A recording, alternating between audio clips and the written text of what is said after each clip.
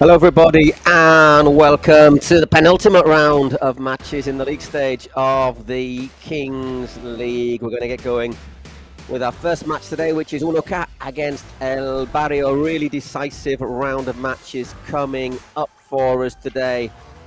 We've got several teams who can assure their places in the World Cup at the back of the month. If they win, one of those is Uno Cat. Muy buenas. Meanwhile, El Barrio, they could, if they win today, really give themselves a fighting chance Hola, ¿qué tal? of making it through Quería to the preguntarle yo playoffs. a Iker Casillas si está enfadado conmigo. Yeah. Our two presidents at the moment. No Adri comen. Contreras and Adri Iker Contreras. Casillas. I'm joined once again by Mr. Dane Arlauskas, Que who's estabas en el grupo, ¿tú sabes lo coming que from saben the por el grupo beach, los Dane. It's presidentes? tough old life, eh? Yo sé lo que Yeah, se habla not en too el bad grupo de around presidentes, here. And then, hey, pero hay coming right cosas to the que beach to duelen watch demasiado en el alma como para poder huge estar match aquí day ahora coming up y mirarte a la that cara. we have Me duele before us. muchísimo. And big ¿Tú crees games, que es huge injusta la games, sanción exciting así? stuff, exciting time. Iker, you can see his pump. Yo creo que es Adri injusta Contreras, siempre he's y got the cuando, smile on his face, although this is no going se haya to visto be en el terreno de juego en a el very momento. Al día nervy siguiente, moment for him. He cuando knows what's on the line, what's at stake here. Obviously, los he's not the only comediantes one para hablar en el playing programa ese que for salís y Yo no decís his estaba. que World sí Cup de que life, I should say, and well, Iker's a little more relaxed. They're coming in. y después think encima él pide IFC, perdón por la they mañana, are, como bien lo they're explicaba looking Arnaldo. okay, despite the Me loss parece un after chiste. Pero heartbreaking bueno, que yo lo loss, I entiendo si should estamos say. hablando ahora mismo. But entiendo que yeah, 1K nice to take no a little es break from como the el beach, resto de watch equipos some Kings porque League solo here hay en la que for está the más metida y afternoon, yo and pasé un then poco get más back de todo out there por and circunstancias. enjoy some Pero que no pasa some nada, que si no queréis pescadito que and a estemos, little levantad caña. la mano, alzad la voz, haced Just una to let you know, votación, Uno Uno K se Cap, retira, they no pasa come in after a really dramatic yo quiero and que tense estéis end to a en el 6-5 whisky, te defeat lo digo en against serio. Tenéis un equipazo y además Aniquiladores estáis callando last bocas, week. a mí el primero, There's a y few me repercussions alegra from mucho, that game, which we'll pero talk que lo about de once the Alsina match gets no te enfades conmigo underway. porque no es culpa mía, The es good news for culpa them is, if they win today, they assure the place in the World Cup. But their last match is against Rayo Barcelona, who have basically lost everything. Adri Contreras, however, must know if this team win today, then their last game in the group stage is against Pio, who are their direct rivals for the last place in the playoffs. So it's really, really tight. Will they have the win behind them? Obviously, after last week's win, we'll all find out. Just hear what he has to say, shall we, at the moment? Siempre, no hay problema de nada. Nunca va a haber un beneficio. Bueno, miento. Hubo un beneficio, como expliqué yo, que lo reconocí con los Buyer cuando el gol queda fuera de juego, que no lo pitaron. Pero vamos, que es que no cuesta nada decirlo. Adri came in talking about Iker wasn't too happy with him coming into this match. Iker said no comment, and I think then they got into it a little bit more. Adri maybe just claiming that people are leaning towards Iker just a bit, but you see right there, the percentages down low, the vote in the chat, it's pretty even. Even though El Barrio have struggled lately, people see this one kind of 50-50, 6 in one, half a dozen in the other, as you guys say in the motherland. Paul? God bless us. Yeah, Iker. You saw a bit of his media training there, didn't you? So no comment. Yeah. Just to let you know that Uno Cap, they're say 98.7% assured of getting to the World Cup. Anyhow, I still think El Barrio, they might have a chance. Depends what they do against Pio. I think is going to hang on. And old Adri saying, yeah, we're going to battle away till the end. Afterwards, the bottom 4 teams that we should remind people, the top 8 teams in this go to the World Cup. In the bottom 4 playoff for 2 more places. The top 10 teams, I hope you're taking notes, will go into the playoffs, however, for this year's Kings League title here in Spain. We're a little bit late getting underway, by the way. Yeah, you just see the nerves, obviously. People, Adri Contreras is not going to be the only one. You've got, well, Spursito, he knows kind of his fate is sealed, at least for this split. But you got people like Rivers, Rivers is going to have a very nervy match here to kind of bring the end of things later on this evening. That's going to be POFC against, that's a tough matchup here. It's a hard game, that, isn't it? Móstoles only conceding 13 matches all season. So let's hear is Arnaldo, one of our main men in the tournament, saying, look, this is our first of many finals. We'll talk about Arnaldo, we'll talk about Marc Granero as well. So Uno Cat They go into this game and they're currently 5th in the standings with 16 points. If they win this, they would momentarily move up to 3rd above Ultimate Móstoles, Iker's hometown, of course. Barrio coach Juan Aroita giving the chat.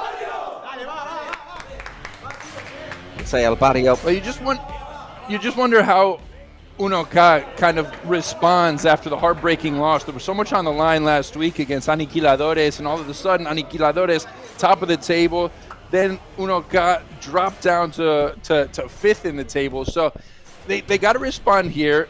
Fortunately, they're going up against a team that may just be on their last leg. Of course, desperation might set in today, might have play a factor for Adri Contreras' side. But of course, Uno K with the sanction to Luis Alsina, which could come and hurt Uno K FC here coming into this first match of the penultimate round. Yeah, Alcina should remind. There was a couple of incidents at the end of the match against Aniquiladores. Alcina has picked up a 2-match suspension. He won't play again in the group stage. And there is also a 2-minute sanction for Uno K.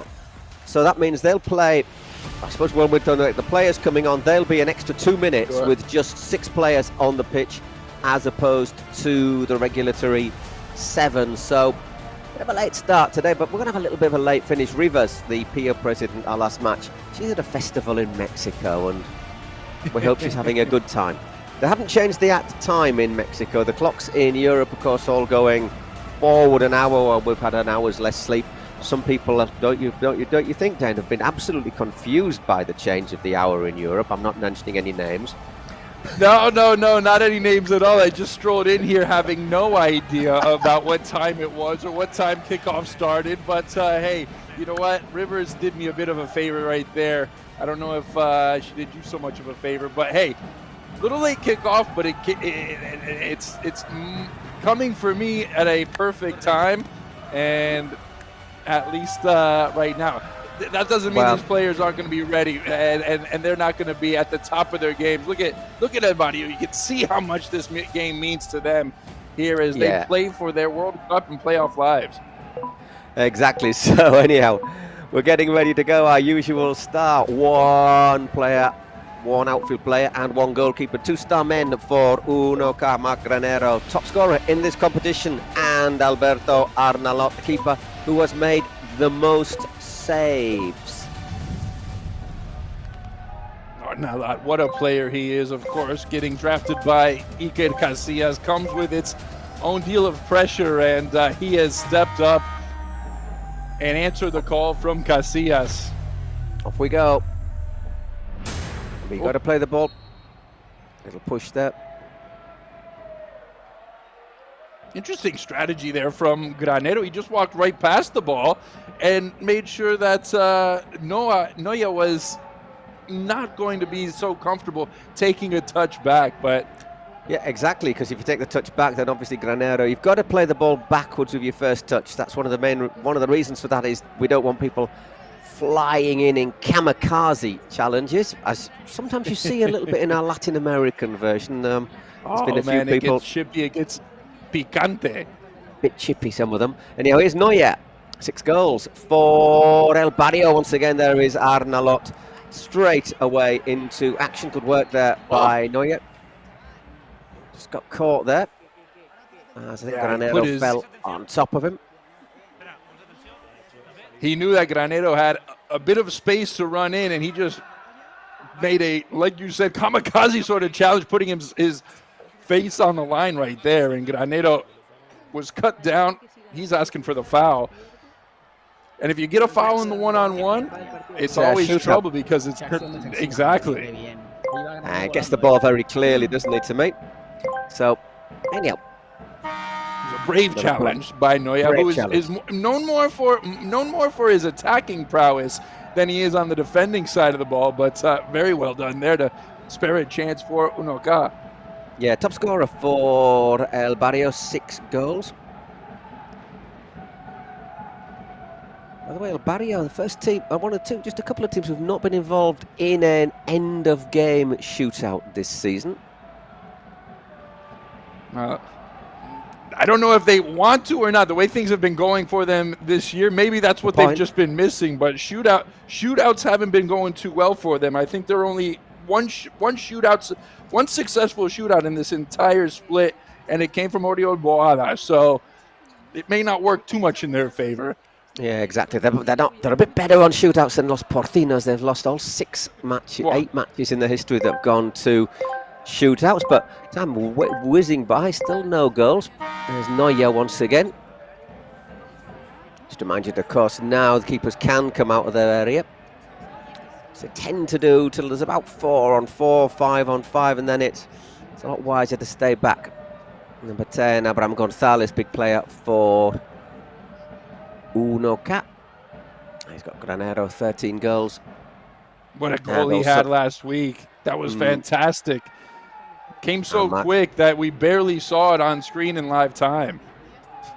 Mark Pruvin's also on the pitch. A little bit of a kit clash, don't you think? The two blue shirts, but I think we can work out who it is. Those.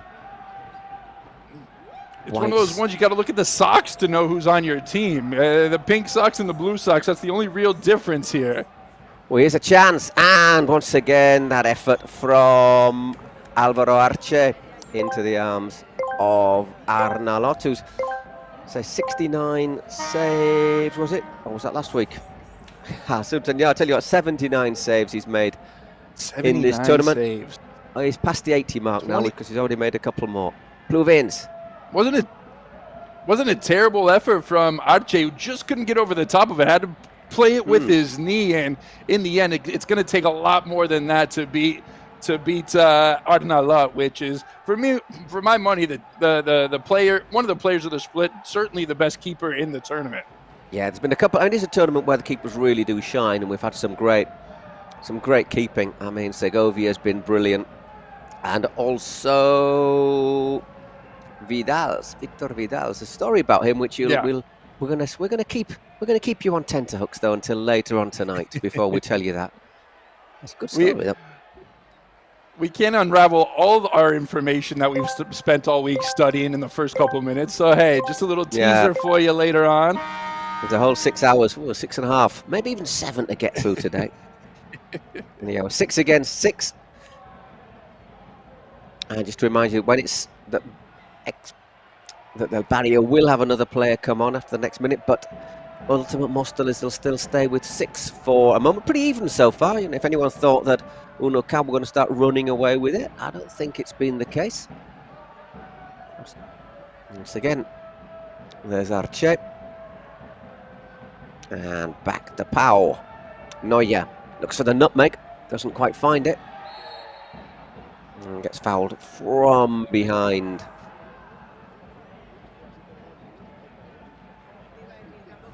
El Barrio know they can't get into a position where they're chasing this match early on. They have to make sure they defend before they really start pushing up and attacking, because you get down a couple goals, and here we go. The suspension, the castigo is in effect. So now Unoca down 1 man because of the incident from last week that carried over into this week. Last man on's Mark Valiente. Just to let you know, El Barrio, they've only scored 21 goals, but they've conceded 36, which is the 3rd worst defensive record in this competition. Only worsened by Rayo, Barcelona and Pio. Optimistic effort there from Arce, but checks a deflection. Hard to blame Gerard Vacas for all those goals too, because I mean you see that those goals against, and that's a goal.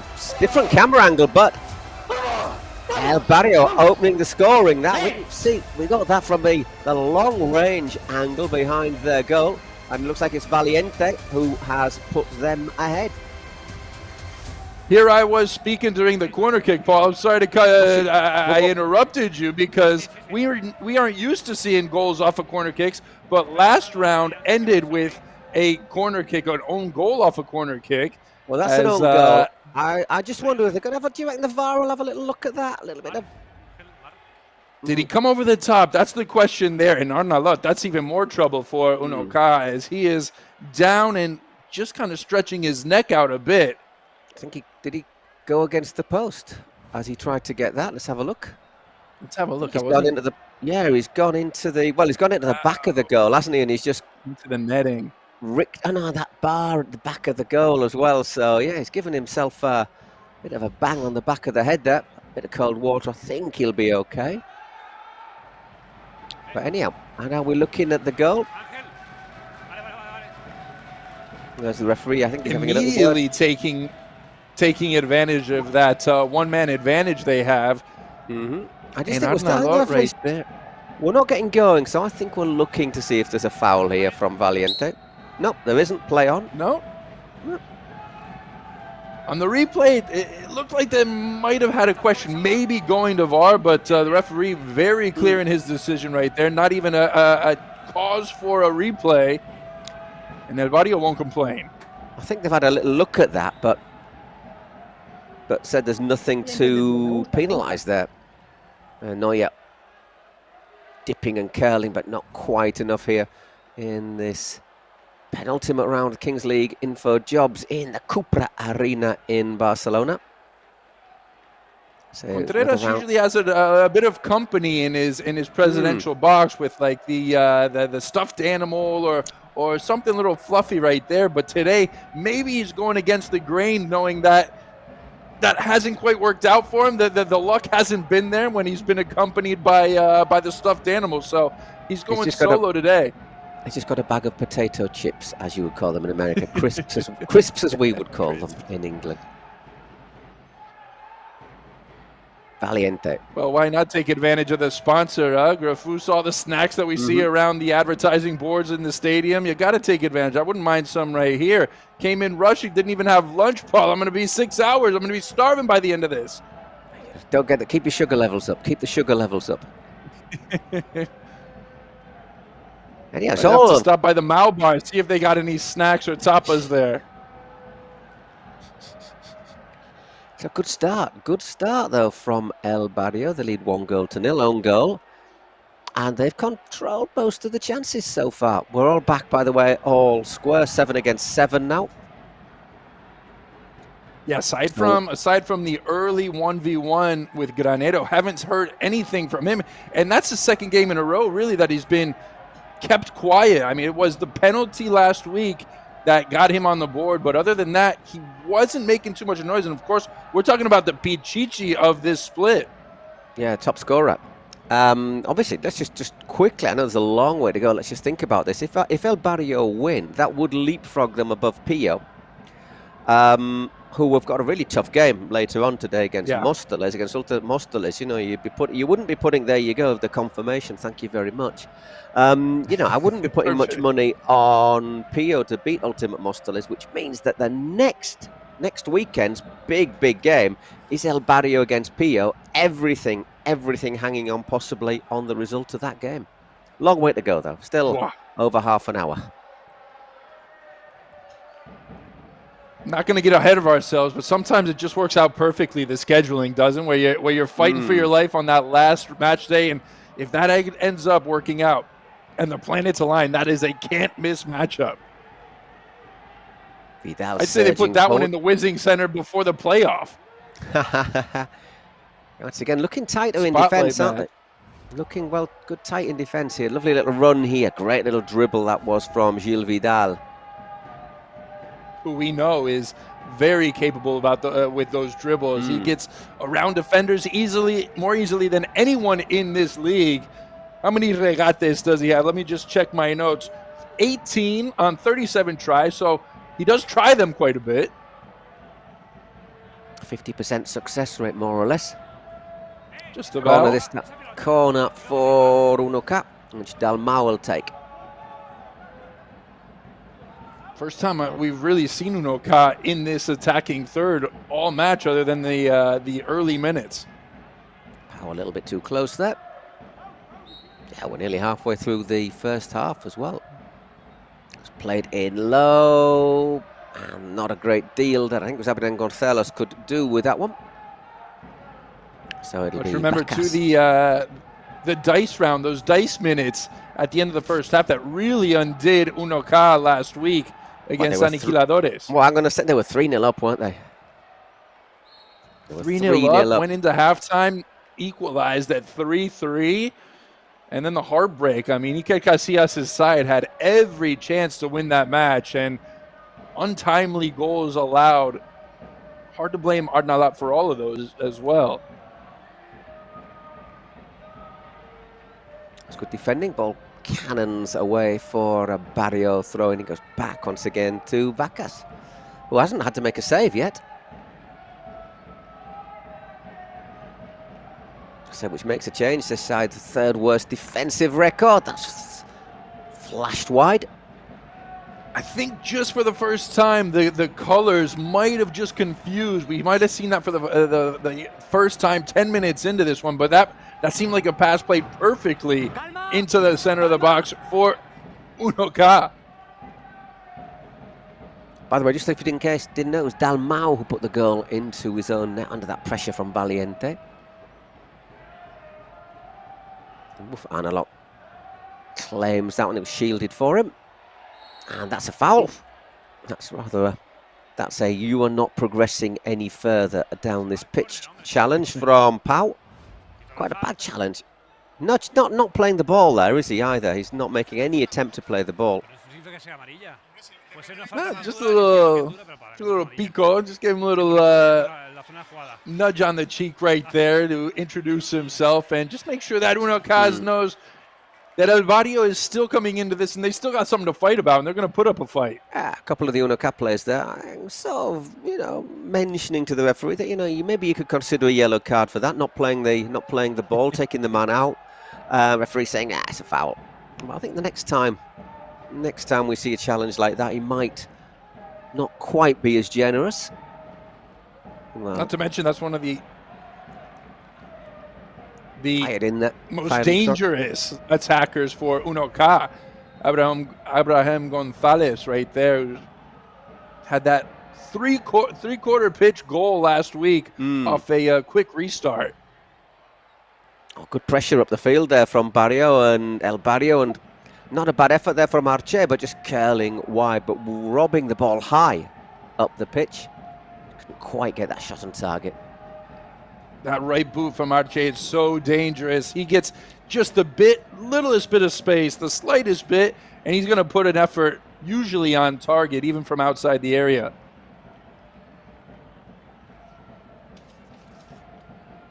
There, the Barrio supporters still turning up to watch their boys.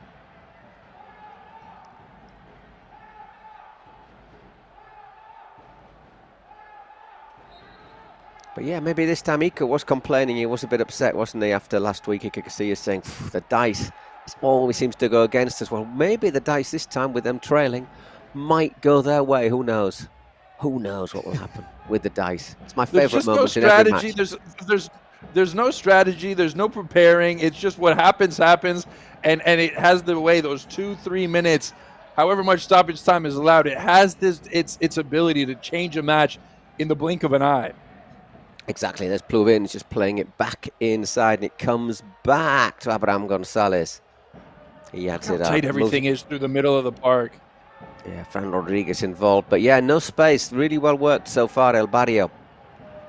And looking for a bit of movement there, but well defended. Keeping that offside line high. Taking a page out of the Ultimate Mosteles book.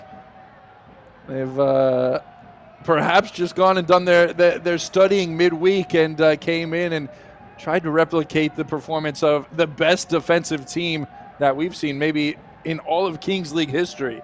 Yeah, definitely. This is much, much better.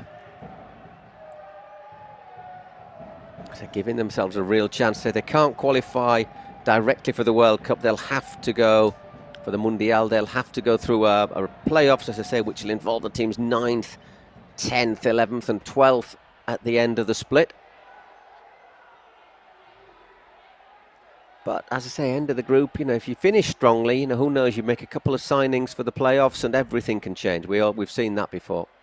Fired in there from Granero, but well wide. Saw that last week with the guy we're going to see later on with XBuyer. Foul. Yeah, it was excellent, wasn't he? MVP of the week. Might come on and be one of the better players in the final 2 matches and into the playoffs if he sticks around. Bit late, that challenge. 6, 7 shots we've got down there for Unoka, but I can still only really remember 1 save. Yeah. I was going to ask you, remind me which 7 they were, because I can't remember. This is a bit better worked. Here's Fran moving his way in, and that's a good save from Vacas. Lovely work there from Fran Rodriguez. Well, the build-up was perfect, and then Fran Rodriguez, he had to do a bit of individual work, which he did so beautifully, splitting a couple defenders, opening up his hips. See, I think in the end, Gerard Vacas. I think they'll count something like that just doesn't really get very far forward at all as a shot. And the referee just getting in the way a little bit there, but Ledo controls it, gets it out to Arnold. Getting into this a wee bit more, aren't they, at Unoka, as we approach that moment for the first roll of the dice. Once again, Vacas makes a comfortable claim. Maybe one of the ways to get around this tight, compact defense is just those little runs in behind, try to catch them off guard, toe the line a bit, and then just pop in behind and have a one-on-one with the keeper. Yeah, but they're keeping the offside line just at the edge of their area, so it's hard to break through, isn't it? Obviously, the offside is just that line which is parallel to the edge of the area.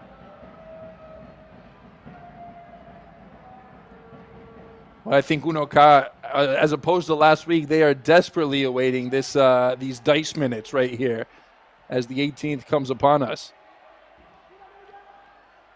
Yeah, controlling a bit more possession now. It'll be interesting to see the stats for this match, because Barrio began dominating, but slowly ceding terrain. There's a chance now on the break. Just looking, is that Neuer on this near side, hoping to get the ball, but it doesn't get across to him.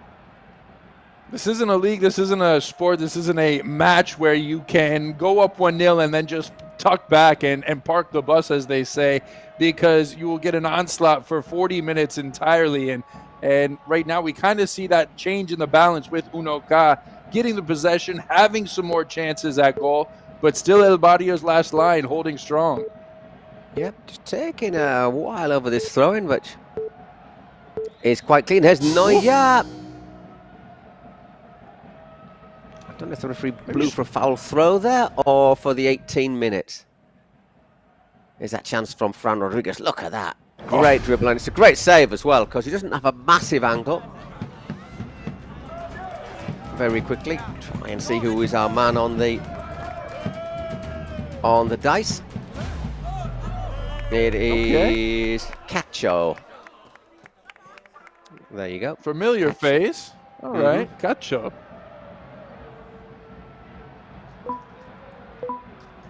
So 2-on-2. Interesting here. Yes, it's certainly a game-changing number, isn't it? It's one of those ones where we see in the early minutes of the match where it allows the keeper to come off his line. So for 2 minutes straight, we're going to have this. And we'll have a couple of minutes injury time as well. So, as we were at the beginning. Boom. Granero and Pau, and I think the ball going forward from Pau as he got there. Played it forward there, the El Barrio number 20.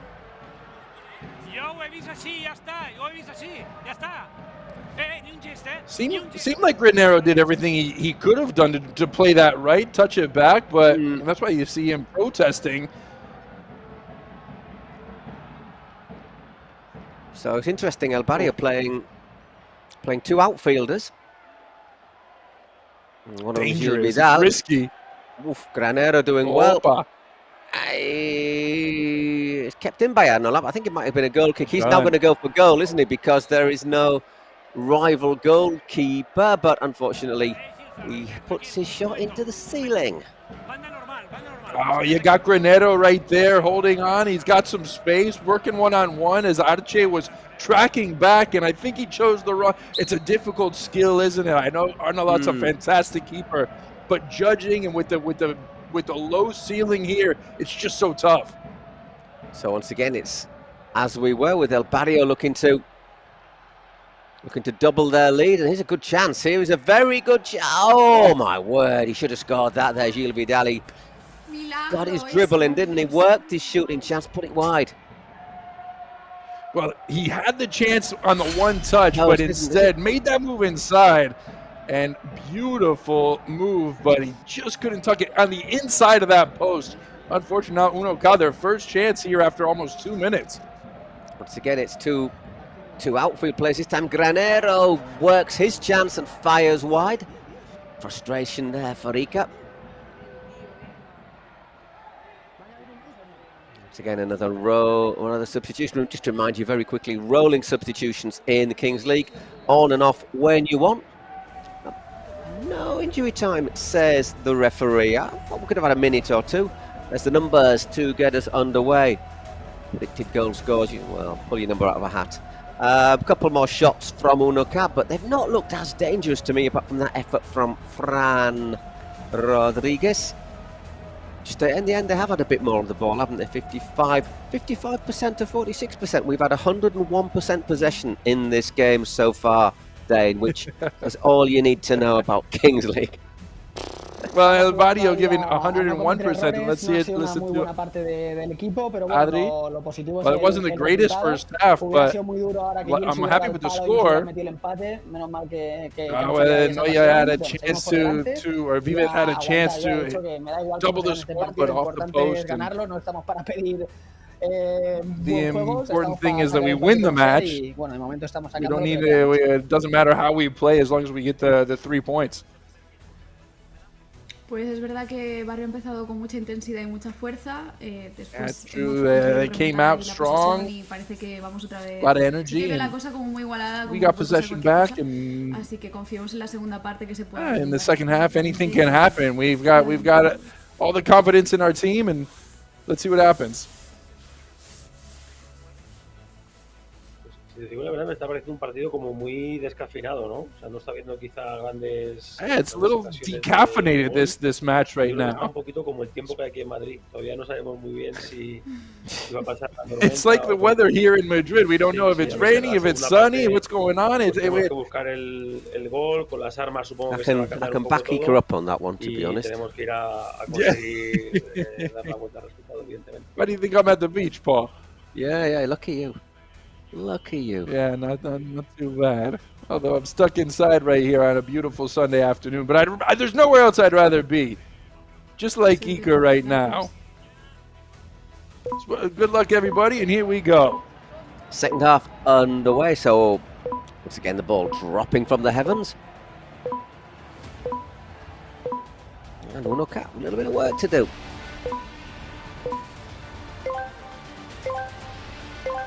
Here we might see a little bit of a clash between the bodies, between Ivan Mateo.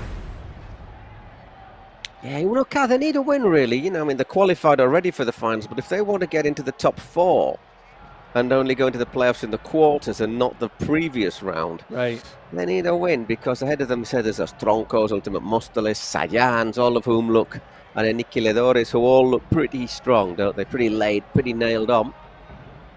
Yeah, it's not the type of team you want to play against, especially with how good those teams are looking over the last couple weeks. So, Unoca, they know that extra match isn't going to do them any favors. They want that top 4 spot.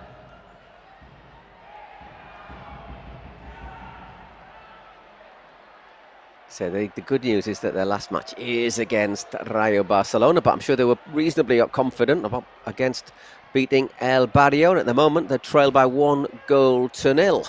That ball's fallen kindly, has it, but Pluvins isn't going to get there. Straight back to Gerard Bacas. Well, who's going to step up for Unoca? Oof, well, hang on. Whoa, just claimed by Arnaulot. Big save. Yeah, you look at that. They need Granero to start producing the goods, don't they? And we haven't seen him really doing it so far. Also, Ivan Mateo, number 14, one of their star players, could also contribute a wee bit more. Yeah, not too much of a goal scorer, Mateo. This is a guy I look for right here. Number 8, John de la Cruz. He's got the hair to llamar atención. He's calling attention with the hair. He's got to do it a bit more with his play, though. The number 8, he's got the skill, he's got the quality, but just 3 goals on the season. They need a bit of just someone to make up the lack of Alcina being out. Whoa.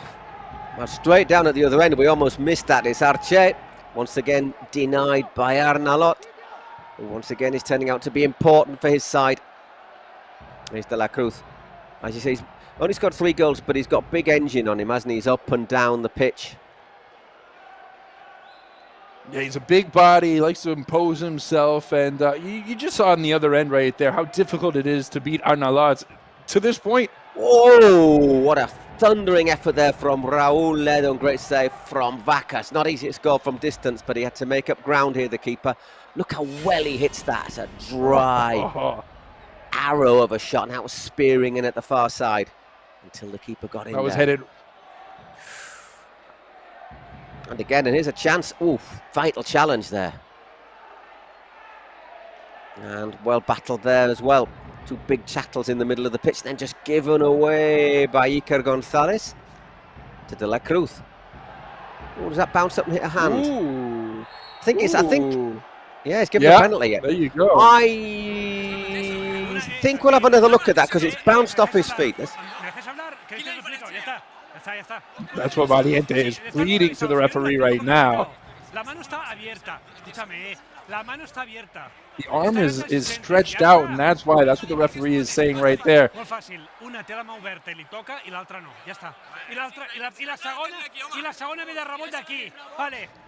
And then he speaks to them in Catalan so they can understand, but I can't, which is a bit annoying. Let's have a look here. This is unlucky, I think.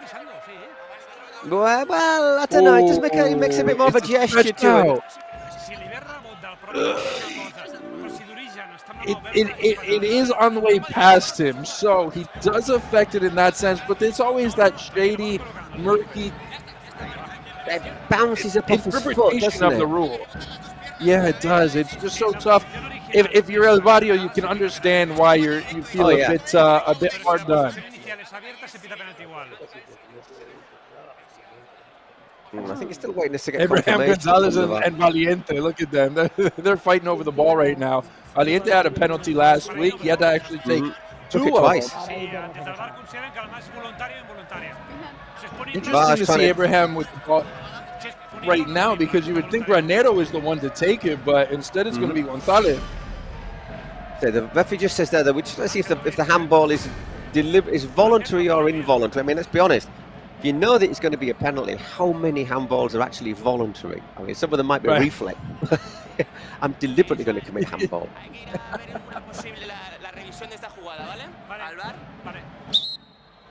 Well, he's going to have a look at it, so you know.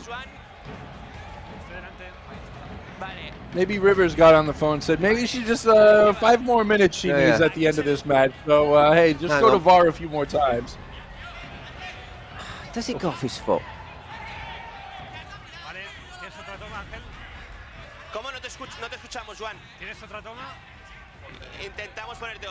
I mean, certainly if you look at that, the hand's away from the body, the ball hits his hand. My question is, does the ball bounce up off his foot? See, it's not for me, that's not what you need to look at. For me, what you need to look at is earlier. We all know it hits his hand. If there's one from that far corner over there, I think that's... Look at this, this is it. This says it goes up off his foot. It goes up off his foot, doesn't it? Yeah, I mean, it... Ooh, wow. Okay. Fair ball or, yeah? I think so, because it does bounce up off his foot, doesn't it? I can see why he would have given it, but I can sort of think, well... ¿Me estás diciendo de verdad que parecía baloncesto? Look at Iker. Look at Iker. He's saying, "Oh, you know what? I've seen a few of these not go our way. This one again not going our way." It's been an underlying story, unfortunately, in these last couple of match days.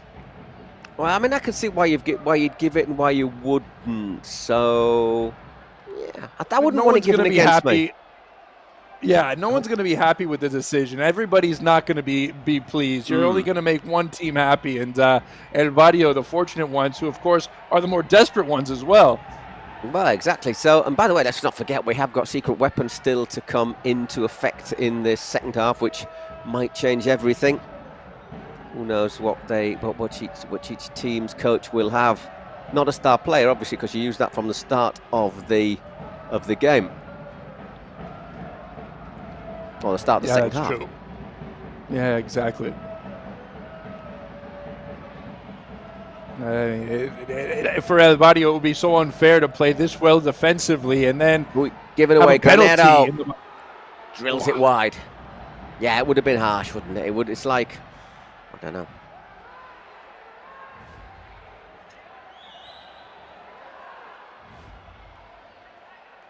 Granero, you expect him to hit target there. That's not a bad effort from midfield, but easy for Arnalot. Yeah, if you've watched him over the last 9 matches, you know that that's not an effort that's going to really trouble Arnalot in the slightest. That's over 80 saves. He's the first to the 80 milestone. Yep, De La Cruz puts that one in. Oh, still De La Cruz. And well down, Vacas. As you were saying, De La Cruz there really driving through John De La Cruz. I mean, you look at a recipe for again. Maybe the arm's right next to the body, but it certainly hits his arm. Referee saying, "I'm not going to allow you to question every decision."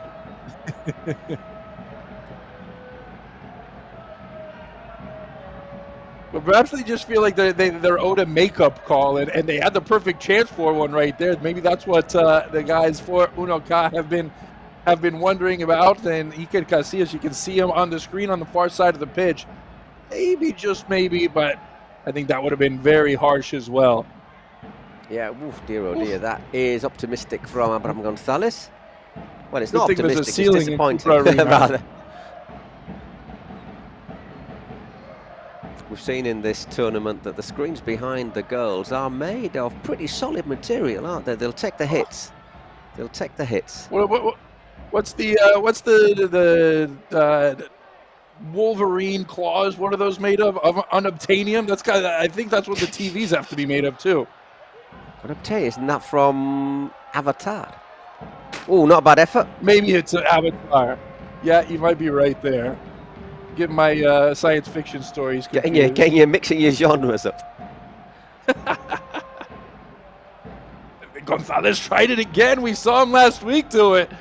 Very unsteady. It's the Grefuso, which I still maintain. Every time you hit that, you deserve some sort of sponsorship hookup, something like that. I know it's not a goal. It's not going to count towards the standings. But give him some swag, some Grefusa swag. You just want a big box of chips, don't you, to arrive? And that's all I'm waiting for. Come on, man.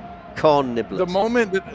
Granero once again piled up, or parried by Vacas, and a throw-in for Uno K on this near side. But they're keeping the shots down. The moment you hear me munching and crunching in your earphones, that's when you know the package has actually been delivered to my door, courtesy of Grefusa and Kingsley. Just remind you, we do have a mute button. Here's Neuer. Looking for the overlap. No, he goes on his own. He had Iker Gonzalez making up a lot of ground there, but... And Iker, what do we got here? What's he saying? Can we have a repeat of the other handball? Well, there you go. Look at that production skills here. Ask and you shall we. No, they got the repeat prepared before they showed the picture of Iker with the... Ooh, good defending. So again, Neuer. And look who it was. Granero. Wow, Granero the Pichichi. Wow, that's a goal-saving challenge from Marc Granero there, isn't it? at the expense of a corner. Arnalot was beaten for the first time all day. Oof.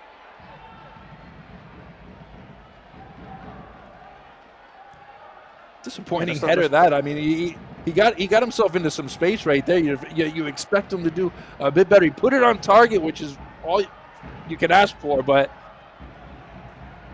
De La Cruz puts that one in and straight into the arms of Gerard Bacas. El Barrio look calm, don't they, with holding on to this one goal lead. Just to remind people, we haven't seen our secret weapons yet, and of course when we get to the last 2 minutes, if it's not all square, then goals are worth double. If it is all square, then it's a golden goal. Oh. Yeah, I'd say this is El Barrio's best performance that I've seen from them. I mean, they beat Rayo last week, but it was pretty grim stuff, wasn't it? You could tell why it was two teams who were in the bottom two at the time. Free kick for El Barrio for that challenge on out. Just remember, there are 2 wins, El Barrio. There are 2 wins, El Barrio. They only allowed 1 goal apiece, so when they win, they have to win by tight margins. And it looks like another one's coming up right here if they can hold on. Secret weapon will be used by Unoka in the next. And the next time the ball goes out, find out what it is. So it gets to this stage, you always think it's likely to be a penalty or a shootout. So again, Granero rifles that shot in. It was close, but no cigar. So let's see what the secret weapon is going to be. Well, I get the impression it's a shootout because we just saw there Dalmau say double goal. Okay. So if they score in the next 4 minutes, the goal is worth 2. Smart thinking. That's a good time to use it because it means basically you got 4 minutes, then you go to 38 minutes. So you're giving yourself a long stretch. Yeah, for the rest of the way, they're on double goals, so that's going to be important here. Even though they haven't played well, they've got the chance to take the lead here. As I say, getting to the stage where I think that El Barrio must have either a shootout or a penalty, though, as their secret weapon. Yeah. Yeah, the longer you hold on to it, the more and more you think that it is going to be that direct possibility for a goal. And El Barrio, they've got that in their back pocket. They're holding on to it strong. Of course, the comodín, the joker card, you're always going to use that as a penalty, Arch. I don't think there's a situation where you wouldn't use that as a penalty. Escandalo. Rafael being a very famous, Spanish singer from what goes way back to the 60s and 70s, doesn't he? Sort of like a Spanish Spanish Cliff Richard, if you know who Cliff Richard is. I think it's Burt Reynolds in the States. Whoa! 2-0, absolutely buried there from Pau. Drilled low, drilled hard. And I don't think Arnalot even sniffed that. What a strike off the half volley there. Fantastic strike off the half volley. Yeah, it goes through 2 players, right through the legs. Arnalot just doesn't see it. He just does not see that. I think I'm not sure, it might be Dalmau or Ledo who completely blocks his view. 2-0 to El Barrio. Have we got one of the upsets on the cards? Lift by El Barrio. Let's not forget, if it stays like this would lift El Barrio to 3rd from bottom. It would put them in the playoffs for the end of the season. Oh, that's a huge goal right there, especially when you consider the double goal for Unoka. The secret weapon has been played for El Barrio, so this could be a very decisive last couple minutes here before the 38th minute.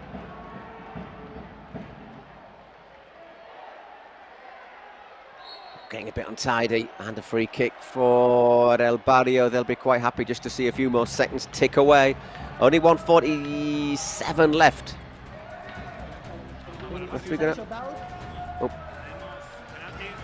Penalty for El Barrio. That will put them 3-0 up. You've got to score it first, though, and you've got to beat Arnalot. Good time to take it. Not an easy thing to do. Was checking the stats, said Arnalot has not saved a penalty this split, and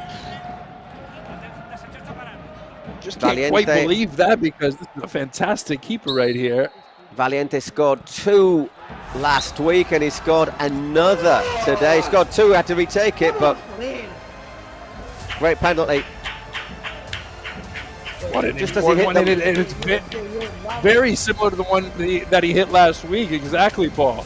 Yeah, hits it hard, doesn't he? He guesses correctly, but he just hits it so hard, so precise that there is nothing that even Arnalot can do about that one. So I think we're going to say that goal from Pau, absolutely decisive, and just good use of the secret weapons. But is there still another turn in this match? Granero, I think he wants a free kick for a little bit of shirt pulling there, but he's not getting it. And in the end, woof, a little bit of indecision. The referee.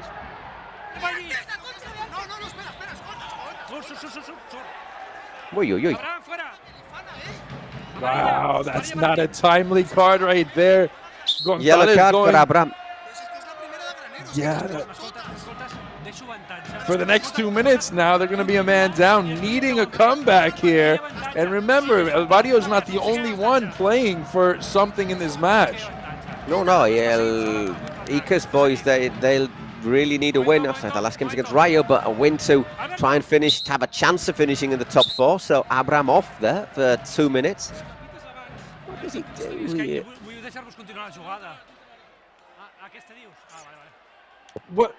What's he done that's so awful there? I can't. Well, I think it's the protest that comes after. The protest was just completely unfounded. What?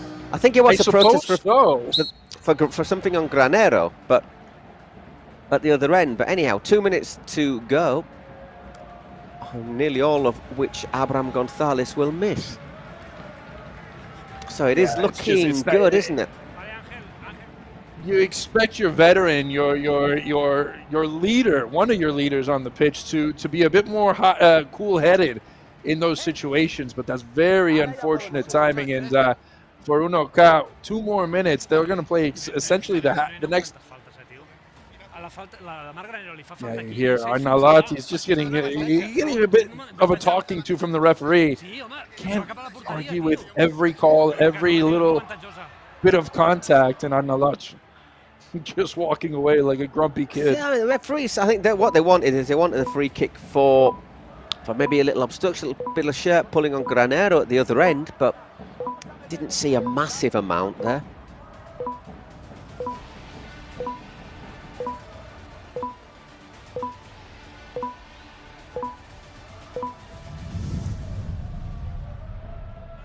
So 2 minutes, El Barrio leading by 3 goals to 0, a result which would lift them to 9th in the table above Pio.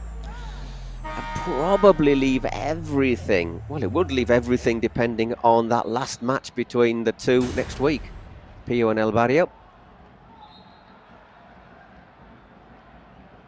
Yeah, that's gonna be one for the ages. Excuse me, Paul. Okay, and you can vote on the Twitch chat for your MVP, Arnalot, Pau Fer, Valiente and Bacchus. Oh, here's another chance. Is it going to be, well, 4-5-0 because it's worth 2. Oh, given away, and this is all going wrong, isn't it? Let's go, Barriada! The wheels are falling off for Unoca. You just wonder if this may have some carryover into the final week of the split before the playoffs, because this has been devastating, going back to last week as well, where they lost the last match. Once again, there he very is. Late on. There's Gilles Vidal just arriving at the right moment to side foot into the empty net after a bit of a howler there at the back from Unoca. But just one of those days, isn't it, where it all starts to come good. And tell you what, El Barrio will be thinking, yeah, all right, we've had a pretty grim split, but if we get into the playoffs, and who knows? Oh my word, 7-0. What was that from Arnalot? Well, the wheels have come off, haven't they? The wheels have come off. And just end it now. End it now, says Ica. Just walk off the pitch if you're Unoca right now, because nothing going right. since the 38th minute came Ibanez, and this went from a 1-0 decision, 1-0 scoreboard with 37 minutes to go, and all of a sudden, just like that, 7-0 going into the 40th. 2 goals conceded at double value goals. You know, that is... Oof. But really well, I said tactically really well worked as well. The penalty making it 3 just before meant obviously Unoca had to make a few risks, but maybe not quite that many. This is all over, bar the celebrations from the Los Barrio boys. And I tell you what, if Rivers, she'd be watching this or hearing what's happening in Mexico, she will be crying a river.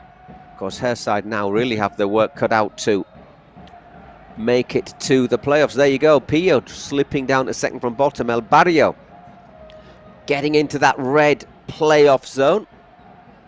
Again?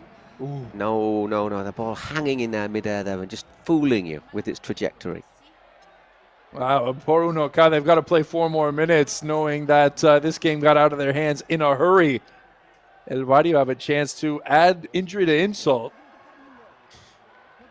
Or is it insult to injury, Paul? Did I get that? Yeah, exactly. There we go. It depends in which order you commit the offences, doesn't it? Right. I mean, if you sort of insult someone and then kick them, then I presume you are adding injury to insult.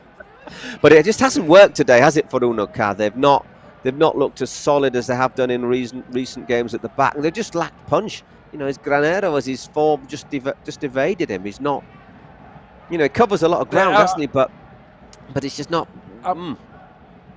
I'm going to be a bit cynical right now, but Luis Alcina's got to be watching this thinking, yeah, look how important I am to this team, guys. I mean, you're without me, and all of a sudden you can't score a goal. You let in 7. I know it's not the best and most compañero, team-oriented mentality. Absence makes the heart grow fonder. Oh, that's beautifully said. Aye. Ooh, what was a bit of a naughty challenge there on John de la Cruz by Gabriel Vidal, but all friends, and away we go again.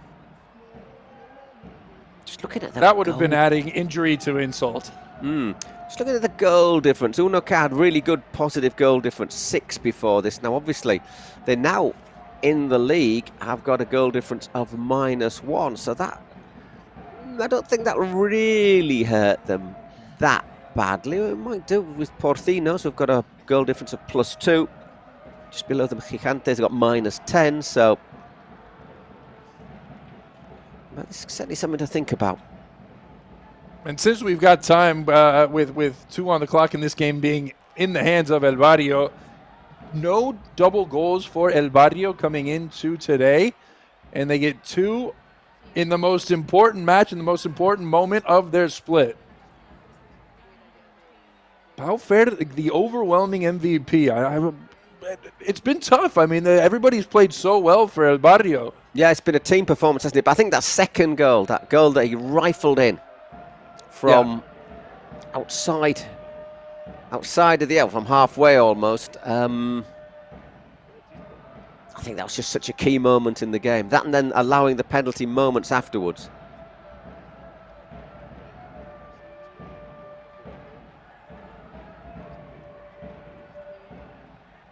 So I think this is just contractual obligation time now, isn't it? Although maybe El Barrio, I'll tell you, it wouldn't do them any harm to improve their goal difference either, would it?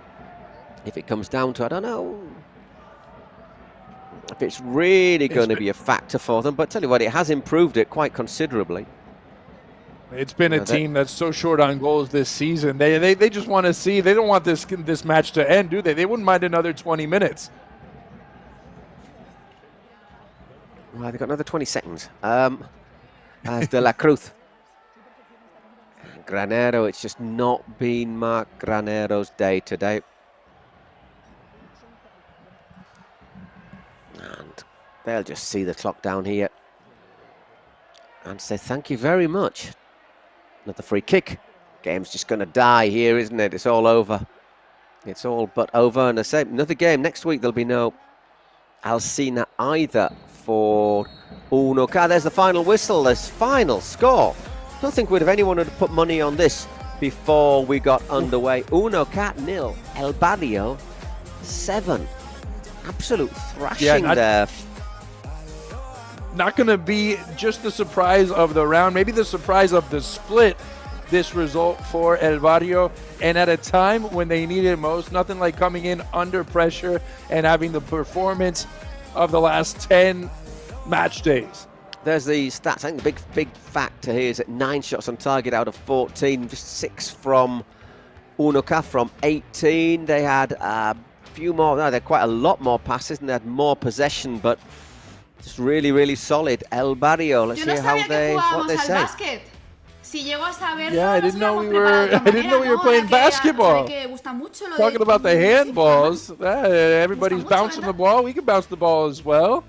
Maichi coming in with some hot takes. Que casualmente de cerca no quedaba muy claro, pero de lejos lo ha visto clarísimo. Casually, ¿Qué cosas, casually y de ahí hemos ido a la peor, porque obviamente el equipo se ha range, close angle, you couldn't really decide, but from a long way away, that's when the referee was able to make his decision. Porque parece ser que no existía. Y la amarilla porque and the second one, he didn't even review it. It was like it didn't even exist. Porque parece ser que para Unoca, she's trying to get a job at Real Madrid TV, isn't she? Tiene que haber sangre. Para otros equipos, si no hay sangre, is that a shot at some of our compañeros here at Kingsley? No, not at all. Cabreada, not at all. Well, Adri, let's see what he has to say. Well, luego voy yo, ¿no? Mi abuelo Perico me dijo una vez, vale. Nunca des por muerto al Barrio. No estamos muertos. Don't ever la nueva temporada para El Barrio. Count El Barrio for dead. And that's exactly what they. What's that for? And he's saying his grandma, who's a Perico, Budgie regarded, Budgie's being the nickname of Espanyol, the other club in Barcelona, who are coming in the second division. Don't ever give us up for dead. Una, que hoy ha habido un robo brutal. No voy a ponerme como el orgullo de There is a brutal robbery here today. Pero bueno, o sea, tenían razón, pero le perdieron las formas. Yo entiendo que al final, en este complejo que está aquí de la X-League, el Barrio tiene que estar ahí metido como sea, ¿vale? El Barrio has to be oh wow, El Barrio has to be into the important parts of the match a unos chicos que están jugando al fútbol in any form, any sort of way. Porque yo esto sí que entiendo, otras cosas no entenderé, pero eso sí que entiendo.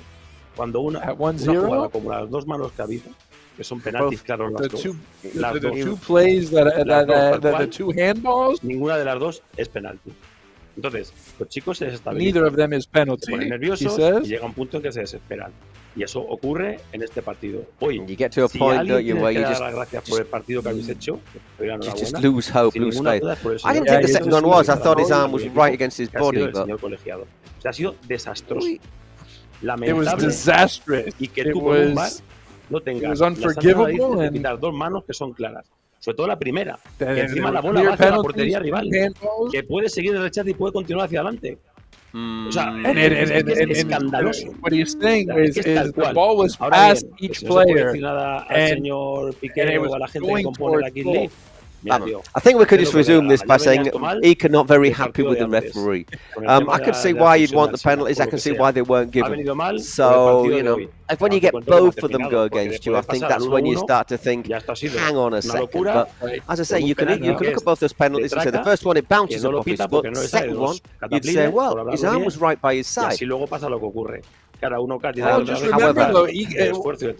FC, they were also beneficiaries of a call against XBuyer a couple weeks ago, and he wasn't as adamant in the defense of XBuyer, neither referee, but here today he's good to see us. That tends to happen, doesn't it? People have short memories. People have short memories. Los Buyer, también Unoca tiene que tener el respeto y el derecho a poder clasificarse. Y we deserve the respect. Pero de vergüenza. Así que no tengo que decir nada más. Por mí, se acabó. Esto ya está muy bien, está muy graciosa. Pero no, macho, hay cosas que no pueden ser normales. The whole thing is funny, but macho, hay mucha gente detrás, mucha gente. People involved in a lot of people exactly. Iker with some harsh words. Yeah. Harsh words, and you know, I don't think these were as clear cut as we saw the offside against Unoca or for Unoca the other day, but Pau Faird is the MVP, and let's have a listen into what his thoughts are. Ha costado mucho. It was tough for us. It was tough for us. There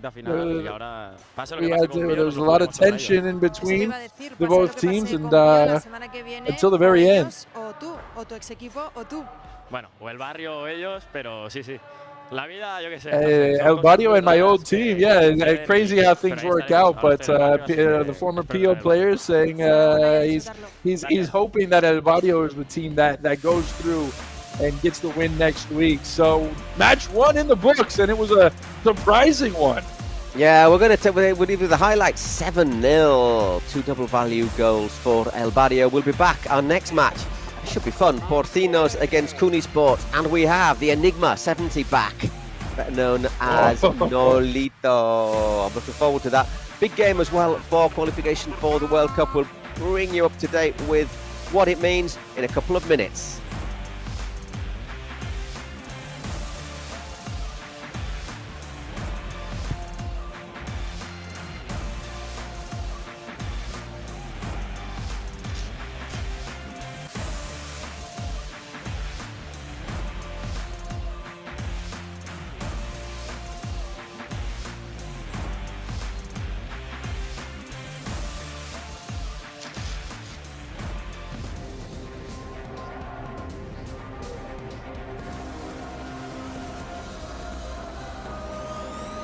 Pues nada, familia, estamos de vuelta y tenemos invitado especial. ¿Cómo estás? Aquí con Dani Liñares. Vaya partidito, ¿no? No me esperaba tal goleada. ¿Cómo lo has visto? Bueno, nosotros sabíamos que el barrio cuando se acerca a los playoffs son otro y lo han demostrado. Ahora están con ya dependen de ellos mismos, están con la flecha para arriba y van a por todo. Han hecho los deberes, ¿no, Cacho? Yo te lo he dicho, que venían con la dinámica positiva de haber ganado el anterior partido y claro, esto le va a venir muy bien. Sí, porque, sí. Claro, ahora lo tienen en su mano. Encaran el final, la recta final y último partido contra Pío, que también se la van a jugar a ver qué hace hoy Pío. Claro. Pero ahora partido también interesante, ¿no? Porcinos Cooney Sports, con invitado especial, Nolito. La verdad que dejó muy buenas sensaciones Nolito el día que vino y ganas de verlo otra vez, ¿no? De nuevo. Sí, la verdad que sí. A ver, es un jugador diferencial, es un jugador que se nota que ha dejado el fútbol, como quien dice, hace poco, porque está todavía con ritmo de competición y es un jugador que le va a aportar muchísimo. ¿Tienes un gesto preparado o qué? Venga, tengo un tag del bar de Mau, ¿no? Sí, tírale, venga, tírale. Unas preguntitas. Preguntitas, chavales, para vosotros también en el chat. Responder en el chat, todo el mundo juega. Jugador infravalorado de Cooney. Dile. Para mí, Jordi Gómez. Chat, para vosotros, infravalorado de Cooney. Jordi Gómez dice, Es que es de los mejores 11 o 12 y nadie habla de él y cada semana hace un espectáculo. Yo voy a decir Carlitos Val. ¿Tú? Yo, Cooney, que no viene. ¿De Porcinos? Infravalorado de Porcinos, lo tenemos claro, antes lo hemos hablado. Para mí, David Cárdenas está haciendo una temporada increíble. Cárdenas muy infravalorado, se tiene que hablar un poquito más de él. Estoy de acuerdo. Sí, ¿no? Luego, ¿con quién os iríais a tomar una mano? ¿Ibai o el Kun? Yo con el Kun. Yo creo que el Kun puede dar más espectáculo. Tengo ganas de conocerlo en persona. Ibai, pues lo he visto por aquí y tal. Al Kun nunca lo he visto y me gustaría tomarme una mano con él. A ver, yo creo que los dos serían charlas interesantes, ¿no? La birrilla, pero claro, el Kun que tiene más anécdotas así futboleras, ¿no? Más anécdotas. La fiesta. Y venga, una porrita para el partido. Porrita. Antes ha fallado Polo, Ya he fallado, Es que ir a lo fácil o a lo lógico es decir que Porcinos, ¿no? Por dinámica, tal, pero es que Cooney viene en... digo Cooney, voy a decir Cooney en esta. A ver, vienen los dos de derrota, Sí, pero la dinámica, bro, fueron superiores el último partido. Yo creo que se dejaron un poquito empatar ese partido con XBuyer. Sí, a ver, se dejaron. No se podía, tenían que finiquitarlo. Yo creo que gana... Cooney. Porcinos, pero shot out. Liñares, ¿tú qué dices? Yo digo que gana Porcinos 5-3. 5-3. A ver si yo voy con Kun, yo voy con el Kun, ahí está. Venga, pues nos vemos ahora en el bar de Mau. Nos vemos ahora. Hasta ahora.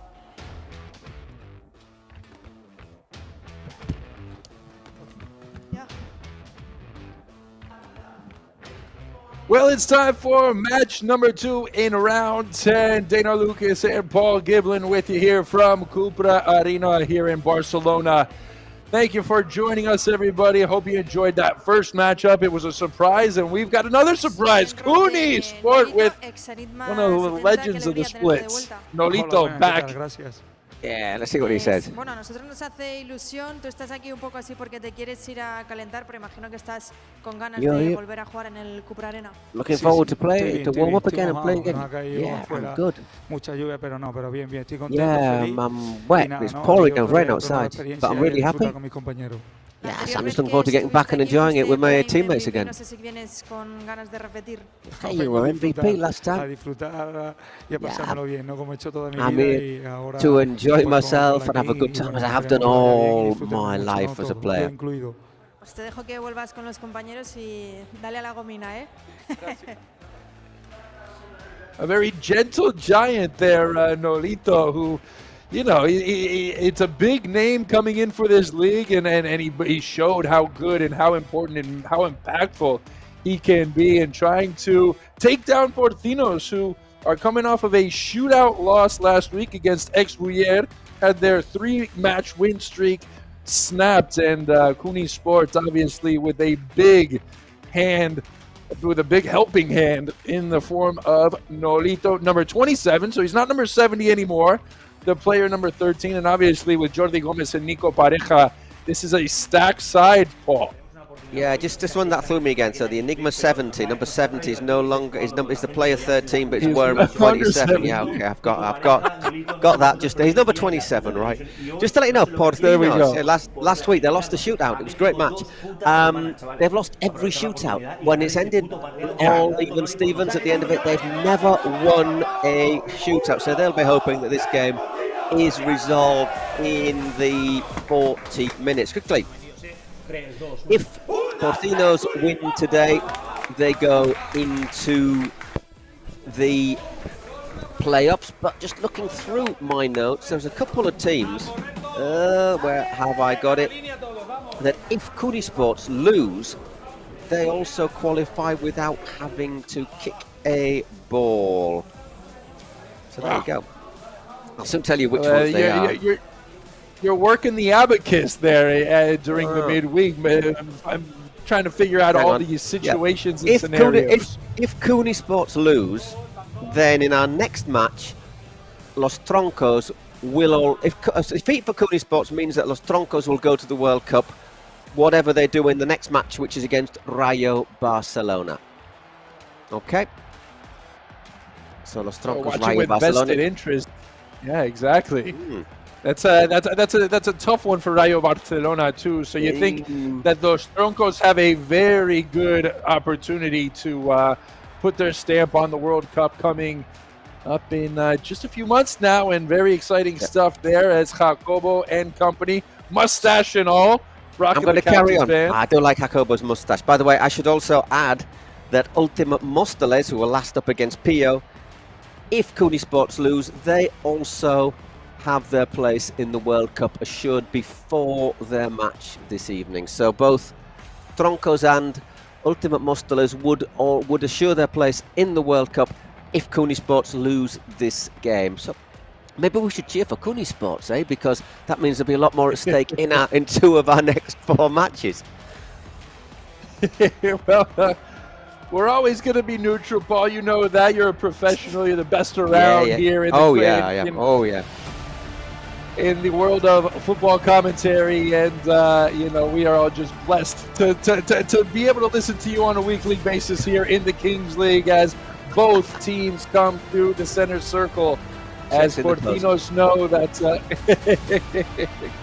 Porcinos know what's at stake here today. Both teams trying to bounce back from a win, or from a loss, I should say. God bless. There he is right there. God bless Arribo. God bless Porcinos, and let's see. God bless Ibai Llanos, who we'll see if he's no, but I don't know if in attendance here. If he buys here, you know, you always wonder, will there be the possibility of a presidential penalty, which I think we like to see. That's what we've been waiting for. We do like to see them. Obviously, no Kun, unfortunately, but I quite like to see Kun step up and take a penalty. But don't think there's anybody with a better name in the league than Porcinos coach, Juvenel Ojogo Owono. Say that 6 times fast and we'll give you some Grefusa snacks. Palmania and company from the Equatorial Guinea. His brother is Alberto, top commentator in DAZN, Spanish TV. Well, in international, but they do La Liga matches in Spain. Good, very decent player himself. Not many people get shown on screen that you don't know, just going back to how in-depth you are in all your research, all your knowledge, all your Kings League I'm impressed. Thank you very much, Steve. We're back underway. And here we go. Match 2 is underway as the ball drops, and it is usually Guti who comes out for Porcinos. He was injured in the last match, and it's Nadir Lua who looked like he got it clean, took it clean. Whoa, what's this? That's a little mistake. There we go. Foul. That's the right game. Have a foul in the first minute. Do you know what that means? Shootout. So great early chance for Nadir. Nadir Lua, 1 of 4 in the shootouts, and it's just a bit of a... Just gets tangled up with him, doesn't he, Jordi? Yeah, it wasn't too much of a foul, Jordi Gomez, but Porcinos won't mind at all. After a 6-6 result last week, they've got a chance to get on the board here, and it's Nadir. 5 seconds. Here we go. Takes a touch. 2 touches. Ooh. Third one is in the back of the net from Nadir. And Porcinos lead. It took just 11 seconds. Great goal. Great finish as well. Really confident, wasn't he? Yeah. Never took his head off the ball. He knew exactly where he was going. Just had a peek up at the keeper. And slipped it past. Here we go. Now it's Gomez. And Gomez flashes one over the crossbar, looking for the equalizer. This is one of your favorite guys, Jordi Gomez. Just hits the ball really well, doesn't he, Jordi? Not the quickest, but he is normally a guarantee of effectiveness, especially if he gets him like a one-on-one in the last couple of minutes of the half. Is Nadir again, though? Looking good. That's a cheeky little turn right there on the top of the area, and just couldn't quite get the right dynamic on that as he spun towards goal. So oncoming 2 extra players here for Porcinos and Cuni Sport. When will we see Nolito? Later Perhaps on. Maybe not as match fitness as fit in terms of match fitness as everybody else. Gomez now up top. He did say he likes to enjoy himself, doesn't he? When he's earned the right to enjoy himself. That's his 7th goal of the season there for Nadir. Although I'm looking forward to seeing El Troncos next up. They've got a new star player, Sergio Gomez. Sergio Garcia, right? Garcia, even, yeah. There we go. Yeah, that's a big one right there. One of my favorite players around, and here is Cocera, Victor Cocera, who is in goal for Cuni Sports. He's asking for the ball, begging for the ball, but instead on the far side, trying to put one across the face of goal. That is Carlos Val. Interesting to see Val there. He's just 1 assist, no goals, and he was the one picked to come on as the 2nd player for Cuni Sport. Normally plays quite deep though, but he's got good once again, another player with a good engine on him, you know, and this one you've only got 3 against 3. You need players who can get up and down and up and down. Val overlapping on the far side. You got Cocera right there, top of the key, top of the area, and a chance now for Ivan Perez, one of the goal scorers, Demode for Cuni Sport.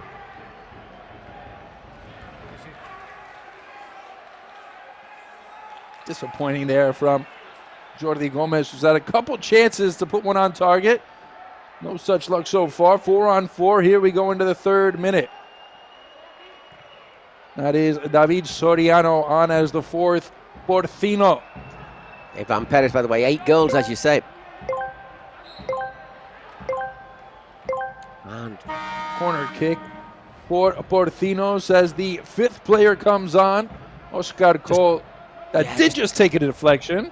Just off Jordi's foot. Nadir, good start for Porcinos. It all came from the shootout early on, just 11 seconds. Here's Cole, drops it off. Nadir across the face. That small area, and Cocera couldn't get a touch, but unfortunately Porcinos, nobody in pink could either on the back post. It's a decent ball across the face, Briones. I think he let it go. But this is what 5 against 5, just evening up, and this is his Carlos Val. Now, this is a pretty even match, isn't it? And say Kunisports, they're starting off 9th, just 12 points. Porcinos 3 points more than them. So Kunisports at the moment in that last place that would qualify you directly for the World Cup. As I say, the bottom 4 will then have a playoff, of which 2 will qualify. 10 Spanish teams will be in the World Cup, along with 10 from South America and 6 wildcards, and the wildcards keep on appearing. Rio Ferdinand will be heavy hitters too. Rio Ferdinand. I'm not surprised Rio's in something like this. He loves his online stuff, his digital stuff, doesn't he? And Eden Hazard with the Belgium team with Céline Dept. So for a second I looked at it, I thought it was Céline Dion, but it's not. And Hazard, the great news about Hazard, he's playing. He's playing. He's not going to be a coach. He's playing. A chance for redemption right there for Hazard, who went into retirement not in the best of form or conditions, but a chance now to make his name in this league and an absolute headliner of news for the Kings League. I can imagine in something like this, Hazard will be outstanding. And if there is Nolito into the action, isn't it? I mean, we're used to seeing the skill of some guys like Nolito shine through the quality of their play and their abilities, but you just look at a guy like Hazard, who looks to have been keeping in shape. That was always a problem when he was at Madrid, but I don't think that's going to be a problem here in the Kings League. Over the top, and looking for that man right there, Nolitos, formerly number 70. Now rocking the number 27, and here he is, right through the middle. Oh, that was a chance, and it's cleared out of the small area into the defensive half for Kunisports. It's Nico Pareja regathering, resetting up, and Nolito again. Just every time he gets the ball, you expect something brilliant from him. I mean, he was a player, when he was playing 11 side, who was great in little close areas, wasn't he, with that close control, his little flicks, his sombreros. So maybe not, maybe not somebody go up and down the pitch, which is possibly why he didn't quite work out for him in England, but when he was at Celta and Sevilla to a lesser extent, he was great. Yeah, I mean, when he was at Celta, he was absolutely legendary, and he made a name for himself, didn't he, when he was there. Sevilla took him, and he still was good. Maybe wasn't as good, wasn't as impactful, and then obviously, like you said, in England, well, maybe not his best. Pablo Hernandez who's down there, isn't it, I think? Obviously top scorer for Porcinos. If it's Pablo Hernandez, that's big trouble for Porcinos. Top scorer, 8 goals. Yeah, it is, isn't it? Let's just see how he falls right. Oh, you see the ankle twist. Oh, that hurts, Paul, and that's not one of those ones that you quickly recover from, and you can see the hands on the face. Ankle twists are so strange. Sometimes you go over your ankle and nothing happens, and others it swells up like a melon, doesn't it?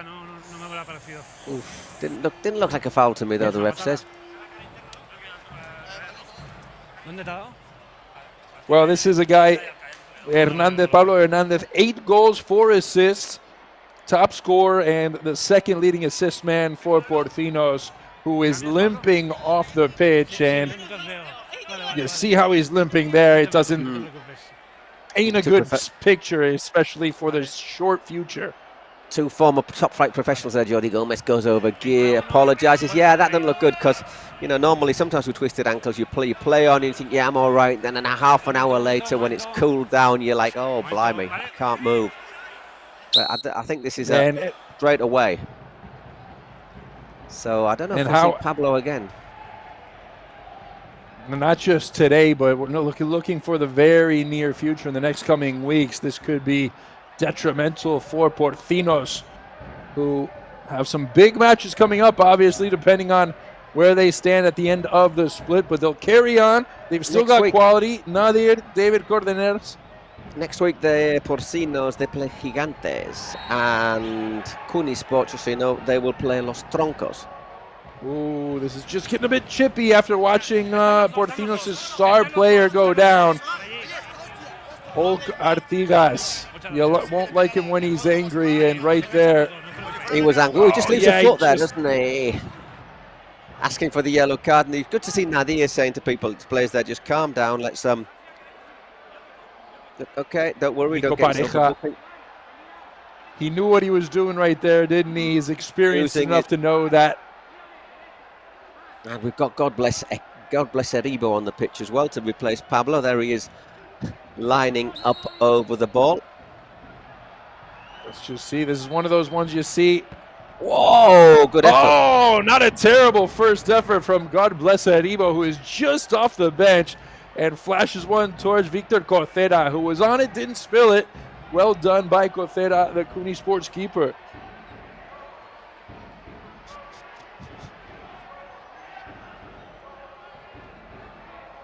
Three in shots, so pretty even stuff here so far.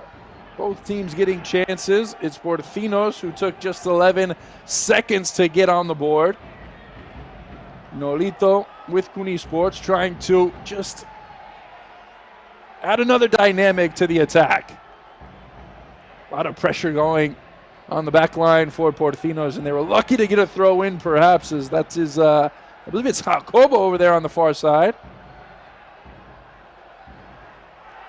The Kings League book is out or is about to be released. So if you're looking for a nice late Easter gift or maybe a, what is it, Mother's Day coming up? I don't know, the holidays coming up here. I get mixed up. There's a different Mother's Day and different Father's Day in Spain and England, for example. I don't know if it's the same in America, but yeah, they've also got playing cards, haven't they? They've got trump cards. All sorts of stuff, you know, really. You can buy the shirts as well online. Ooh, hang on. Is he gonna have a volley? One up, and Nadir was there on the volley, but just couldn't keep the effort down as he bangs it off the television sets in the back, made of unobtainium.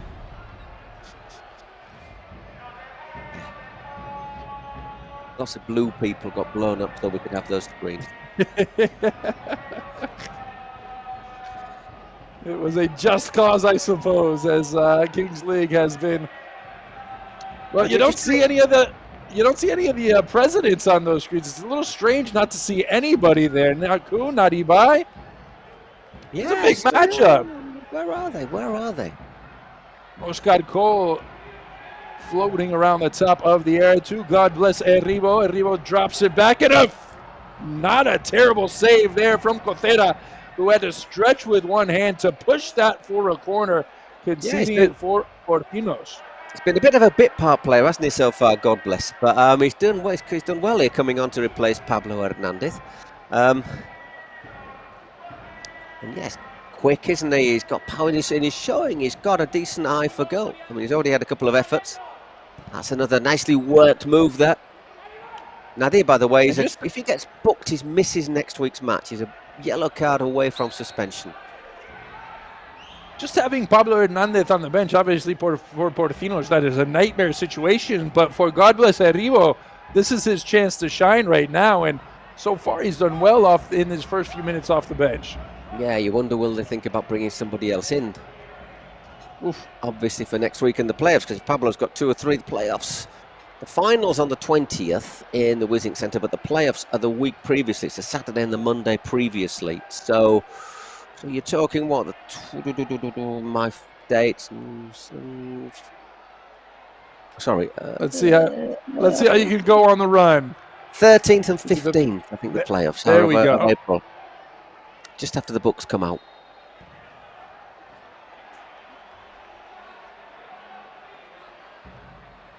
Kunisport not building too much in the attack. Nolito, this could change though right here. A chance for Carlos Val.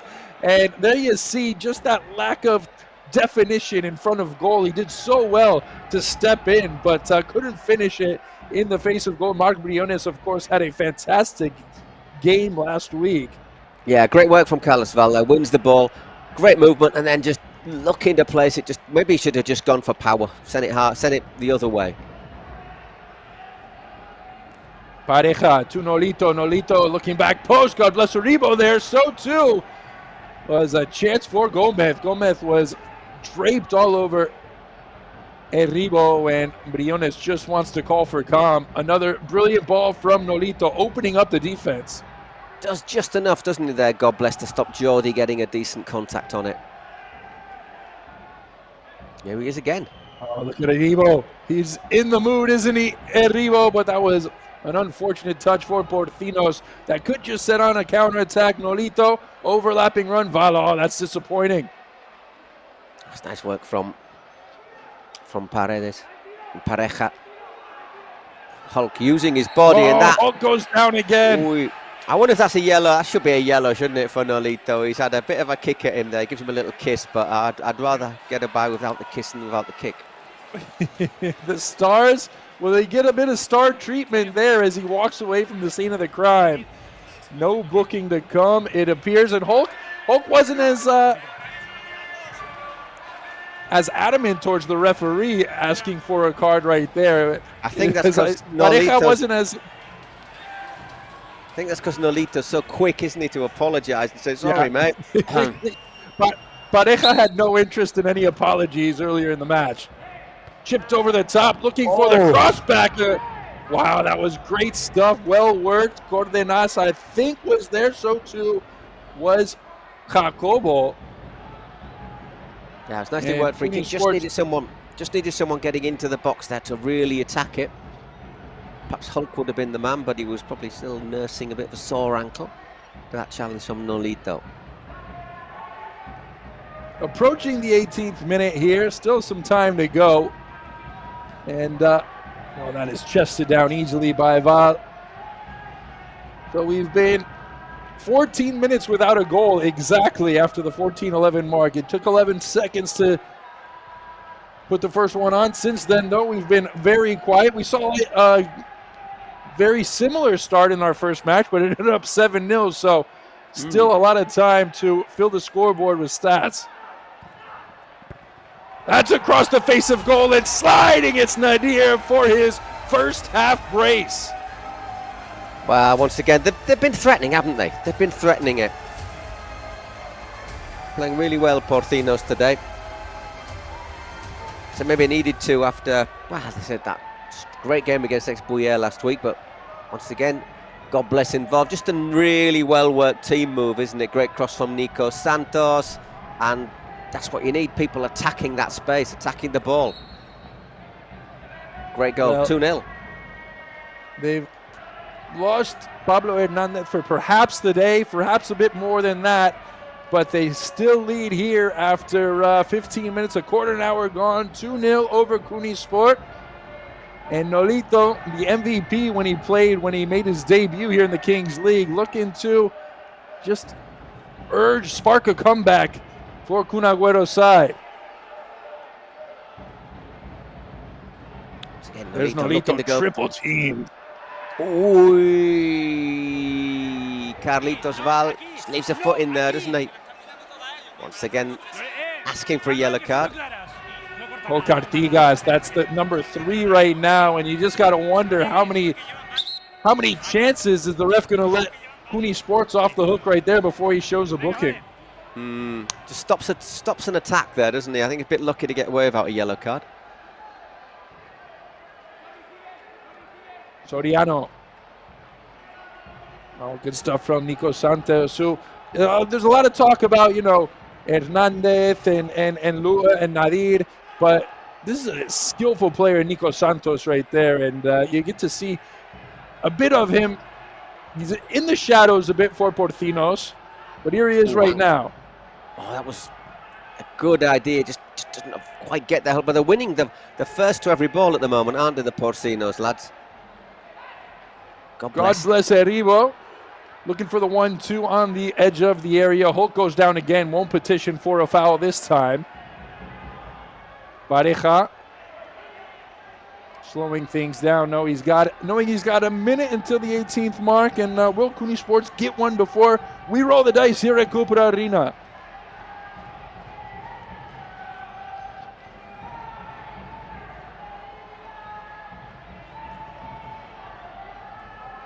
Gomez. Gomez has been quiet so far.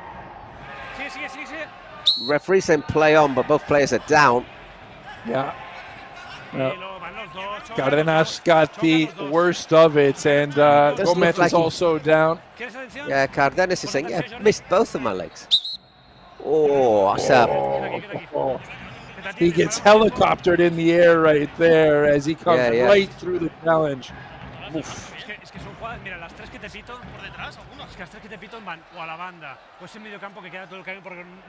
Just try and put the bar quite high, this referee, doesn't he? But I think well, you run the risk, don't you? Because the challenges, the more and more they get that leeway, the more and more it's going to start to raise the level of challenge. Exactly. The temperature rises. And we are yet to hit the boiling point here at the 18-minute mark, but it is surely a Porcinos team who was protecting a 2-0 lead, but also trying to protect themselves. That's well worked, well won by Villalba, but he doesn't get anywhere in the end. Yeah, I'm trying to find out. I haven't given the info who's throwing the dice this time. Let's see if we recognize the familiar face here, rolling the dice. As we go. Oh, it's our boy from the Malbar. Yep. Oh, what's his name? You got. Ah, forget. Oh, it's the Joker. Okay, all right. The king. Well, as I say, if you win, it's the sort of thing, if you're winning, you don't want it. Probably. Yeah. If you're winning, you don't want to see that, do you? It's one of those ones where it just takes all strategy off the board, and you get that open look, that open shot. But let's see if Nolito will be the one to head out and just try to put this on the board. Like you said, though, his fitness may not permit it. Tends to be Jordi, doesn't it? Tends to be Jordi Gomez. Although maybe not for the first sprint. No, it's Carlitos Val for the sprint. And for Porcinos, we will see who it is and who gets there first as... Oh, Val, yeah, he had no choice but really to... Yeah, it's Nadir, isn't it, touch again? That into play. Yeah, makes sense. Well, on a brace right now. He's got a chance for a first-half hat-trick. Here he comes, charging at Val. Gets him on the wrong foot, and that is a save from Cotera. Strong stuff, strong hands from Victor. Yeah, it goes across him, doesn't it? Goes back to the other keeper. So we start off again with a goal kick. So another chance for... He's cheeky, Nadir, so he can get those fouls called. That's how the Porcinos got the first goal. Off-footing Carlitos Val, and once again, Nadir at the penalty spot. Nice defending from Carlos Val. Sombrerito on the far side as he keeps possession, Nadir, and now, Val, you got to think he's a bit tired from chasing for a minute and a half, 2 minutes, but that's flashed over the crossbar, and disappointing there from Nadir, who might have just been a bit tired as well. It does test your lung capacity, doesn't it, that? Cole onto the pitch now from the touchline, and quickly off, it's Javi Gomez. They will go offense-defense right now as they look to hockey swap substitutes on and off the pitch in the last couple seconds. Jordi Martinez who's on now. No, tell a lie, it was Nico Pareja. So they're swapping the players. They're swapping basically when they have to defend, they're bringing on a defender. When they attack, they're bringing on one of their more effective attacking players. Once again, Jordi.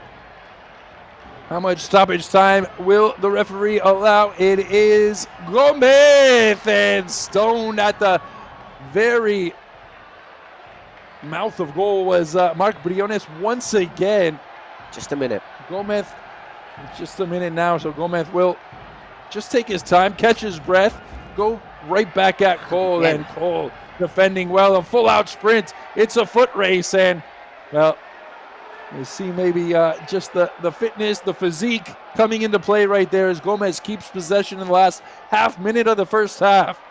Tell you what, Jordi, before this, game was one of the 4 players who most shots has had in the whole of the split. He had 46 before today, but I think he must have had about 8 or 9 in this match, so he's well over. He's getting to like 55 shots for the entire split, but not scored today. Well, the accuracy hasn't quite been there, but final chance perhaps for Nadir, is it? Does he want to just take some time off the clock? No, he wants to go at goal. Here he is with Parejo in front of him. Oh! He wants to make this the last chance, doesn't he, of the half, and I think he's done enough to... Well, the referee's going to allow it to finish. Well Let's done. see Parejo, trying to get in, and the whistle comes. Nadir, now he's a bit upset the referee blew the whistle, but he took some time off the clock, and all of a sudden a yellow card, which will carry into the second half. Oscar goal. I mean, I see why the ref, once again, why he's annoyed. The referee saying, look, it was a 1 against 1 at the end, and then I can see why. So, you know, it was. We're back to Valencia, Real Madrid again, aren't we? You know, this is the last chance, and obviously it's a different move. We're well over the minute. We're a few seconds over, so I think that's the right decision. It's frustrating. There you get it. 6 shots on target from 10 for the Porcinos. Only 45% of the ball, but they've looked comfy, haven't they? They've looked pretty comfy for the 2-0 decent value. No, exactly. Cunha Sport, I mean, what have they done with the possession really is the question. And nobody up top has really, I mean, Ivan Perez, haven't really said his name but one time. You look at Gomez as well, who's been a bit more active, a bit more involved, but still hasn't done a whole lot. And with no presidents, we got no chat, so we're going to listen to the coaches, I suppose. Yeah. I see what Jovenel's saying.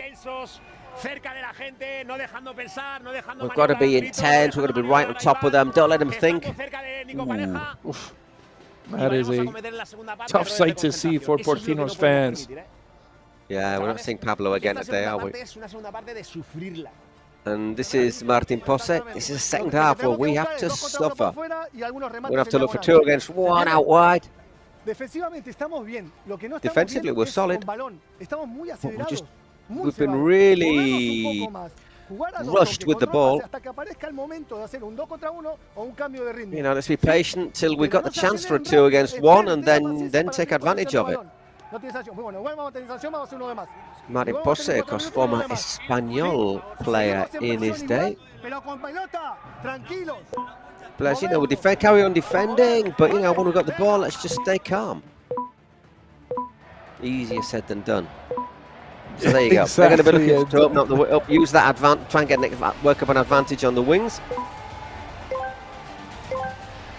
It's a crucial moment in the match right now for Cunha Sport, who come in 9th place to this penultimate match day. And God bless Aribo. He's been good in relief of Pablo Hernandez. Diagonal ball to start this second half, and Aribo on the back post was just hoping it'd slide through 4 defenders on the back line. Boca Artigas has spent more time on the ground than he has doing anything else here today.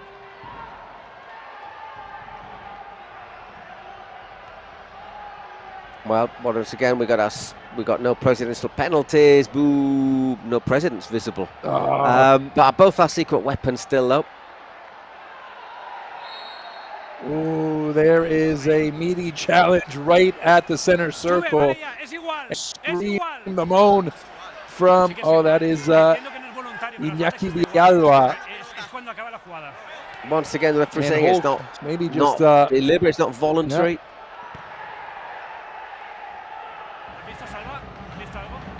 Well, we haven't seen the only yellow card we've seen, which we've seen some hefty challenges here, has been for protest right before the halftime whistle. So,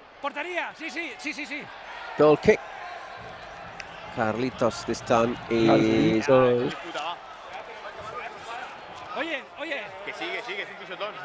Carlitos showing the evidence of last challenge to the linesman over there on the far side. And the referee saying I don't think it's a foul.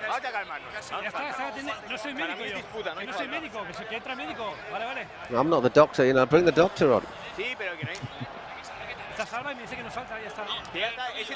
Cardenas had a challenge in the first half that he paid the price for. He was on the losing end. Now it's Carlitos. And like we said, we just see the temperature rising a bit in this match. And once again, I think it's one of those you could give it as a free kick if you wanted to. I think just a bit late. Yeah. Not used to seeing Nolito really get involved in too much chippiness after the whistle. One of the nice guys, one of the good guys. So anyway, we're getting back underway with a throw-in. And let's see if Sport can do anything here in the attacking third, because we haven't seen much from them in the opening 21.5 minutes. But here they come now. Nolito's been quiet, so too Ivan Perez. Jordi Gomez looking to break the scoreless run for Sport. Remember, they got shut out against Ultimate Móstoles, so it's been a while since they saw the back of the net. Pareja. Yeah, as I said just before we got going, 23 goals this season for Sports. 20-25 again, so they're keeping it tight all season, but just maybe need a bit more in it, which is amazing when you consider who they've got. When they've got Jordi, they've got Nolito, Nico Pareja, Ivan Perez. Surprising that they've scored so few goals, but obviously I think the thing is that maybe the goals aren't coming from enough different players. Well, I think, I mean, you look at their team roster and all the players that have played on Sports during this split, and most of my notes, they go for about a half a page. This one goes a full page because they have had so many players come in and out of, and maybe a bit of consistency issues there. They're also the team that commits the most fouls, 59 before today. Cardenas with a clearance from the back line that just is spared from diving into the port here in Barcelona. And that's a great stop from Eribo. Are you kidding me with this guy on both ends of the pitch? Doing it in the attack, doing it in defense. Appealing for handball as well, though, Sports, so seem to have played on. Here's Gomez now, Eribo back into his defensive position, and Hulk Artigas sending Gomez to the ground. Wait a second, hang on. I think we're looking to see if there's a handball in this block. It's a great header right there. And one thing, ref says it's one thing that hits his hand, it's another thing that is punishable. Well, we've seen them. I think if he gave a handball for that, after the two he didn't give in the first game, Ico will be getting on a train from Madrid.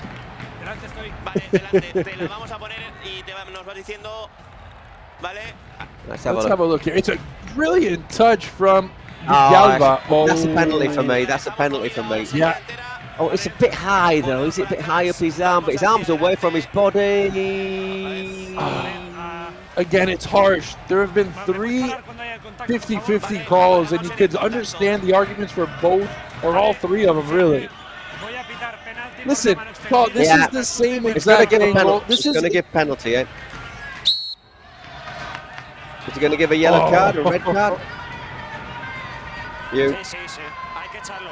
Eribo, that's a bit unfair for him because he put his body on the line, and a red card for Eribo. They lose Hernandez, they lose God bless. But I mean, I'm jumping. It's a jump, he's saying. I think it's harsh that the red card, though, don't you? I can see why, because it's a goal-scoring opportunity. And here's my thing, Paul. I mean, it's if you put his body upward, it's exactly where the second handball was for El Barrio. And so it's not extended. It is away from his body, but it's not extended. And so if you just turn his body like that, and I get it, it's a goal-scoring chance. It's just a little bit. I think his arm's just a wee bit further away than it was. It's in the referee saying, well, it's splitting hairs, though, isn't it? And very fine who have dominated this match.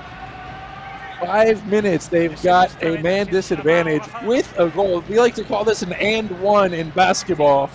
And Jordi Gomez at the line.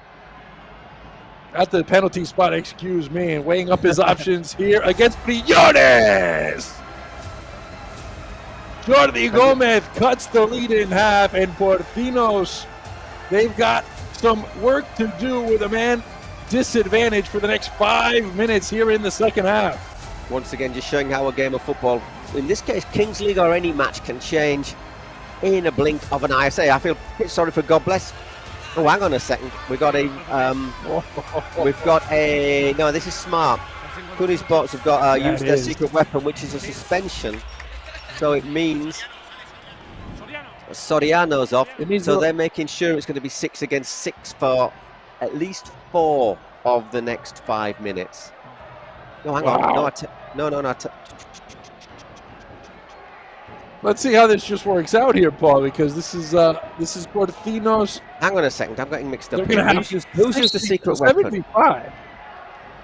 It's Kuni Sports who used the secret weapon, so Soriano for Porcinos is on the touchline. So it's smart. 75 for 4 minutes, and then it's 7 against 6. Wow. Smart work. Look how things have just changed the wind is changing into the sails of Kuni Sport right here, who have really done nothing for the first 25 minutes, but all of a sudden they're within a goal, and here is Perez playing back to Gomez. Gomez now trying to work the ball around in space, make Porcinos chase all the way back. That's not going to do much, as Porcinos will be happy to see that ball go back quickly. Pareja never going to really have that one, especially coming across his body. I think it's Gomez. Now, isn't it, when we heard the talk from Martin Posey saying, look, you know, we've got to be patient in possession. Now they've got two-man advantage. This is when they've really got to be patient, Kuni Sports. They've got 4 minutes, but if they do it well, they're going to get level. Equalizing, it's Villalba, and you see the two-man advantage, just how much and how important that can be, especially when you've got quality on your side, class on your side, like Nolito. Touch towards the end line, right through, and it is Iñaki Villalba stretching for it and sliding it past Briones.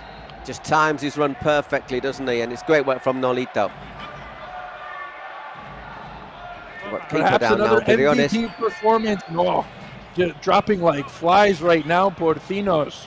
Little breather for the rest of his teammates, who are obviously going flat out at the moment. He's saying, Briones saying, you know, but he's caught me with his studs. The referee saying, we've already checked it. No, I don't think it was a foul at all. Briones, he obviously thinks a bit differently, feels a bit differently, as for the second time the trainers for Porcinos have to bring out the magic spray, and yeah, it's just a clash right there in the aftermath of the sliding goal from Iñaki. Just catches him, but he's stretching, gets the ball, clearly gets to the ball quickly first. Well, he hasn't been called on to do much, Briones, today, but the few challenges, the few shots he has had to face have ended up in the back of the nets, and now Kuni Sports equalized. It's always frustrating that for a keeper, by the way. When you don't have a lot to do, and the two that you get, you can't do much about. You can just see how much pain he's in right there, just trying to fend it off a bit. It's Amuedo who is the second keeper, who has made 9 saves, 6 goals against in just a few matches. So they obviously would prefer Briones if he's healthy. Once again, just smart play again, trying to open it out, use the time, you know, just find that extra advantage with the extra man. Joan Inez was right there, and not a bad ball that leads to a corner kick. We've seen a corner kick result in a goal in the first match. Not a very common sight in this league, but it's how last round ended and how this round began. Oh, that's Villalba going down. Play on, says the referee. Gets the ball first, clearly. Yeah. Cardenas got the ball first. Carlitos going down. We got a couple Carlitoses on each team. Carlitos Val and Carlitos Porcinos as we... Oh, that's a fantastic strike off the inside of the post, taking the breath away from Paul Giblin. It's Nolito. No. Nolito. Screamer there from Nolito. And they have really taken advantage of these extra 2 men. Wow, great goal. Could you place it any better with your hands there from Nolito? Fantastic effort.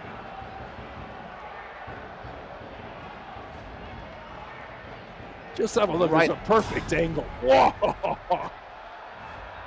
Absolutely. As if there was a magnet in the camera behind the goal. Absolutely nothing Briones could do about this, and they really need to get Soriano back on as soon as possible. But even so, it'll still be 7 against 6 for another minute. 3 goals in the last how many minutes? 4 minutes?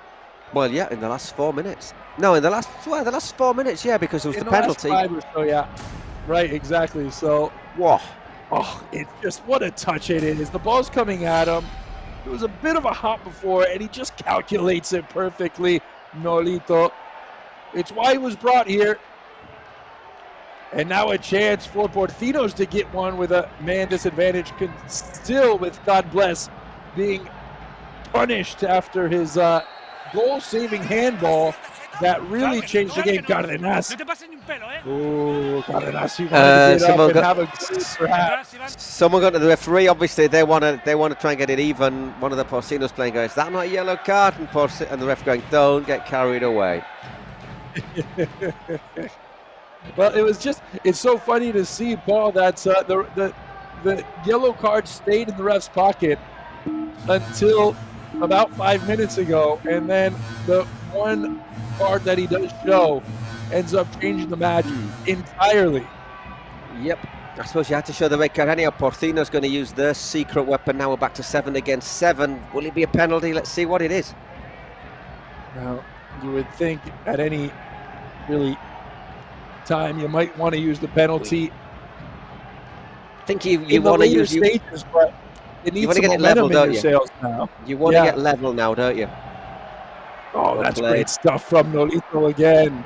Nolito, ooh, Nadir, that might have been, Porcinos taking a battering as Nolito again, and Nolito struts it home.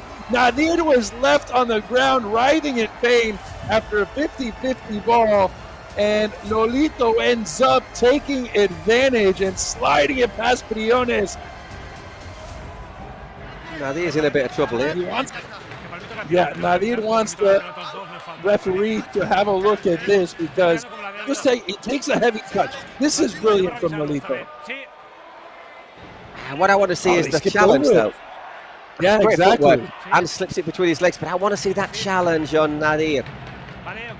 Well, he doesn't celebrate, does he? Because he does know he left a chunk on Nadir. Can't really see that clearly from that image, though, can you? Well, we're going to have a look at the VAR just to see if it is a goal or not. Let's have a look. Let's have a look here.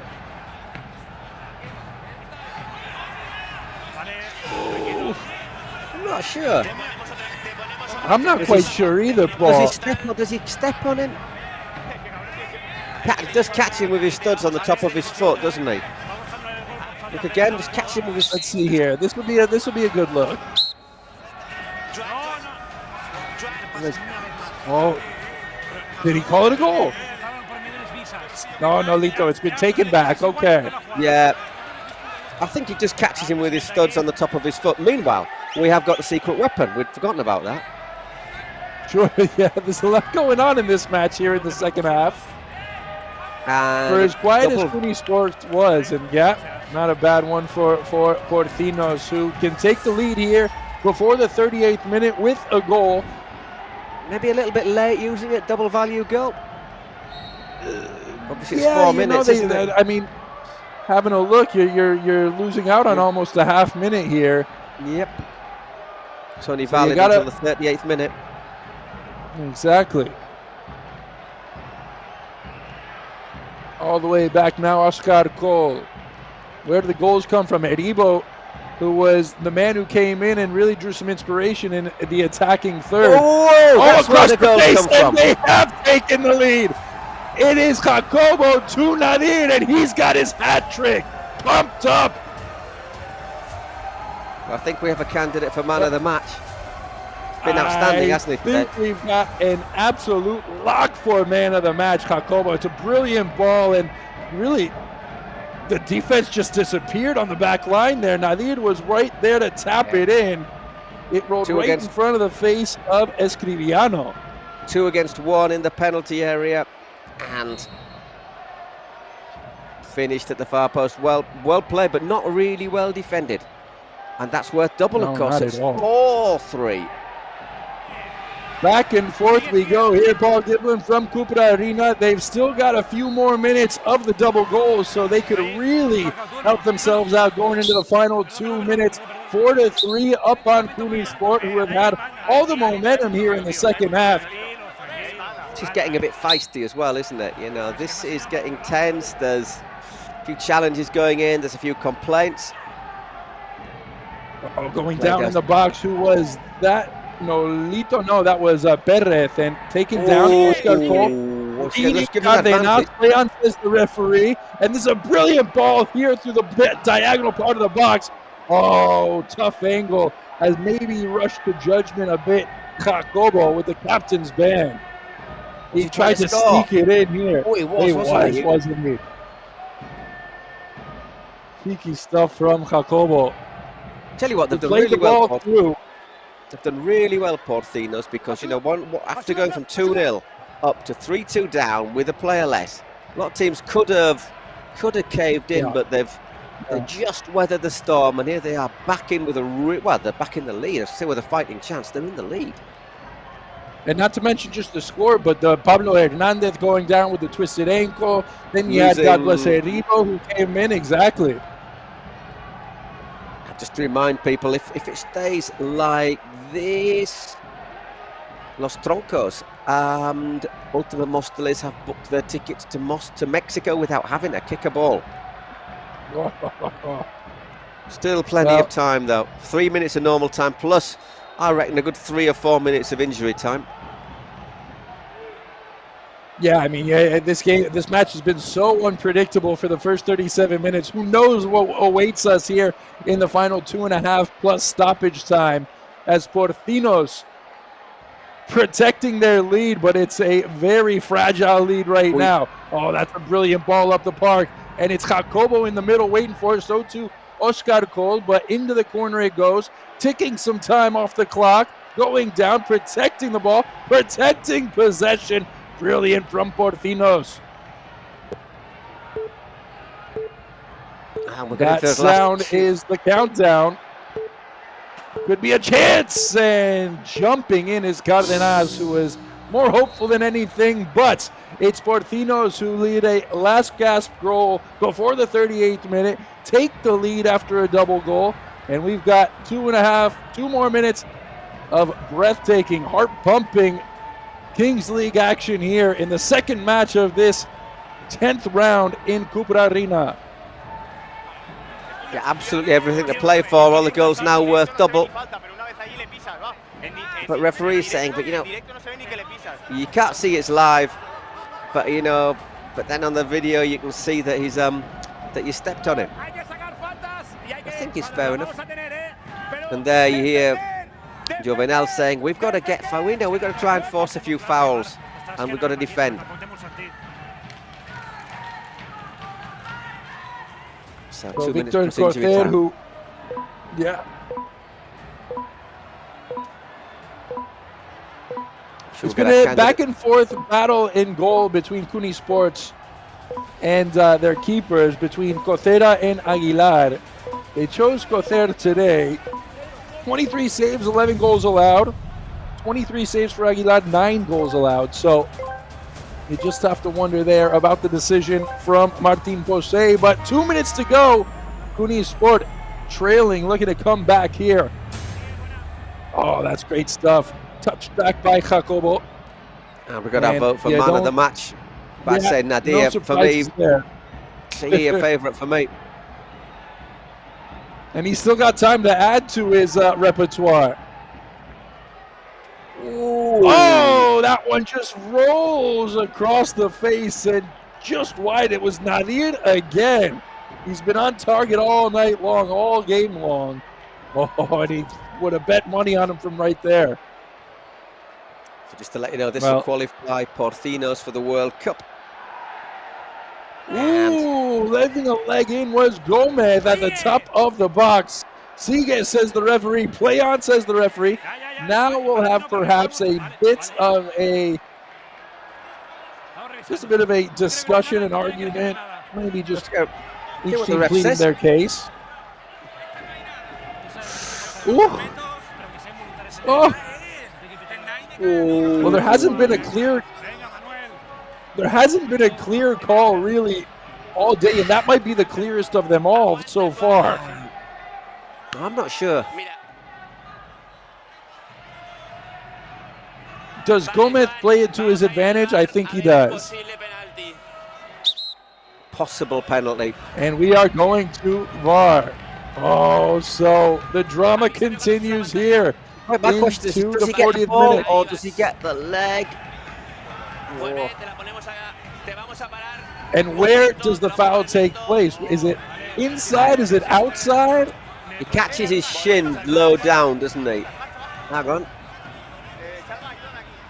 Catches his. I think it's on the line. If it's on the line, it's a penalty. Oh. Well, it hasn't been an easy day to be a referee, at least for the first two matches. Penalty, yeah. And we are going to the spot.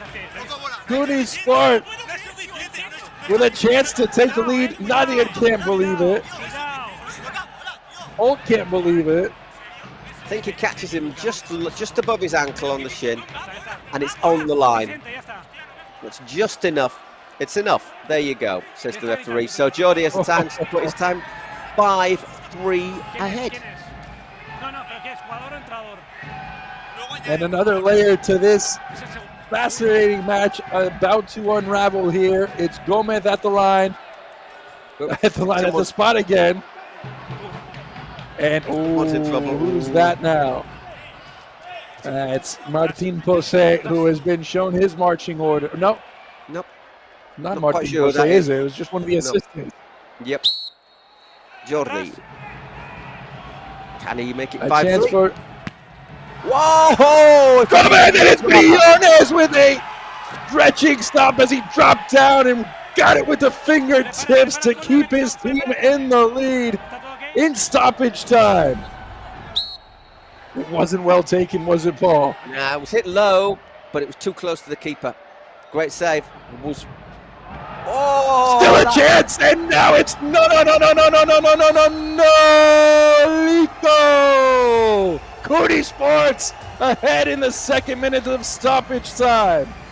Ah, man, that's just such a loss of concentration from Porcinos. Briones makes a great save. They think they've done the job, and then nobody stays tight to Nolito. Briones is absolutely furious, and you can see why, can't you? Look at that, he's got acres of space. Understandable. Where was everybody? That was horrific positioning off the corner kick, and it's usually so hard to score off those corner kicks. Nolito, the experience that he has, he just tucks himself into the pocket of space and puts his team up. What a couple of appearances it has been for Nolito with Cuni Sport. Oh man, if you were Briones, you'd be absolutely furious about that. You'd understand him. Oh, and it's another giveaway. Gomez, now Gomez and Briones coming to the rescue again, keeping his team in this match for the final few minutes. 7 minutes has been added now, so we're not done yet, boys and girls. There's a long time left in this match, isn't there? So again, the Briones, once again, can they defend this one a wee bit better? No big hurry to take it, is there? It was 2-0 at halftime, wasn't it? We've seen this match since then go back and forth and back again. Oh, well, a flick on the near post. Could have gone anywhere. Gomez was there. And it will be a corner kick. Yeah, so he's looking for goal there, I reckon, Escribano. Hits it with the outside of his foot.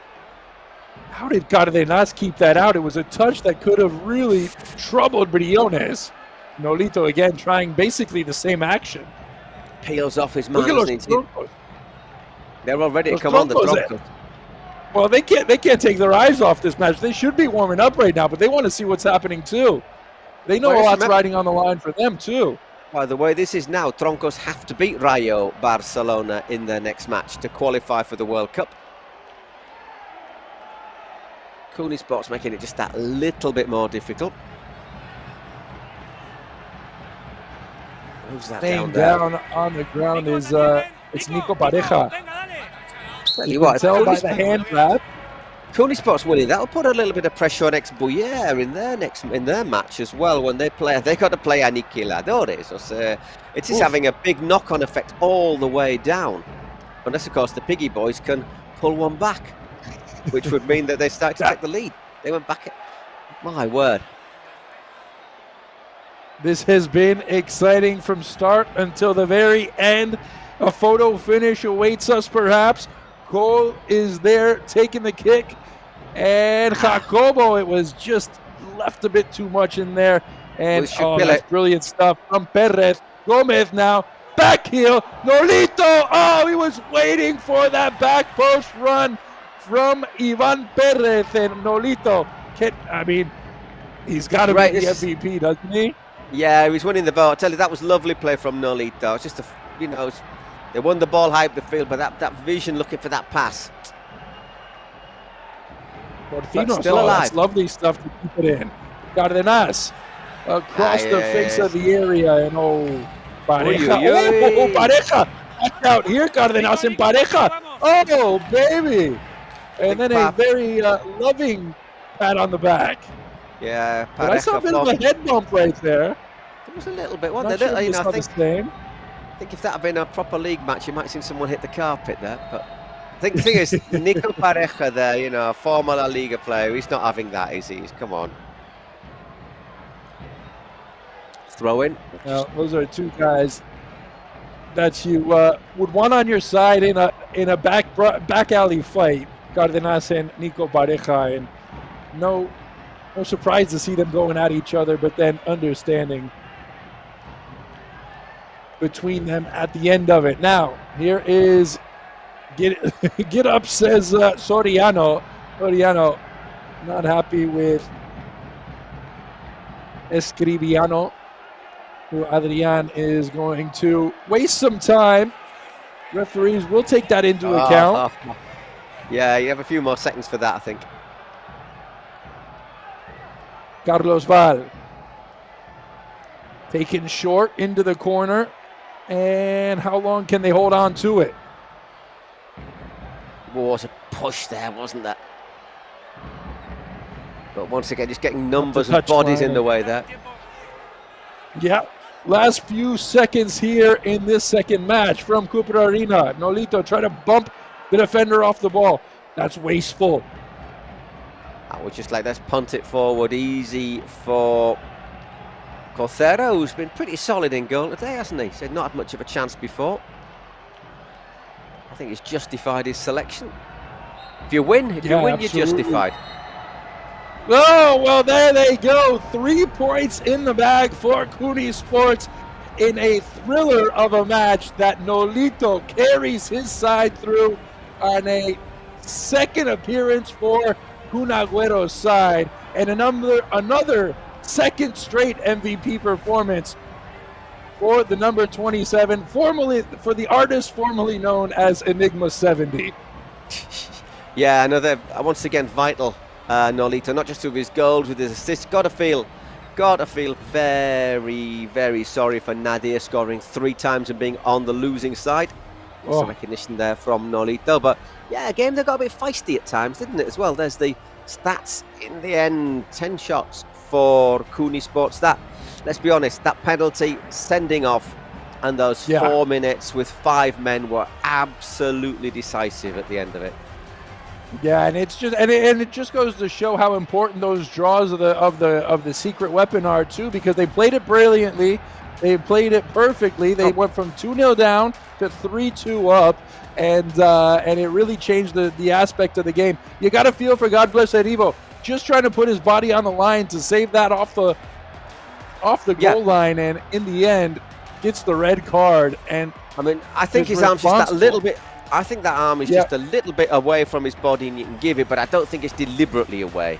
If you understand it, and it is that double punishment, you know, that has been ruled out now almost, unless it's a deliberate foul in most things. But obviously, if it's a shot that's going on target, then you just have to give it. So harsh on Portinos, and the football gods not particularly kind on them today. But it's a credit to Nolito. Well, yeah, it's a match, and it's a win for Cuni Sports that has a trickle-down effect through the rest of the league, and Nolito all smiles after another MVP performance. Sí, Nolito Prime MVP, al final le has cogido el gustillo a venir aquí, ¿eh? So you start to enjoy coming here. Sí, sinceramente, no era yo partidario, vamos, no lo seguí, mi sobrino sí y tal, pero me gusta, la verdad que my nephews wanted me to carry it. I'm really enjoying it. Yo creo que hemos disfrutado el partido de hoy. Yeah, I think we've enjoyed the game. Y bueno, al final hemos tenido esa pequeñita suerte que hemos ganado. You know, in the end we get that little bit of extra luck to win the game. Gerard Piqué, no sé si se lo quieres decir a él, que te está viendo. Gerard, hay que pagar, ¿eh? Te lo está llevando calentito, Gerard. Calentito, guapo. Un beso. You've got to start paying me. This is the word for Gerard Piqué, one of the people behind this. So there you go. Cuni Sports assure their place in the playoffs with this win, but it means that Troncos, who are up next against Rayo Barcelona, they've got a bit of work to do to assure their place in the World Cup. They've already assured their place in the playoffs. Now they've got to look to the end of May in Mexico. We're back in a couple of minutes.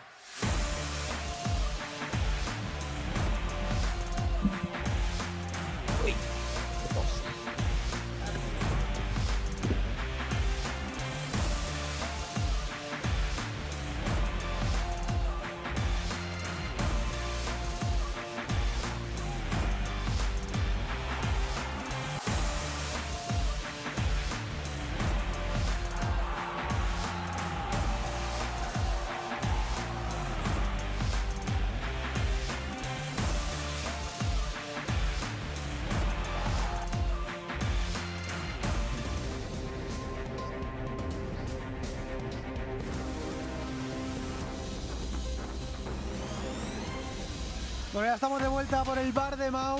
Partidazo el que hemos tenido. Locura. Alta tensión, ¿eh? No, lo de Nolito, dime cositas, Verilla. Ya, tío, ha sido increíble, tío. Vaya golpeo tiene, ¿eh? ¿Cómo se nota ha jugado a primer nivel? Se le nota, ¿no? Por lo que sea, juega en primera división. Tío. Exhibición, tío. No me lo esperaba yo tampoco, pero bueno. He dicho Cuni, se lo ha llevado Cuni. ¿Sí? Bueno, llevamos uno cada uno de momento acertados. Sí, situación complicada, te digo, para Porcinos ahora, porque están ahí justillos. No, Cuni que va apretando por abajo. Ahora se aprieta todo. Está todo apretado. Y ahora el partido que tenemos, Troncos contra Rayo Barcelona. Sí, dinámicas negativas. Sí, para los dos, ¿no? Para los dos. Dime, cuéntame. No, que Troncos empezó muy bien el split. Y luego a lo largo de las jornadas pues parece que se ha deshinchado. Querrá volver hoy a la senda de la victoria. Un Rayo Barcelona que realmente no se juega. Partido amistoso para el Rayo, ¿no? Bueno, para probar cosas. Han traído jugadores nuevos, 11-12 nuevos para probar también. Intentar quedar trámite. Por lo menos un puesto por encima para el sitting de eso. Y bueno, le hemos preparado a Fernando su figurita. ¿Qué te parece? Muchas gracias. Un muñequito, chavales, personalizado. Sí, muy guapa, muy guapa. Escucha, ¿qué crees que pasa con los Troncos? Que desde que jugasteis ese mítico clásico de lunes, ahora están también un poquito difícil la situación para ellos. Bueno, yo creo un poco la dinámica, ¿no? Aquí en la Kings pues tienes altos y bajos, los dos equipos empezamos muy bien y yo creo que hemos pegado un bajón, pero bueno, yo confío en que salgan y nada, yo creo que va a ser un partido muy bonito. Que me gustaría ganar a Rayo, pero creo que va a ganar Troncos. ¿Tú qué crees que va a ganar, Cacho? A ver, a mí me gustaría que ganara Rayo también, por Spurs sobre todo, porque tiene una dinámica un poco eso, que por lo menos que ganen un partido en el split, ¿no? A ver si gana el Rayo y complica la situación también por arriba. Y también mandamos saludos aquí a Spursito, a su familia, a su gente. Que está pasando por un momento duro. Saludos de aquí, chavales. Nos vemos en la siguiente. Hasta la próxima.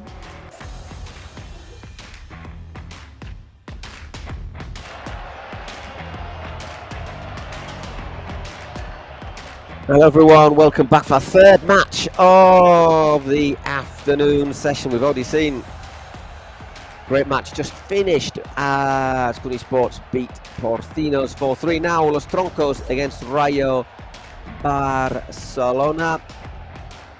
Cuni Sports win means Rayo have to win. Sorry, Cuni Sports, Troncos have to win if they want to book their place at the World Cup, and they're taking on Rayo by Barcelona. Bottom of the table, no win all season. They can't. It's been a season to forget for them.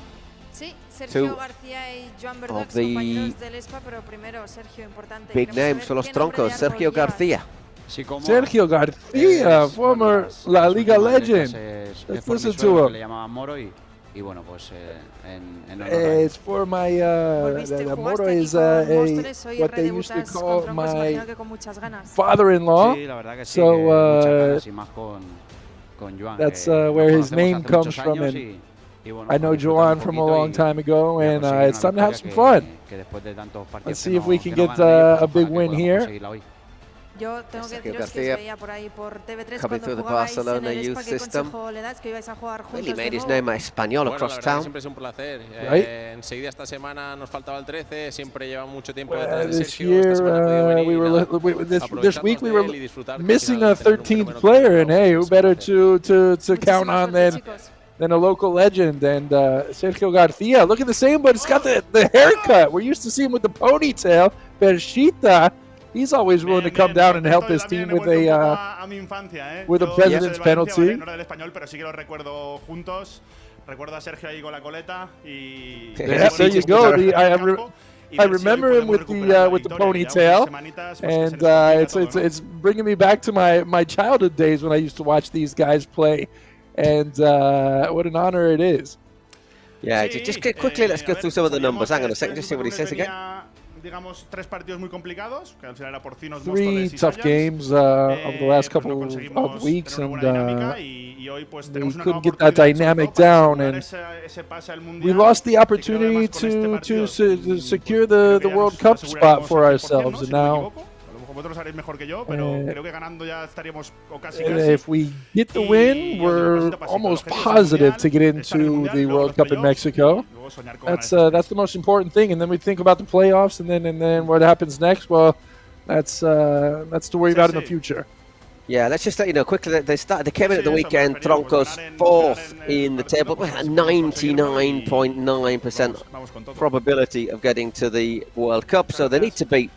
In fact, a point today probably against Rayo would do them, but a win will certainly put them there.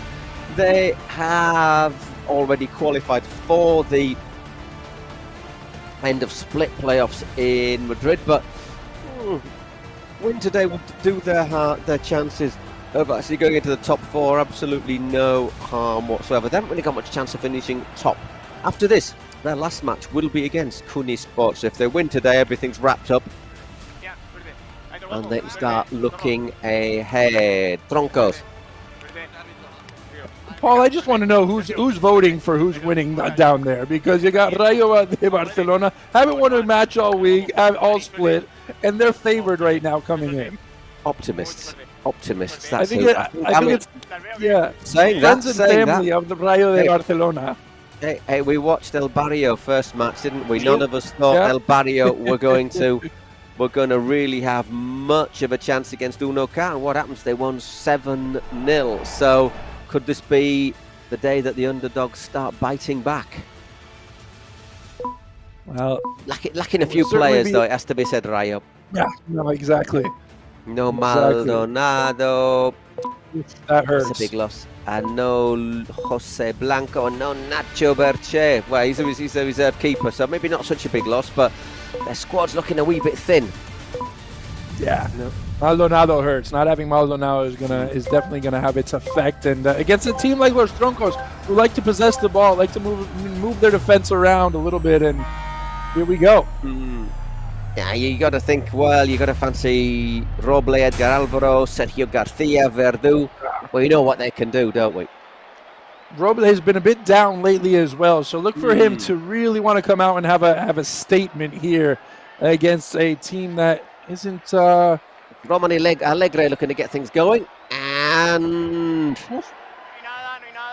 Referee, different ref, change of ref after 2 matches, by the way. There's nothing there, says the referee.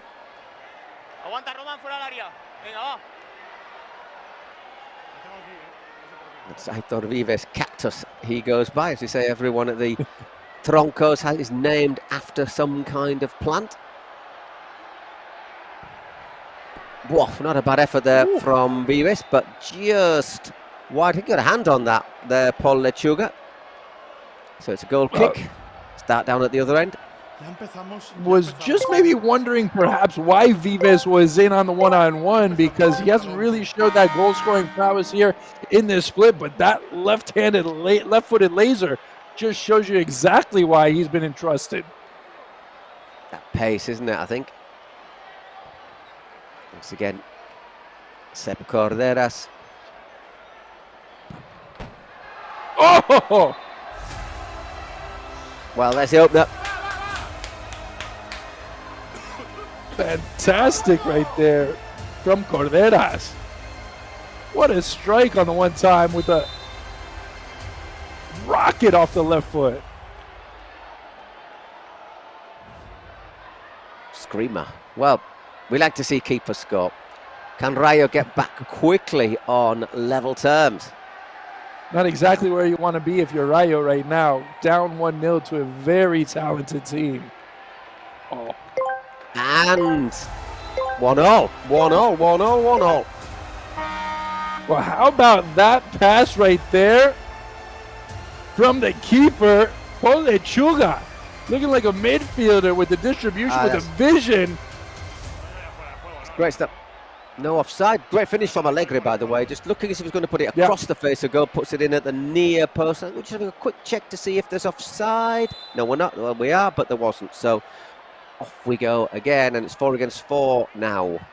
Verdú. What a luxury it is to have your keeper being able to support those attacks, and we've seen both keepers on both sides now.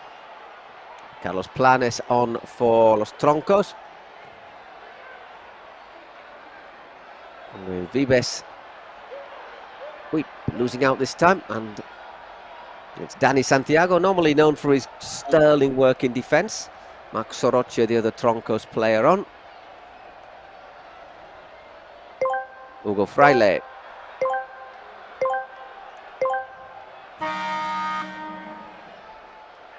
So let's just remind you that Rayo Barcelona have conceded 39 goals in this split. That's the worst defensive record of everyone.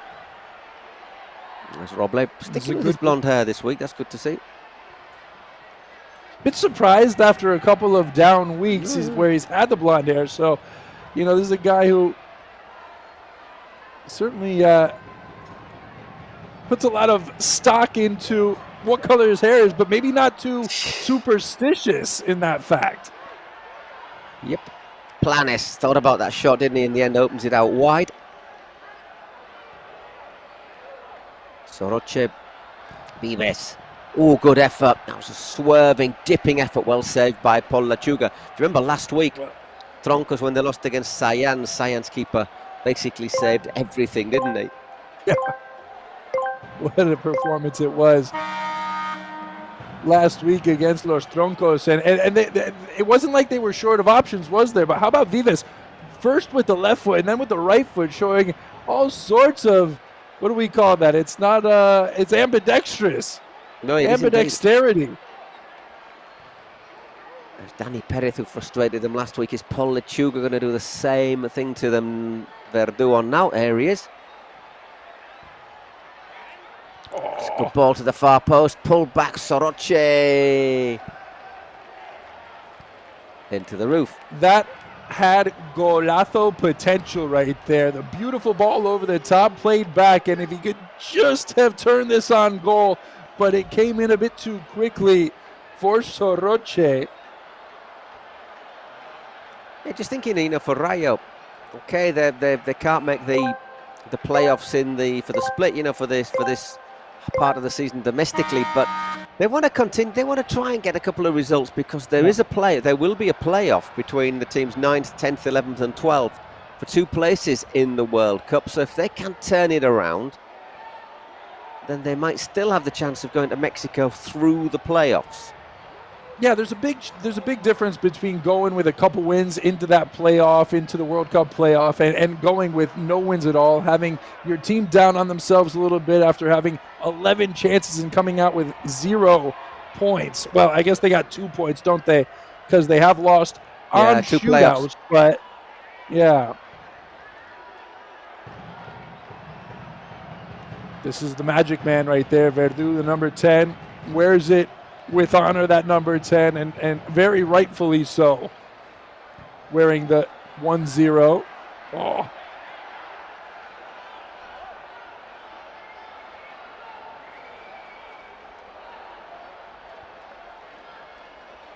Get to see Sergio Garcia, which he is surely on the bench. He's number 99, so it's just somebody to take a look at right there. Usually we used to be able to identify him with the ponytail, but now he will be the big number 99.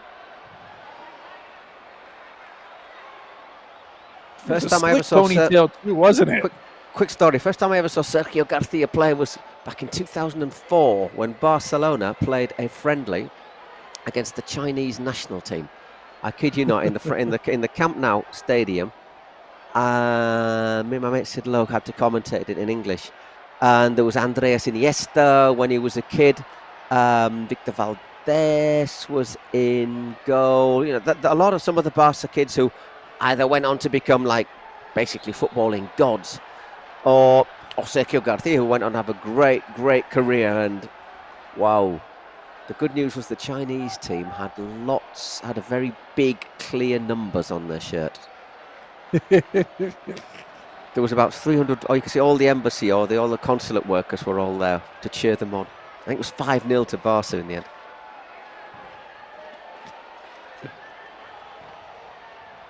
That was just when you guys were coming up the Cantera too, you and Sidlow. We just started. You guys grew up together, you and the Barcelona superstars, generational stars. I had to read out the team. I had to do the lineups, and halfway through I could feel Sid start to laugh because you don't have a lot of space in those comments. I could just feel him start to shake, and I was, God Almighty! I thought I was going to corpse. It was really. I thought this is it. This career's over before we've even begun. Cheers, Sid. But we got away with it. I think we only got away with it because nobody was watching the match actually. But happy days. Anyhow, where's Roble? It's a lovely turn. Blistered once again, though, into the arms of Lechuga. Was that Vives again with that beautiful touch around a defender, or was it? Yeah, I think it was. Ooh, he doesn't read that one very well, Ian. And this is a bright start from Rayo. That's a lovely cut inside, and he got down tremendously well there, Corderas, at his near post. Well, it was a chance taken from Ian, who just completely got baffled by the bounce and ends up being a crystal clear opportunity for Rayo de Barcelona. Joan Poch, that was.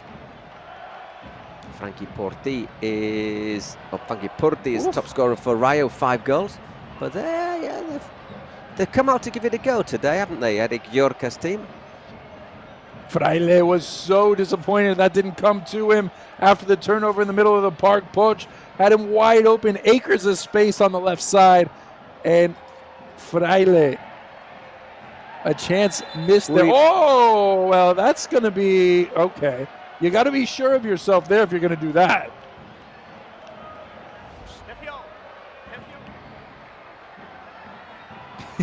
Well, how's that not a foul for Troncos? Unless the throw-in originally was for Rayo. It was for Rayo, okay? So that I think that's how he spared himself. But yeah, it's something you got to be absolutely sure of.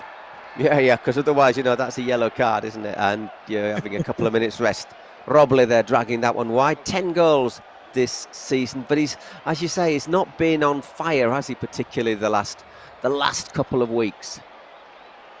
Yeah, you just wonder. I mean, last week you understood because it was a chance where they were getting chances. They were really creating opportunities, but not even Roble or anybody else was scoring goals in their last match against Science. Just one goal they were held to, and it came from Pershita. It wasn't even one of the field players. It was from the president who scored the goal.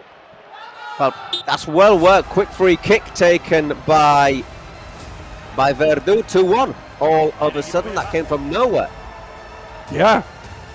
No, they caught everybody off guard, including myself right there, as the quick retake. The referee's gives an indirect free kick in the penalty area. And just takes it and slid home.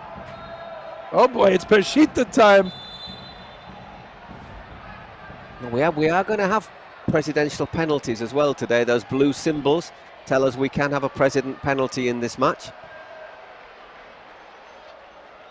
No Spursito, so I think he's got a few family problems at the moment, Spursito. We wish him all the best. So obviously it'll be a shootout for Rayo. Yeah, a good day to be with family, so you just got to hope everything is good on the home front for the Rayo de Barcelona president. And well, maybe his team can get him a victory, a surprise victory, the first one of the split here as a little Easter present. You see what the Easter Bunny will bring him today. It was Sergio Sanchez, by the way, who scored that second goal for Los Troncos.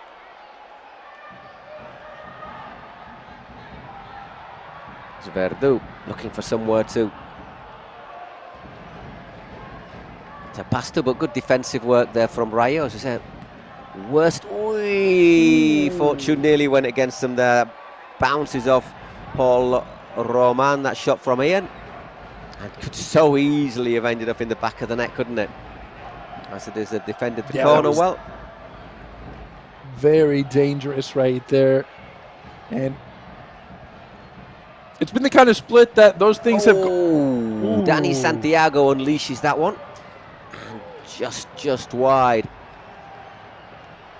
But those are the deflections just on the other end that have gone against Rayo de Barcelona this year. I mean, you look at this side and no wins, just 2 points. And it really hasn't even been close, has it? Just wide again. This time it was Carlos Ferres. The Lotus Blossom, who did brilliantly well. So 22 goals, though. They haven't scored enough. Nego, that basically confirms what we've already said. Los Troncos would be assured of their place in the Mundial, in the World Cup. And give themselves a fighting chance of a top 4 finish. Well, let's see what Sergio can do.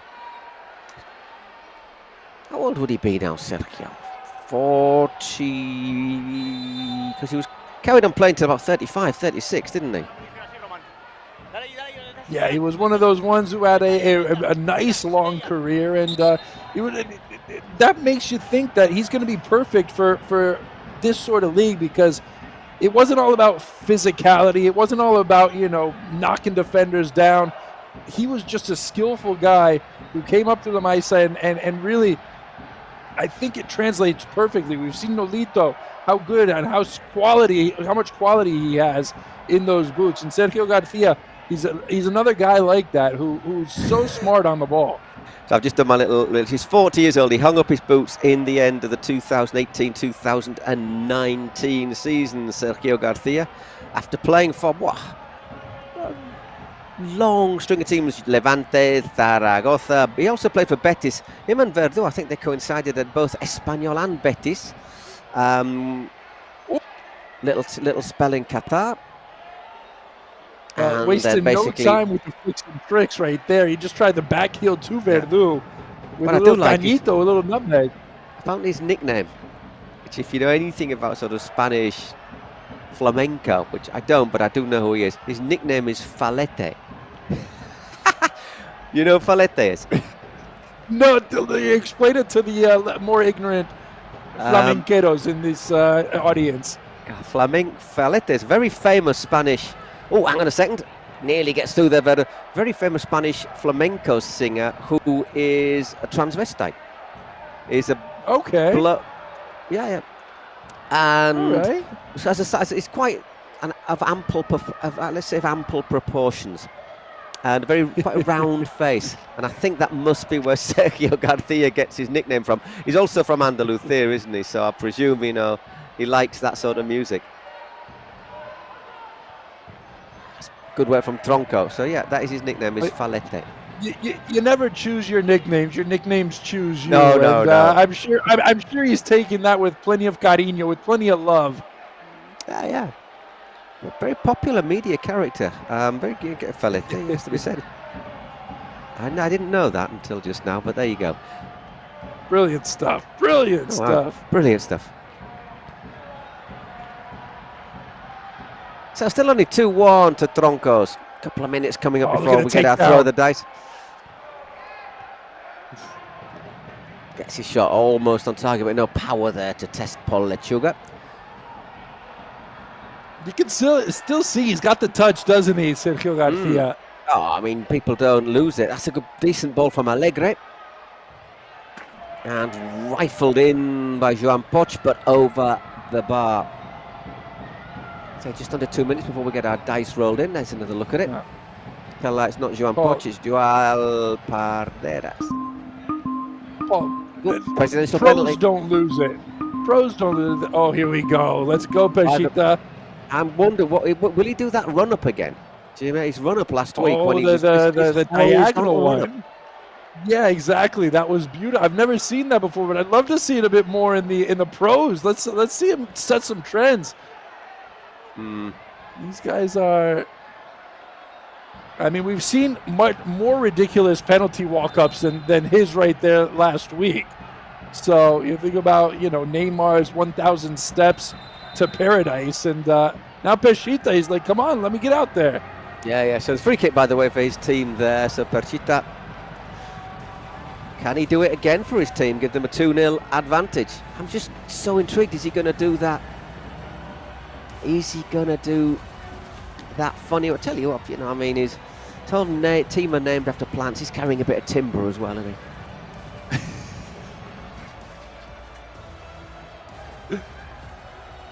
Well, not everybody can do like the 100 kilometers on the bike like you do every Sunday, man. Not these Sundays. I've got to be here. And it's raining. Yeah, that's true. He's doing it again. Oh, look at him. Go for it. This is a whole new world. And this time, it did not work out. Well done, Paul Lechuga. Didn't really get the power he was looking for this time, does he? I don't think he makes it easy with that run-up. I'm going to be honest. Well, yeah, it's like you shut down. Yeah, it's like you shut down half your options right there when you make that run-up. You're either going down the middle or to the right, and it kind of makes the keeper's job awfully easy. You can't get that power in it. You just can't get any power, can you? No. You put a priority on placement right there, and well, Peshita not quite as successful as he was last year. He'll take the long walk back up the stairs to his presidential box and hope that his boys can do it. It was him who had to do it last week, as nobody else could score. Well, that's it. He scored the only goal, didn't he? Yeah. Throw in at that far side. I think they just need a little bit more intensity in attack, Los Troncos. Capo is going to throw the dice, by the way. Capo, are you familiar with? Capo is, if you explain it to me, and I'll tell you who. I don't know. Yeah. Okay. Well, I was gonna say yes. Capo with a K. I should make that clear. Capo with a K. Let's see if he rings a bell when he comes up and rolls the dice. No, he's going to ring a bell. He's going to throw the dice. Well, yeah. Capo. Let's see who he is up there, and if he's. He's ready to. Look at him. He's up there. He's got the dice. It's go time. Oh, I got no, it's idea. Capo, yeah. He used to work at Media Pro, didn't he? He used to be one of our assistants at that Media Pro. There's Capo. There you go. There is not a single person that gets by you. Used to be a logger, but it's credit to the lad. He's worked his way up. All right. I mean, when you're throwing dice, that means you're somebody important in the Kings League. So it does. Yeah. So 5 against 5 in the last 2 minutes. I wonder if this might not be a good little moment for Los Troncos just to take advantage of a bit of extra space here and net another goal or two.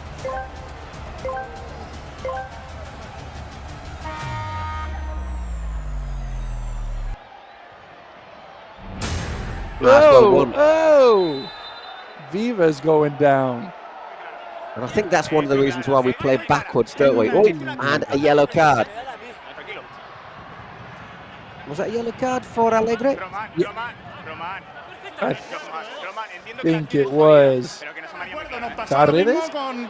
We slid in, hasn't he? I think. The thing is, if you're sliding in, you have absolutely no chance of playing the ball backwards, which is what you have to do. So. And really, the only thing you can do is that, which I think those should be kind of forbidden.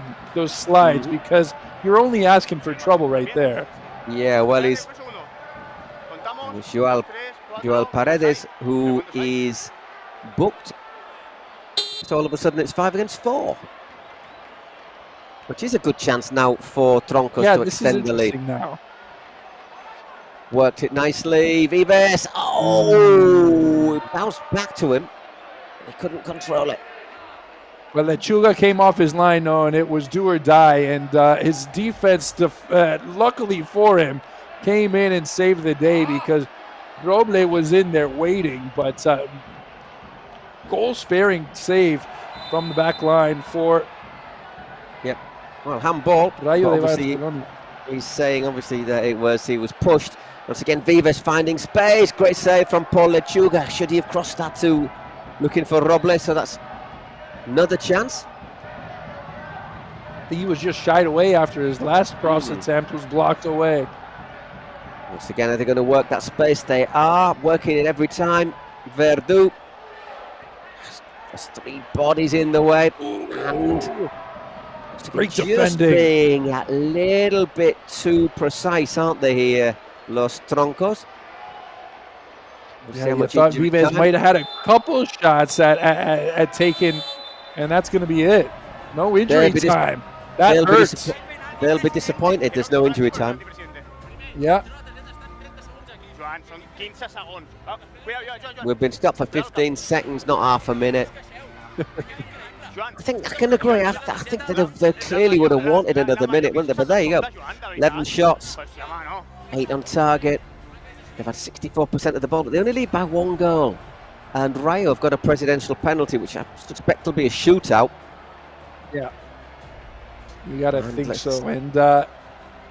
And of course the secret weapon. So Sporcito, after his missed attempt at a penalty. No, it doesn't surprise me. In favor of. It's always 0 at the halftime, and we see sometimes 6, 7, 8, and there was a VAR, there was a card handed out as well. Little confusing where the lack of stoppage time comes from. Yeah, clearly would have wanted a bit more extra time there, wouldn't they? Yeah, I mean they'll still get the advantage at the halftime, after the halftime, but it's not the same 6v7 that it is 5v4, and you saw the spaces open up. Oh, well, let's get back to him. I've seen my team looks good. I'm a little worried that the MVP is going to be the rival goalkeeper. That's three straight weeks where we've seen the keeper have just absolutely fantastic games. But I see my team good, and hopefully we can turn it around in the second half, extend the lead a little bit. Yeah, I just think they need to stop that pace a wee bit, the Troncos. No vayáis tan arriba, yo creo, creo. Vale, al final lo que hacen es romper y tenemos un 3-3 aquí. Yo creo que es malo, entonces más. Look at Sergio Sanchez. Yeah. With all the pros, all the big names on the roster, he's the one in the huddle barking out orders. But there's a different game to 11 aside though, and he's saying that we're going to be careful if we lose out and then it's a 3 against 3 and they can hit us on the break. So all ready to go for our second half here. Say Los Troncos, if they win, assure their place in the World Cup with a round of matches still to play.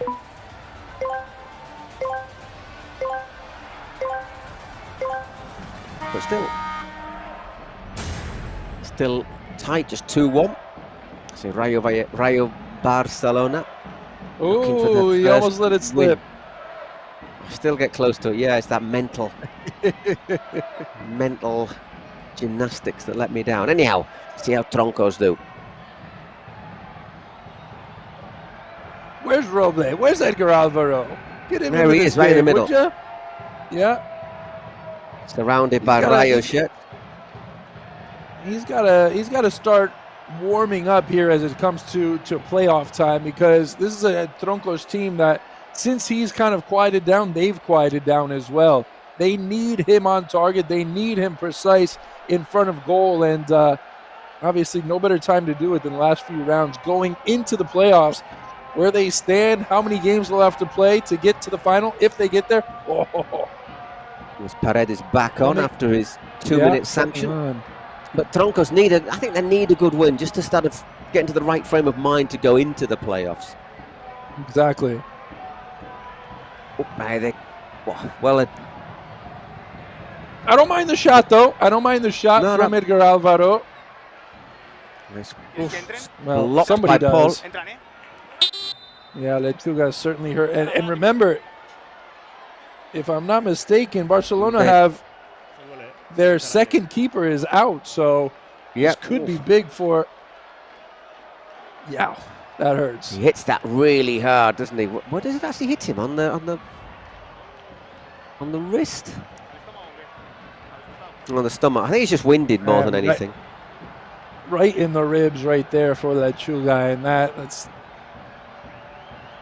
one of those ones that takes a little time just to shake off. It's knocked the air out of him, hasn't it? Yeah, it seems so, and you just get you get an idea of the potential and the potency of that shot from Edgar Alvaro. Did what he had to do, spread himself, took one for the team. Right. Corner for Los Troncos. To remind you that obviously both secret weapons to be used in the second half and a presidential penalty for Rayo, which will be almost certainly a shootout. Well, it will be a shootout because there's no Spursito here, so that means somebody like, who knows, maybe Frankie will try their luck at those 5 seconds from halfway. Well, that would make things interesting, wouldn't it? Lechuga looked like he's back to full mobility. Abs of steel, but not abs of unobtainium like the TV behind him. Mr. Lettuce hasn't wilted. Clipped in there by Frankie. Oh, I'm excited to see Sergio Garcia trying the outside of the foot, little bendy into Alvaro. Decent defending from Santiago against Roble.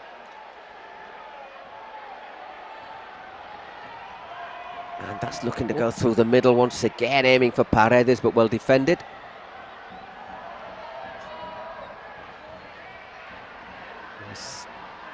They pick out Sergio. I think Sergio's just struggling a wee bit physically, isn't he? He just looks just as if he's not quite on the pace of this. And I can imagine why. If you've only been doing a bit of, if you've hung up your boots, you may be doing a bit of training with some friends or just going to the gym a little bit. All of a sudden playing something like this, which is played at a high competitive level, you know about it. The speed and I think the pace and the tight spaces, I think, is getting him a little bit. I mean, you still see him.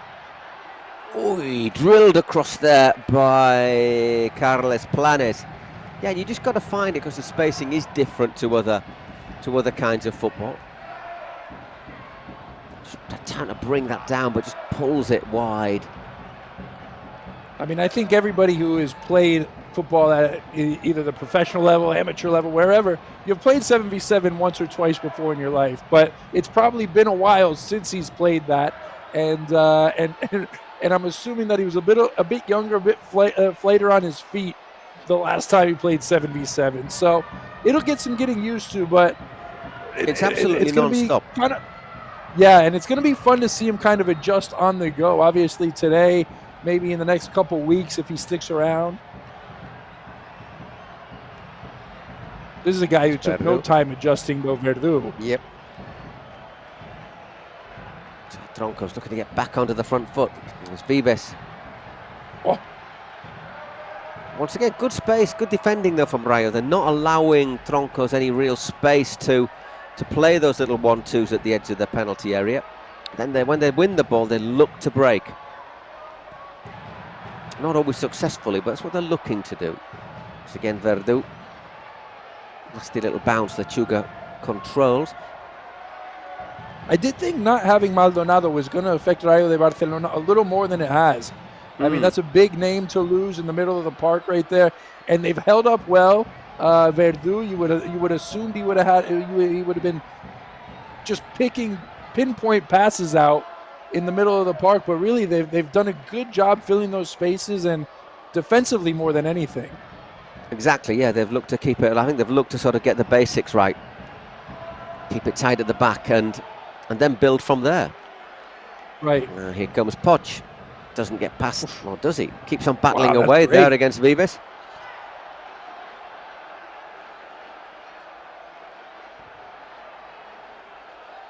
Once again, Roble. It's a decent ball in and stabbed over by Vives. Well, nice move, nice dummy. Unlucky with the finish.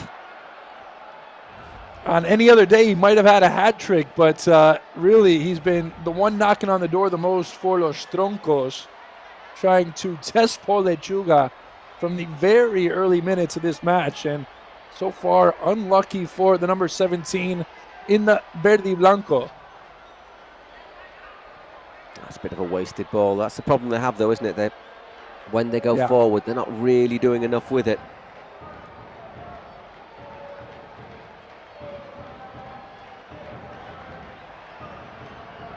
Once again, Verdú.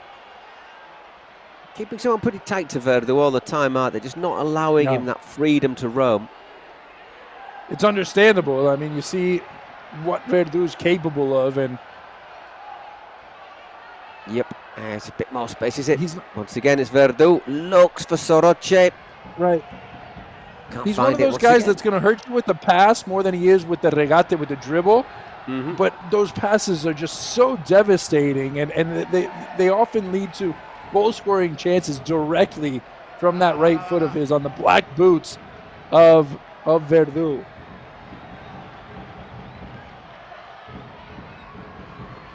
Now, is he wearing black boots because he doesn't have an official sponsor? Because we've seen that happen sometimes.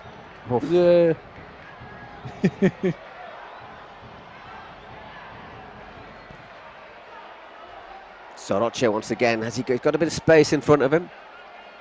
Once again, opts to find Verdú. He's in turn found out Edgar Alves. Roble. Once again, the Rayo continuing to close down Los Troncos. There's a bit of a handball there from Alvaro, I think there was. Yeah, they're going to call this play back. Referee's given it. Let me just say, though, Paul, I mean, I know Los Troncos are leading 2-1. Obviously, it's never a safe lead when you're leading 2-1 in the Kings League, no matter what time, how much time is left. But if this match ends with this scoreline, sure, they get the 3 points, but it's not going to be one that they're very happy with, because this is Team Los Troncos that was used to scoring a lot of goals, used to putting on a show.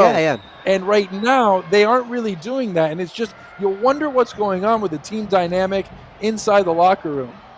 It's a little dip in form the dip in form the last couple of weeks.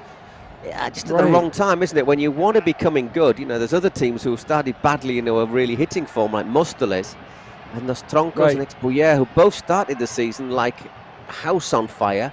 They had a match where they both played on the Monday, and since then, both of them have dropped off. Los Troncos won that one, but both of them, neither of them have really hit that form that they were showing earlier.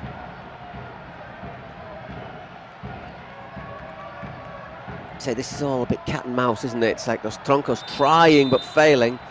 Rayo trying to break, stopping Los Troncos attacking, but not really creating much themselves.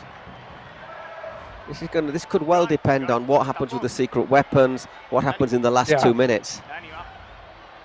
And of course, there's the presidential penalty for Rayo. You know, if they take that and score it, which will be a shootout, maybe 2-2. Right. Could even have a golden goal. You got to think, is Frankie, have we seen much of Frankie today? Because, I mean, really. he's been really quiet, but you got to think it's going to be him to take the shootout. He's 2 for 3 in shootouts. He's the only one for Rayo de Barcelona who has scored on one of those shootout opportunities. So, well, here he is. Whoa, he didn't need a shootout, did he? Oh, Frankie. Fun time, Frankie puts that in, and all of a sudden it's 2-2 between Los Troncos and Rayo Barcelona. They've been defending really well. And now they've finally managed to get that counter-attack. That's a great finish with the outside of his foot. And now they're going to take the presidential penalty as well. That could overturn the score, put them ahead. Begging the producers to go a little farther back in the replay because the takedown was absolutely brilliant. Yeah. Great touch. It came in from behind him. He let it go through his legs, touched it in front of him, and then finished it off with the outside of his foot. That was pure genius from, don't call him Francis, it's Frankie. So we've got the presidential penalty, which, as I say, there's no Sporcito, so it's going to be who will take it. Well, you'd fancy Frankie, wouldn't you? He looks like he is the man. He's just scored. His confidence is sky high. He is indeed going to be the player to step up. 5 seconds to beat Sep Corderas. Put his side, if put he just Rayo. Scored that last one, you wouldn't bet against him on this one. Put Rayo ahead. Look at the odds right here. Look at the odds.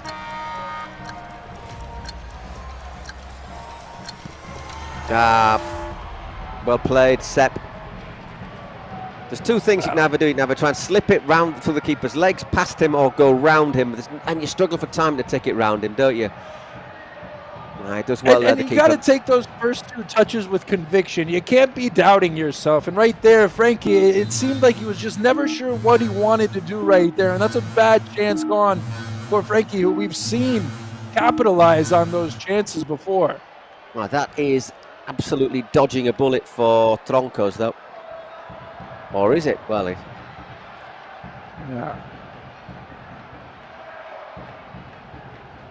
Just seemed to spark a little bit of energy, a little bit of inspiration for Rayo de Barcelona right now, who seem to be carrying a bit lighter feet than Los Troncos. And we'll see Rayo using the secret weapon as well next time the ball goes out. With 10 minutes, what could we think that might be? I suspect it's not a shootout. You'd wait, wouldn't you? You wouldn't. Yeah, I think so. Let Frankie get a few more touches after that miss. All will be revealed. Meanwhile, they're controlling the ball pretty well. Either a double goal, maybe a sanction. Ooh, coming right through Ian. Yeah, a bit lucky to get away with that, I think. And great save once again as Carlos Ferres had his shot. Well, that was quick from Lechuga. That was very quick from Lechuga and ambitious there from Ferres, who goes to the near post. Didn't have much space, and Lechuga not caught by surprise. Referee just checking there, see Roman Alegre was okay after that challenge from behind, which could have been given. See what the double goal for 4 minutes for Rayo. So I'll take them to the 36th minute. Any goal they score in these next 4 minutes is worth double. Still not seen what Los Troncos' secret weapon will be. Meanwhile, they have a corner. Verdú will take it. Someone went down off the ball.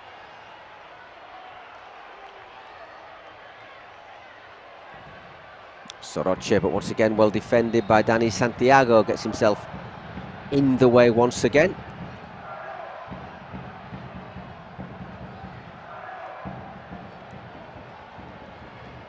We poked right across the face of goal, but they got away with it. Well, Rayo did.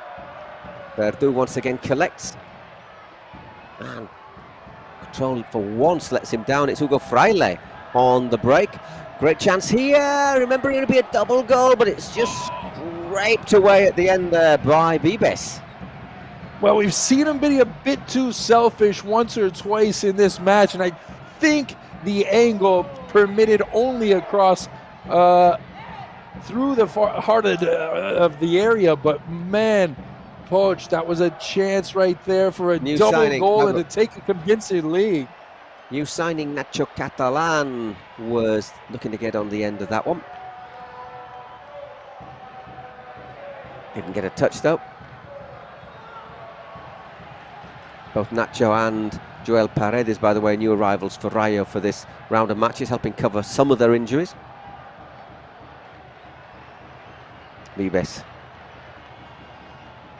Yeah, it is that point where of the season where you start to think not who's in the most form, but who's the healthiest as well. Does well once again. Paul Lechuga to get down, maybe just a little bit close to him. A decent effort there. Lechuga's been great today. Yeah, he has, hasn't he? Yeah, you look at a guy who, I mean, unfortunately for him, his defense has let him down throughout this split, and a lot of the goals that have been scored, you can't really chalk up to him. 25 goals, 38 saves coming into today, and well, he's answered the call today. Los Troncos, they've been knocking on the door. He's stoned Vives a few times. Ooh, there's half a chance, but oof, dear oh dear, they got away underneath that one. Sergio Garcia. Sycamore, okay, there we go. The sycamore tree. Are those big ones in California that it takes 40 people to get around? No, those are redwoods, giant redwoods. Sycamore trees are pretty big, but they have leaves, they have seeds that come down like little helicopters. Okay, all right. I don't know if you have them in Spain very much, we must have. Okay, secret weapon for the Troncos. What's it going to be? What's it going to be? Shootout. All right. Uy, uy, uy. He does nervous. Where's he going? Where's he going to go? Stop the stop. He's not going to take it, is he? Shootout. That's what you get. Chance for Los Troncos to go back in front. Who's it going to be? Soroche. Soroche. 1 for 1 this season in the shootout.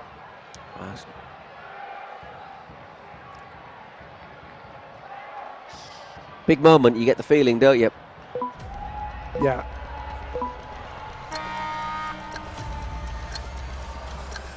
Once again, he stopped, he waited, didn't he? He gave him a chance. And Perchita goes back to his seat. Fidgeting a bit with those touches and the small little...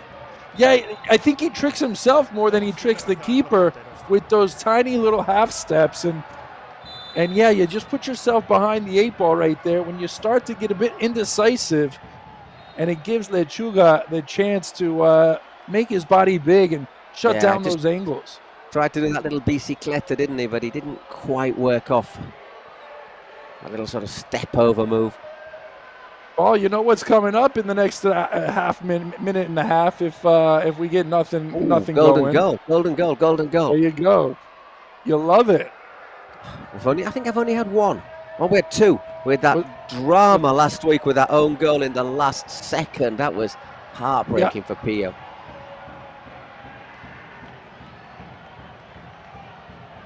Well, Rivers is drowning her sorrows right now at the festival. Hopefully she'll be back into full spirits here once we get to our 5th hour of coverage. Our last match today. Everything running just a little bit later this week because of Rivers. We're just stretching it out a wee bit more. We're so used to having to pay for satellite time, but that's the beauty of YouTube, man. No satellite time around here. Offside, was it? Or maybe there is. I don't know. What was that? Breakdancing around the ball in the box. Not exactly the time to be doing that for Paul Roman. You know, time is running down.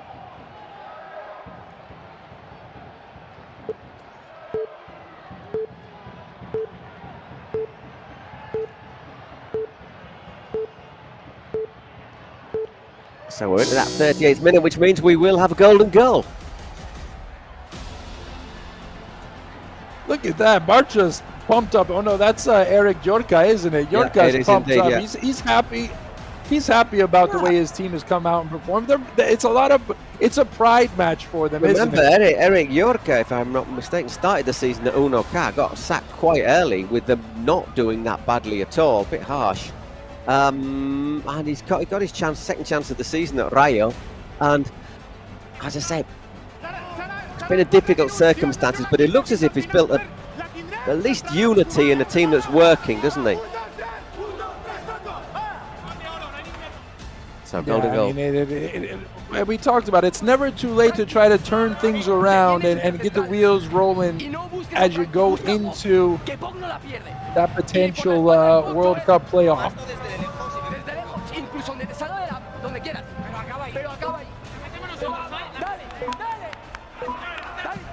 So the drama continues here in match 3. We had a photo finish last match, and here it will be heart-stopping stuff as we play to the death. And of course, if we don't get a goal, then we get a shootout. Given we've seen 2 shootout penalties missed so far.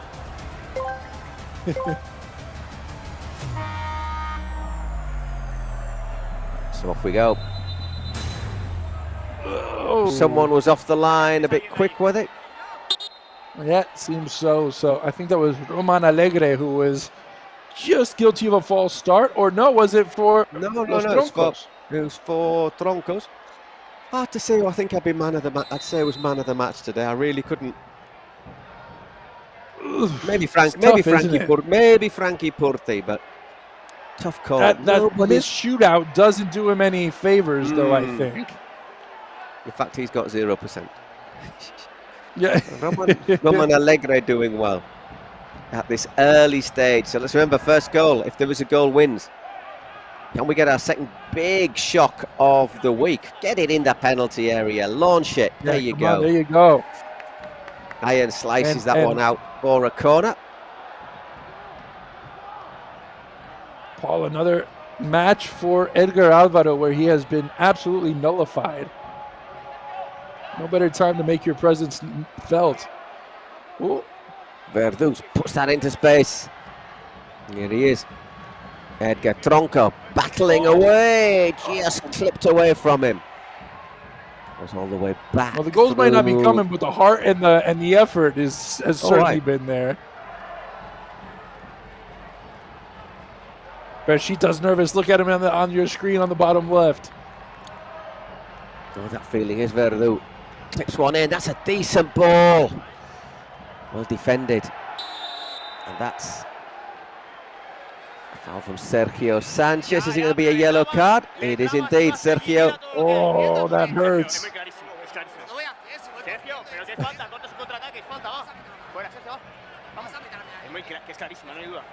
It's really clear, says the referee, and I tend to agree with the referee on this one.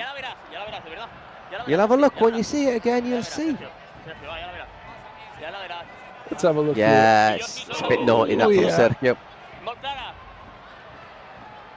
And you know the chance you're putting in and the compromise you're putting your team under by taking that decision. And really, what do you do it for? Look where the foul occurred. It's in the defensive third. Why put your team in that position on really a nothing foul. Stopping the counter-attack, isn't he? So and he was the guy directing the huddle at halftime, and he's the one who has now his team at a disadvantage in the most crucial moment in the match. Just 2 minutes of injury time, of which we've had 20 seconds. If that happens, then we go to the shootout.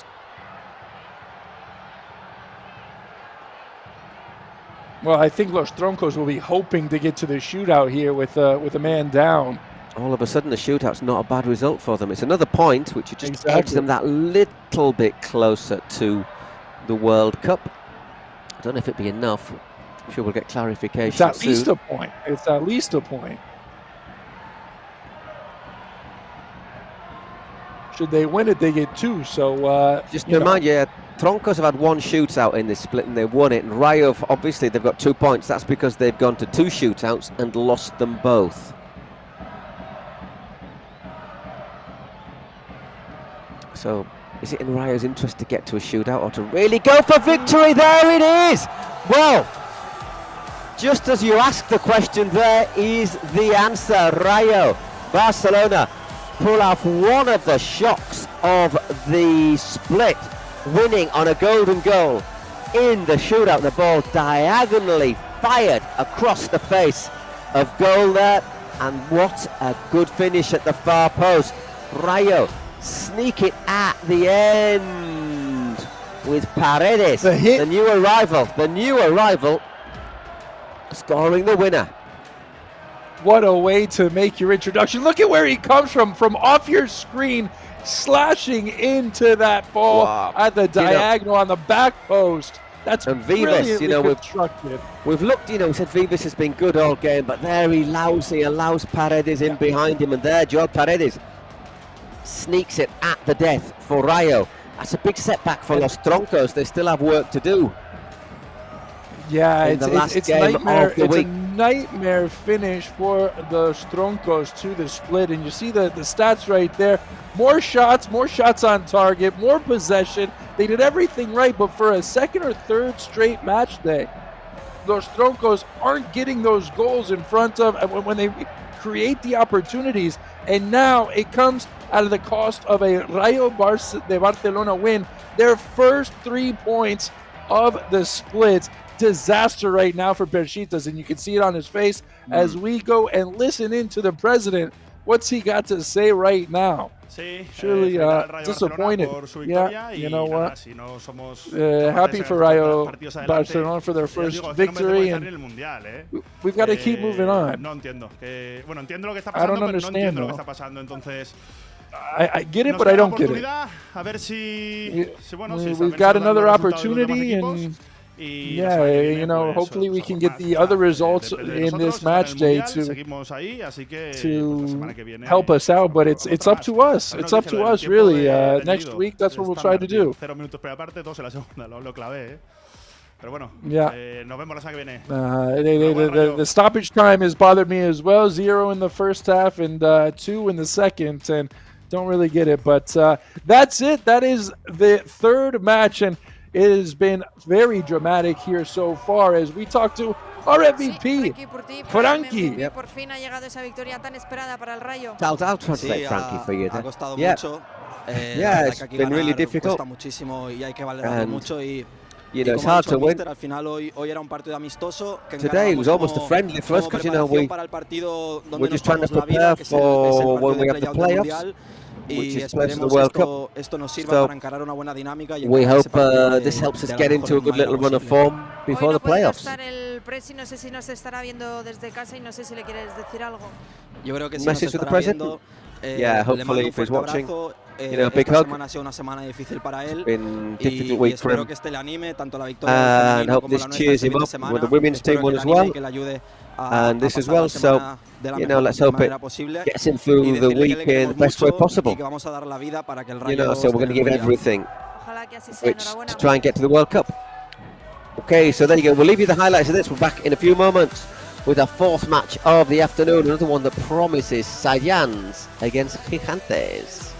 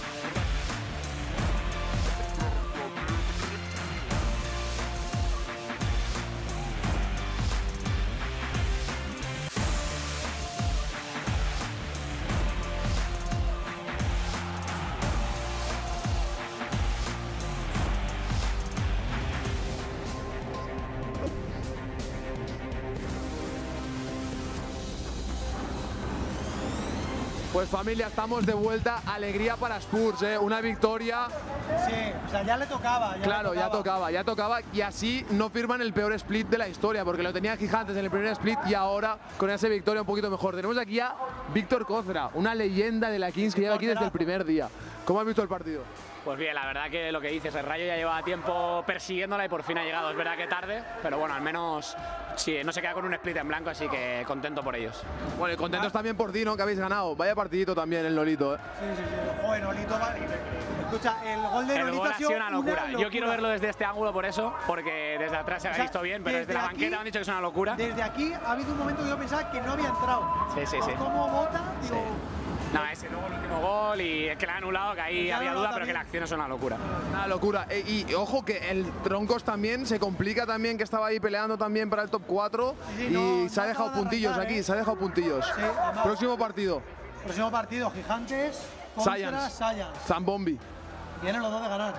Vienen los dos de ganar. Sí.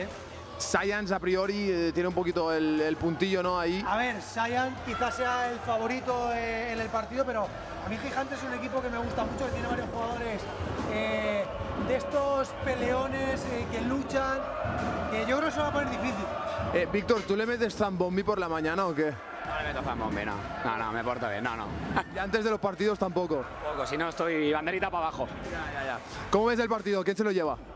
A ver, yo creo que Science por la dinámica que lleva, es verdad que Gigantes también viene victoria, los dos se juegan Gigantes el Mundial y Science quedar líder, ir directo a la Final Four, pero por lo que me pertoca, ojalá gane Science. Yo también, tío, estoy con Zambombi. Yo que soy de Ultimate Móstoles, yo ¿Qué? prefiero que gane Gigantes. Vale, pues Gigantes. Porque así tiene opción de quedar primero. Ya, sí que es verdad. Les arrancan los puntillos, es verdad. Claro. Pues nada, chavales, ¿qué creéis vosotros que va a pasar? Os leemos y os vemos ya en el siguiente.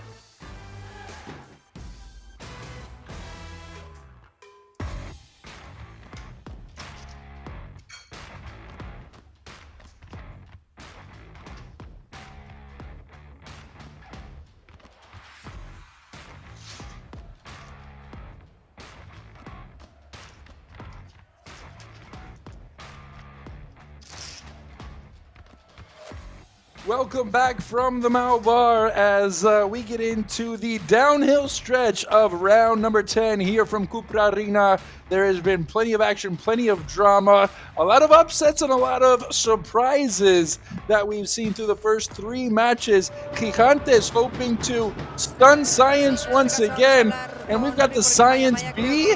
And decía Uri, 2 finales, no sé si sois conscientes de la importancia del Yuri partido de hoy. Pons. Sí, bueno, al final los resultados que han habido hasta el día de hoy hacen que no podamos tener la plaza asegurada con una sola victoria. Today, we don't have anything set so far, so we've got to be optimistic. If we win today, win next week, we still got options. Let's get three points here, and let's see what happens next week against Porcinos. Yeah, the fans have been great. They're always great. We love these guys. Sí, bueno. Son los mejores, ¿qué le vamos a decir? Es que son los mejores. No vamos a... Chicos, mucha suerte. Nah, they're the best. What else can we say? Look at the B. The utmost respect. Give him the bow and everything. For our sideline reporter. And Ojo. Gref is back with his dad. Pops is in the building. Is that his dad? Don't look like a ninja. Yeah. Bueno, no tan bien como David, que ha tenido que meter aquí el papi y todo para derrotarnos, ¿eh? He's had to bring in dad and everything to try and beat us. Chicos, no puedo más. Ese primer split mítico que nosotros ganábamos y ellos perdían todo y perdimos contra ellos, nos ganaron. And we've never, by the way, saying, pointing out that his side have never been able to beat Gigantes. Even in the first split where everybody beat Gigantes and we weren't able to do it. So, después de mi hijo, claro, después de mi hijo. Pero esto no se lo dirás a todos, ¿no? Saying, well, he's my second. You're nearly my favorite after my son. You do things really well. You manage to control the wins and the defeats very, very well. So Depende del día. También me he calentado como todos, pero bien. Well, it all depends. Pero en líneas generales, la verdad que sí. On the day. Grande, papi, grande. What is this? Pues Everybody's getting along. Quedamos muy tarde. Yeah, pues being nice to each other, I'm muy tarde de la jornada. Yeah, what's going on here? Sí, vale. Venga, dale.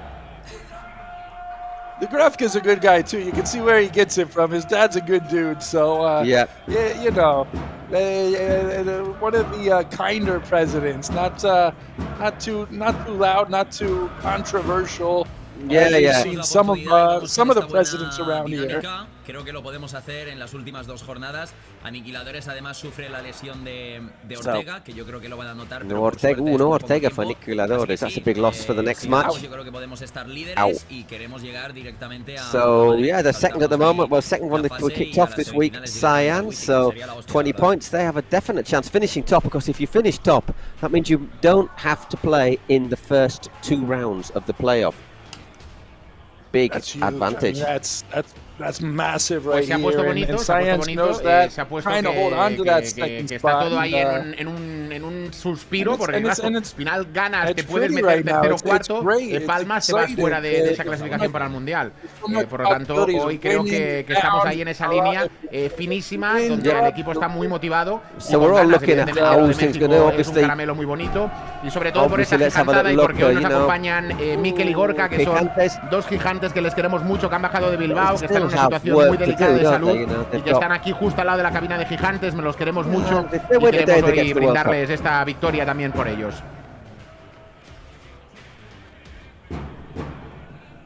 So if we win today,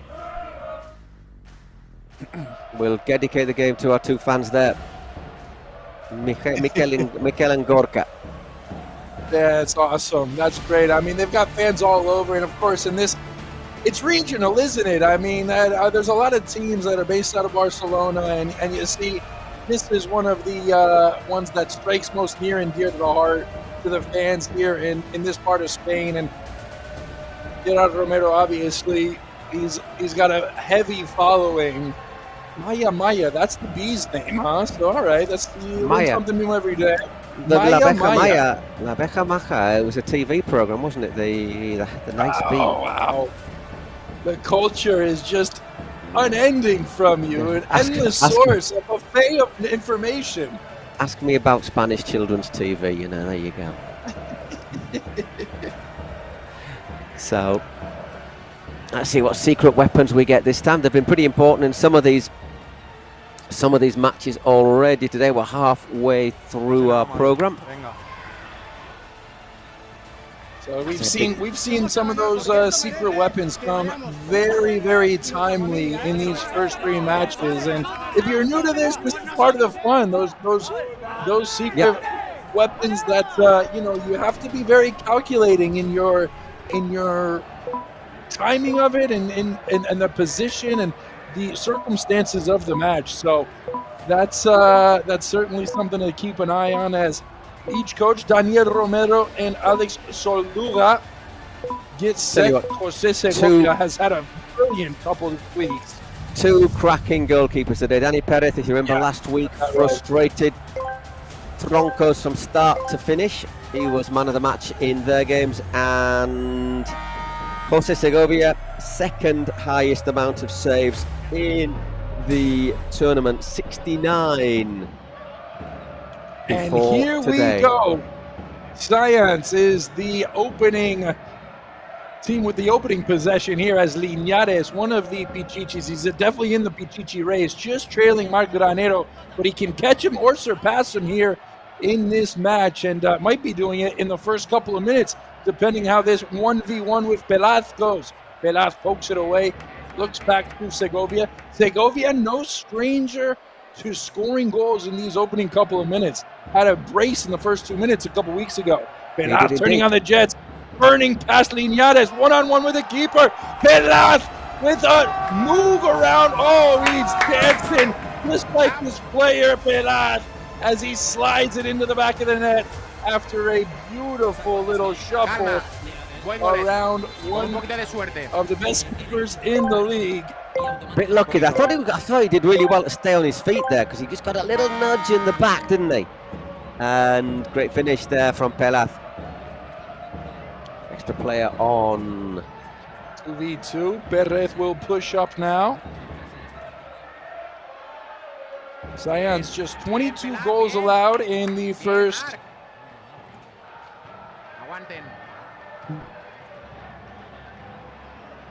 See, the good thing about Science is they've already qualified for the World Cup. They're already assured the place in the playoff. They've got... Oh, top corner, and up he goes. Up and away. It's Alberto Garcia.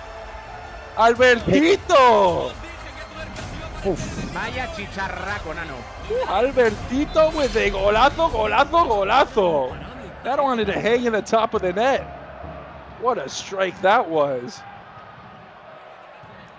Isaac, you might have to check the net after that one. Alberto, who comes into this after playing in the cup, but great finish. Here we come to the 4v4. Pelaz again looking to beat Perez. And right now, Perez, who had a fantastic last week.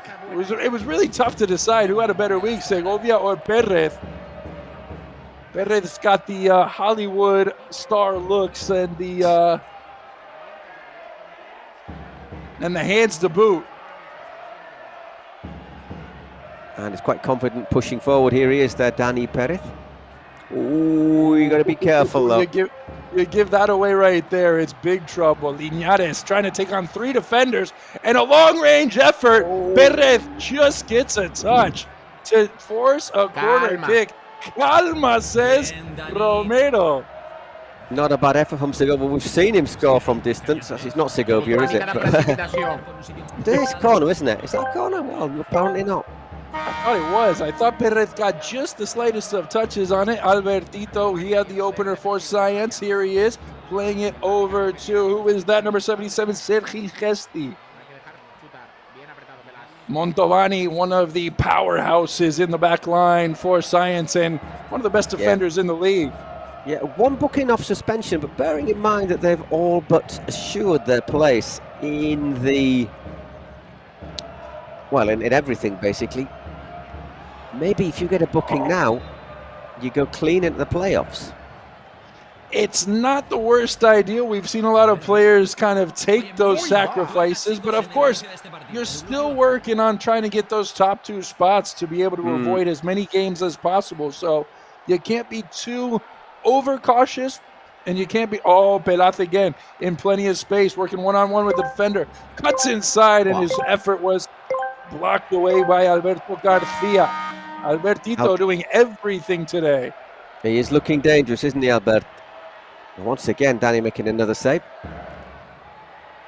They play, by the way, just so you know, they play XBuyer next week, Science.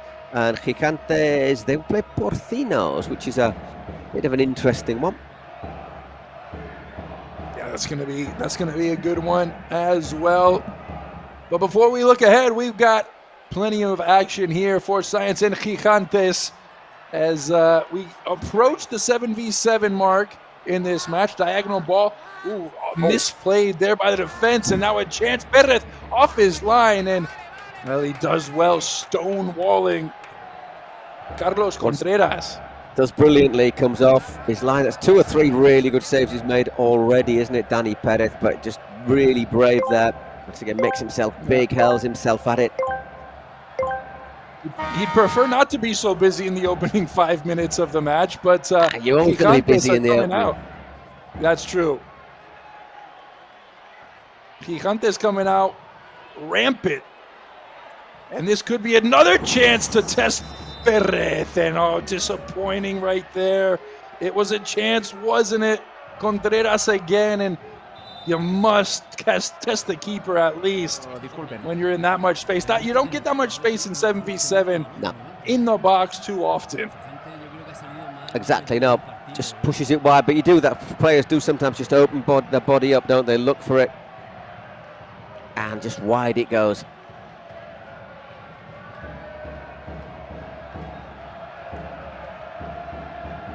So a bright start to this match. I said the brightest we've seen so far today. Yeah, it's been free-flowing. Both chances for both sides right now. If I had to pick who's been better over the first 6 minutes, I'd say Gigantes by a slight margin. but Science with so much firepower in their arsenal. They've got Linares, they got Martin. Got Hero as well, who I'm a big fan of. Hero Martin, I'm a big fan of. Linares, 12 goals, second highest scorer. Obviously just that one goal to go level with Granero. Kind of drops off after that, just 2 goals for Montovani and Serra. They're top 2 trigger men, and not much else after that for Science. But when you've got a keeper as good as Perez is, you can let your front 2 do their job and really just hope to defend the next.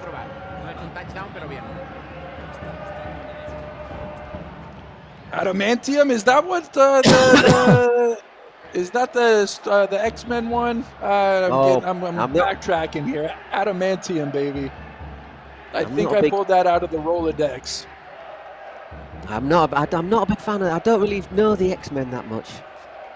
Yeah, you'd think I'm a dork with what I'm referencing, the sci-fi and the comic books and stuff. Oh, hang on a second. Oh, Pelaz! Oh, that was dangerously played back by Serra. And Romero, he's coming out of the gates hot and heavy, just like his team right now. Gigantes, didn't want to. We've seen some contentious calls, some controversial calls, but so far so good. That last game was pretty well called and not too much controversy. I think sometimes the first couple of games I thought the referee put the bar a bit high and just allowed things to boil over a little bit too much. Yeah. No, that's. I mean, it's the typical thing where you see the referee having an impact on the game, and in this instance, or those 2 instances in those first 2 matches, it was a negative impact, wasn't it? Just allowed things to get out of control a wee bit. Yeah. So by trying not to be too authoritarian. Yeah. Just got a bit. There's Augusto. What a good player Augusto Fernandez is. He really is, as you'd say, he's an SUV, isn't he? He's a todoterreno. It's a Land Rover. Frutos, that's a big boy in the back, and they've got 2 of the best central defenders, Gigantes.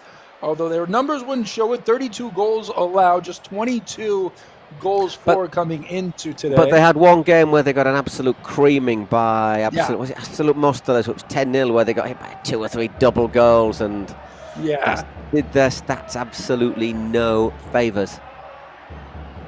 10-2 it was back in match day 4. Yeah, it was early. Oh, a chance there from a quick throw-in. Bit of frustration there you can see from Gerard Rivera.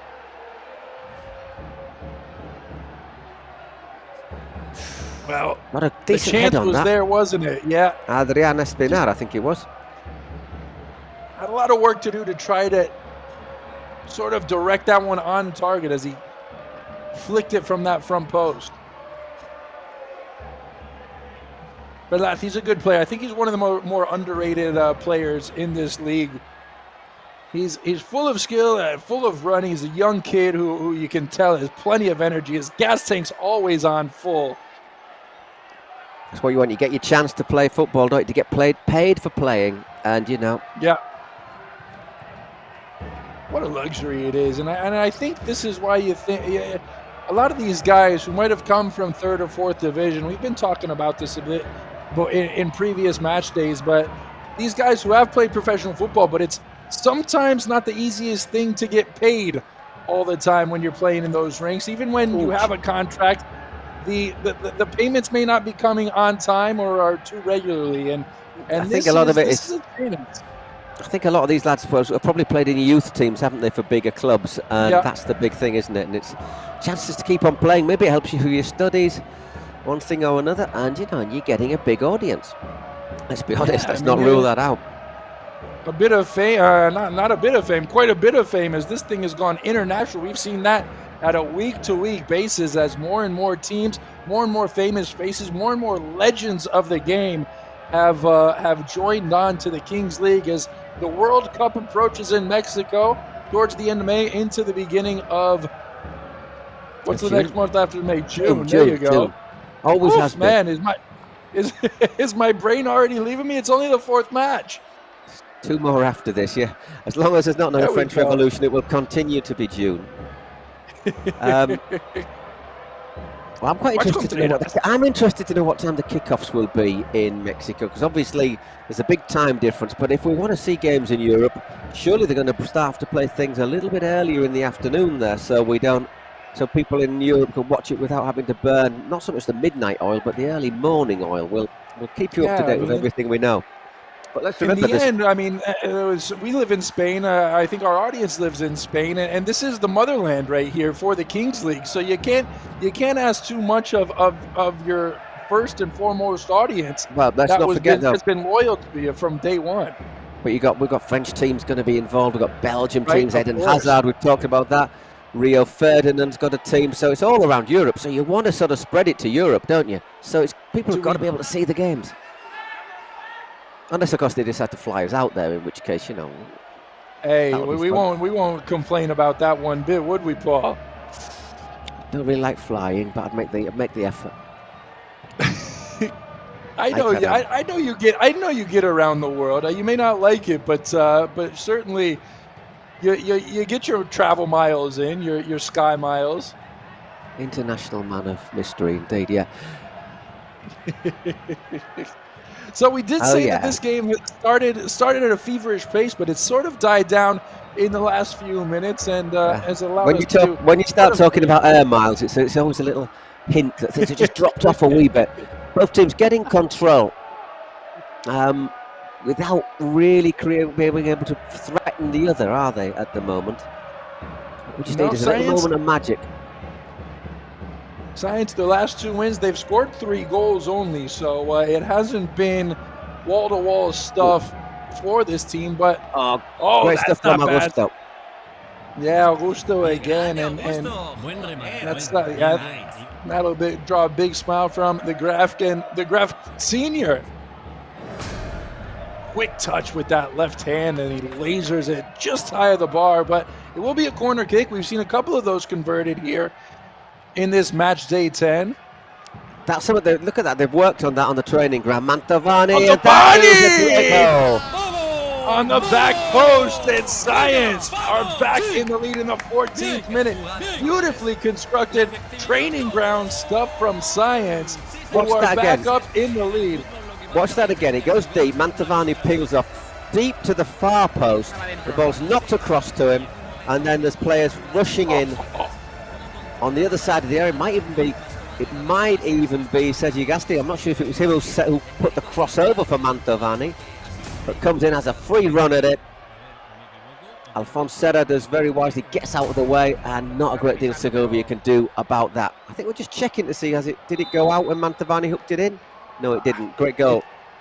It's a brilliant takedown from Mantovani, who spent his entire life as a center back, and there he shows that deft touch to bring it down, put it over the top, and tucked in by Gesti. Beautiful stuff by the captain of Science, who was the anchor of that entire attack. How does Gigantes respond after looking like the better team for the first 10 minutes or so? Well, that's the big question. Let's remember, Gigantes, they've currently slipped down to, I think, to 7th, 8th in the table, with Cuni Sports winning. Yeah, that's true, after Cuni Sport. That's sort of no man's land. Well, they got themselves a big win against Pio last week, didn't they? And it took until the very end. But that was sort of, Pio aren't in a do-or-die situation, but at the bottom of the table, every point matters, and sparing 3 points instead of having to go into the shootout off the golden goal. See, the point would have... See, at the moment, Pio are second from bottom after El Barrio's win, so that point would have just kept them level on points with El Barrio. Meanwhile, here come Gigantes. Nice turn. And again, well worked. That's lovely. Here we go. This is a chance. And what a goal it was from Ayats. Gutiparas for everybody. Is that what Romero just said? Mil Ayats. That was brilliantly worked. And Ayats, well, away to the eyes of the keeper, and he buries it home. Qué bien, Frutos. Give some credit to Frutos, who made that move in the center of the park, laid it off, perfect pace. And a good finish. I thought he was going to look to... I thought he was going to look to drag that one across the face of goal for someone to run into, but yeah, good finish. Decisive. We've seen a lot of those passes lead to goals, but Ayats taking it all on his own. That's just his second goal. He's thirsty for more, though. To the end line, Ayats, a couple of defenders crashing in, and now it is Contreras. This is a guy, Contreras, I like to watch. He gives you a little bit of that Latin flair, doesn't he? Where he won't back down from a challenge. He's gonna bark at you after a clash of bodies, and he's a dog.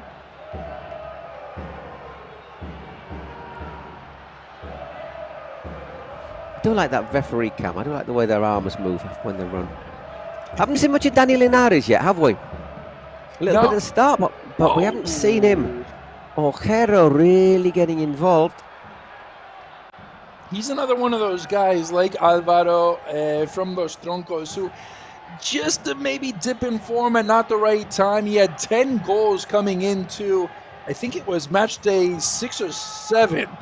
And he's got just 12 coming into, and a lot of those goals, we got to be honest with ourselves, they've come from penalties, Paul. So you take those 12 goals with a grain of salt a bit. Yeah, just a couple of players, started. That's the thing of this.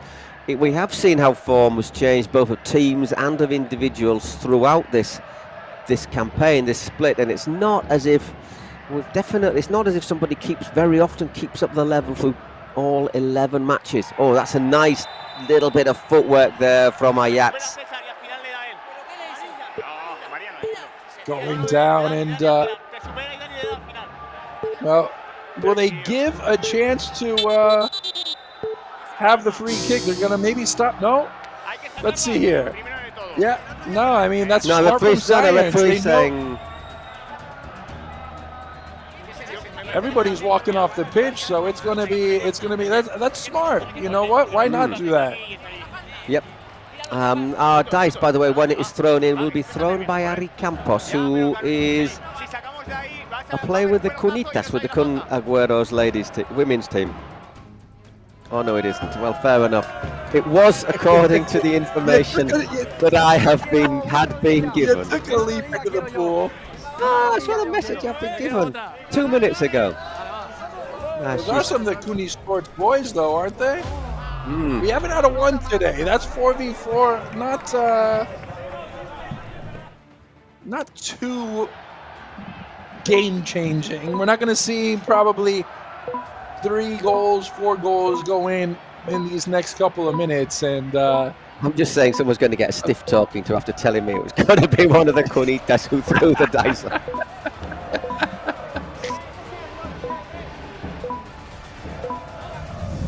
Well, not your fault at all for being fed the wrong information, but here we got... Kill the messenger. Kill the messenger.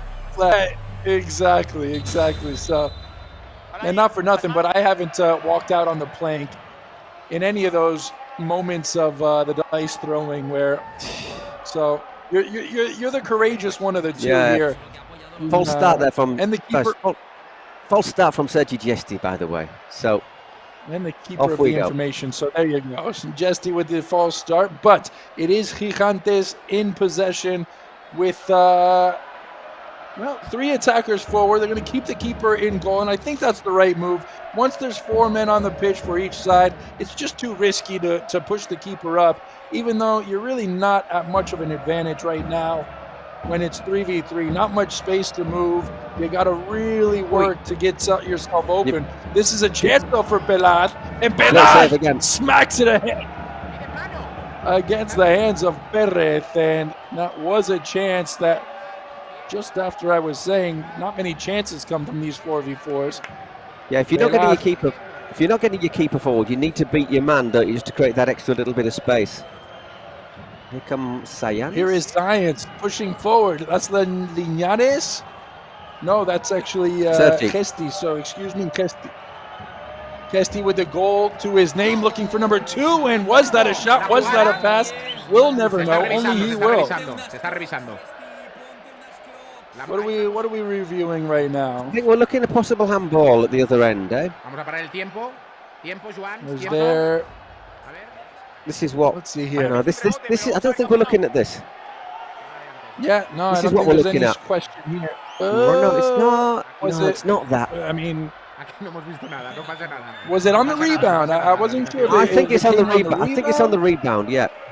No pasa Okay. nada, Neil, estamos contigo, tranquilo. There's Rivero going. No, I won't Segovia say is- anything now. Estamos contigo, Neil.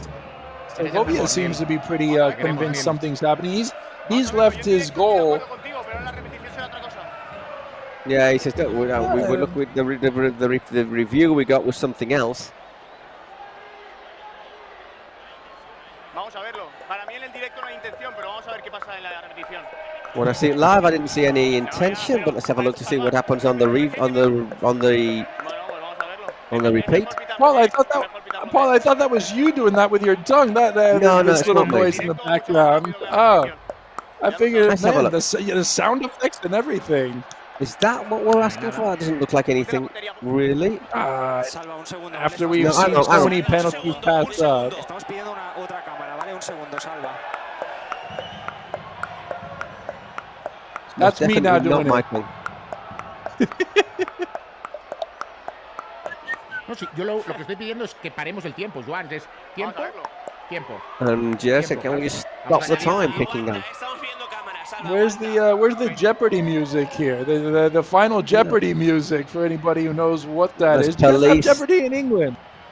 There you No. go. No, I don't think so.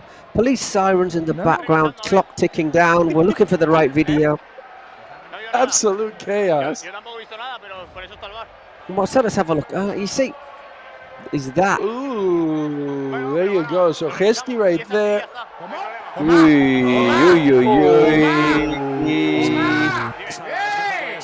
I think And you Gerard, talk about voluntary.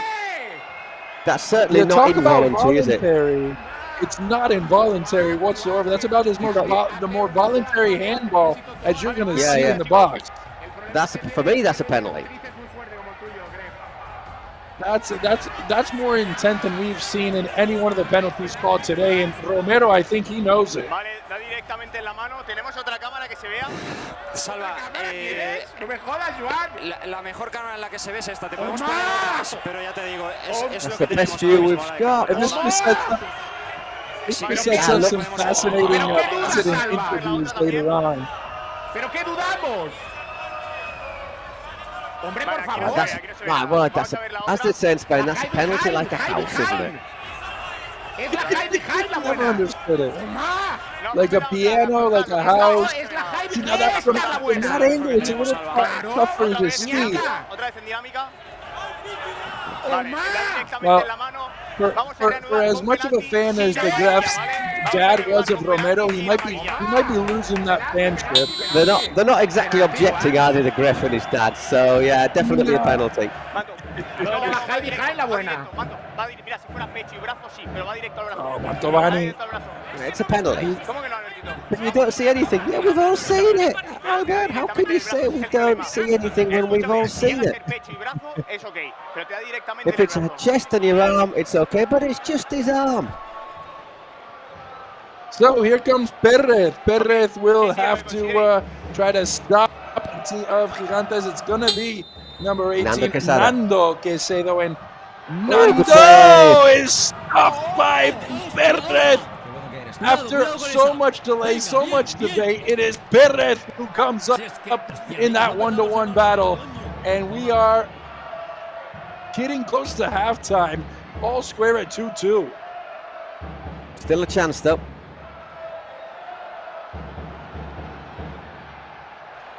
Juste lines it up as no. Gigantes taking the lead right before the halftime break. Romero finally gets his goal. The go-ahead. Juste with the playback at the top of the area, and he tucks it home. You could see him lining that one up, couldn't you? And great finish. Just catches Danny Perez slightly off balance. But just uses his instep, doesn't he? Uses his instep and obviously just fools the keeper, thinking it's going to go the other way. Really, really good finish. It never seemed like the defense got set. They got in position after the penalty, and Juste was the one just roaming around that top of the D and tucks it home. That's a central defender who is showing plenty of class and plenty of precision on that one touch, tuck in to the back of the net. So here we go into the last few seconds of the first half. Gigantes maybe trying to just pull one off in the final moments of this first half here, but they'll go into halftime plenty content, leading Science, who come into today second in the league with 20 points. But who have never, let's remind you, have never beaten Gigantes in this tournament. And there's something moral to that, isn't there? There's something psychological, and they'll have to get over that little mental block in the second half if they're going to continue their trek towards the top spot in the league here in match day 10. We are heading to halftime in the fourth match from Cupra Arena. Yeah, I mean, game that just looked as if it was taking a little dip, but then picked up again, didn't it, in the closing minutes of that first half. Let's have a look at the stats. Look at that, Science, just 6 shots, 4 on target. Gigantes really having the better of things and having more possession.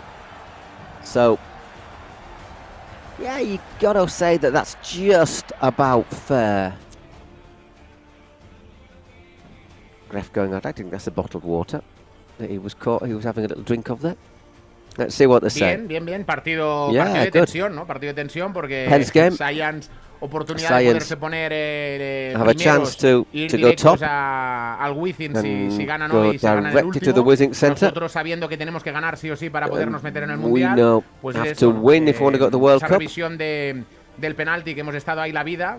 Yo si fuera penalty is really, un poquito más de añadido de la primera parte, pero como voy ganando me cago en puta y no lo digo. Pero bueno, que va a ser muy bonito todo lo que queda. Cartas, everything that's going to come is going to be really exciting. Un poquito más de cómo está el with resultado. the special web, special cards, etc. I think maybe we deserve a slightly bigger lead. Son muy eficaces, ellos atrás tienen una defensa increíble que lo han demostrado. Really effective, they've got a really good defense. Así que nos espera un segundo tiempo brutal. So, I think we've got a really good second half ahead of us. Nada, bien, no me voy a quejar.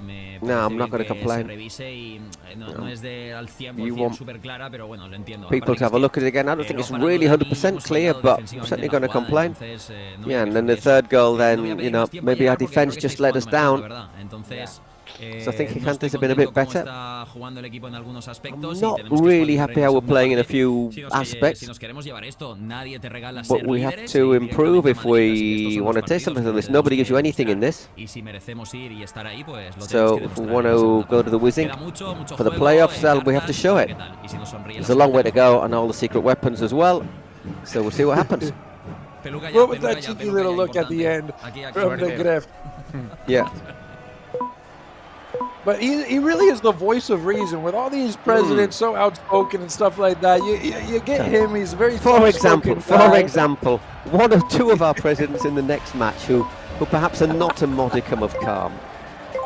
Let's be honest. So 20 minutes to decide this one here. Still plenty on the line. Gigantes trying to get into playoff position, World Cup position. A lot on the line for Science as well as they continue their trek to the top two. Obviously, not much difference between 1 and 2, perhaps, if considering you get just as much time off, just as much playing time off. No. It's only the winner that goes straight to the semi-finals, eh? So there is an advantage. You go straight to the Wizzing Centre. At least somebody knows what's going on in this one. There you go. You've got to win. You've got to win to go straight to the Wizzing Centre for the playoffs. You go straight to the semis. The other one will have to play in the quarters. There you see it. All right. There you have it. So Science playing for plenty here in this final 20 minutes. Contreras with the racing stripe down the side. Danny Linares, can he hit top gear? There you go. Well, not just but it's so tight in the middle. It is so tight, isn't it? Look how Gigantes gone right up into the top 4 with the win. Obviously, a couple more matches still to play. just a bit lacking in pace, precision, any sort of venom at all, as we've seen Jose Segovia, excuse me, he takes something special to beat the keeper before going down. That was a dangerous challenge at the corner of the area, right in front of the science bench. Albertito,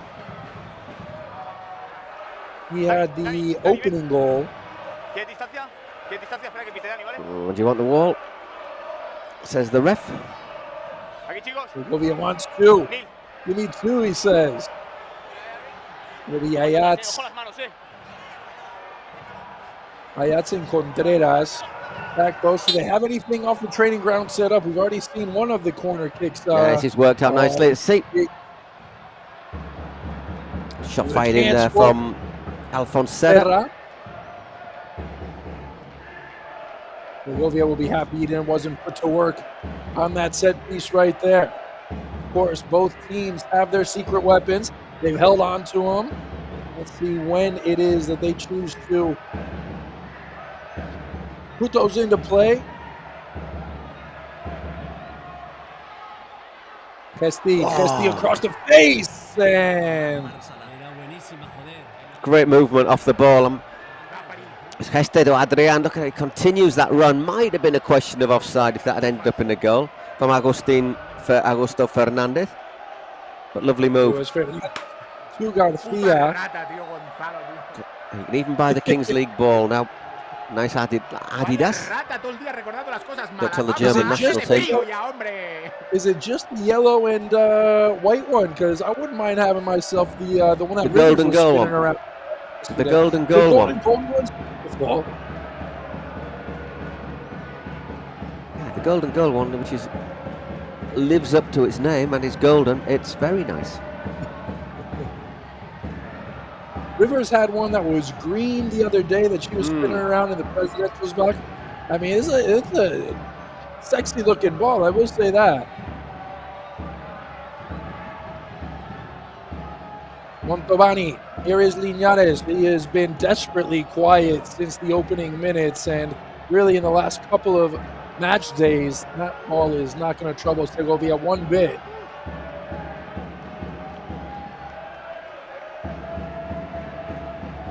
Yeah, this is another game where those cards are going to be so vital, aren't they? Yeah, it's been tight. It's been tight throughout. Nothing really between these two sides. And you look at the table right now, and, you know, it just gives you an idea of no team at the top of the table is safe against anyone at the bottom. We saw it in our opening match, El Barrio against Uno KFC, and but it's just been a day of surprises with Rayo beating Los Troncos, Uno K losing to the Barrio. You know, if I was Ultimate Mosteles, if I was DJ Mario, I'd be absolutely petrified what Pio were going to do to me. No, exactly. Pio probably going to put 5 past them. Oh, maybe a question perhaps for that going down in the box. He's spun between a couple of defenders and maybe just going down a bit too cheaply in the eyes of the referee. Nicely shepherded out of bounds. Sergio Juste. Yeah, I wouldn't mind having a look at it, but I got the impression he goes down really easy, doesn't he? There's Ayats again. It was Ayats, wasn't it? Yeah. I mean, those are the sort of moves where your balance is already a bit off, and if you just get nicked a bit, you go down. It's not like he was trying to draw the penalty, I don't think. I think he did get maybe a little tap, but not enough for a penalty. There's always going to be a bit of contact when you're turning like that. Yeah.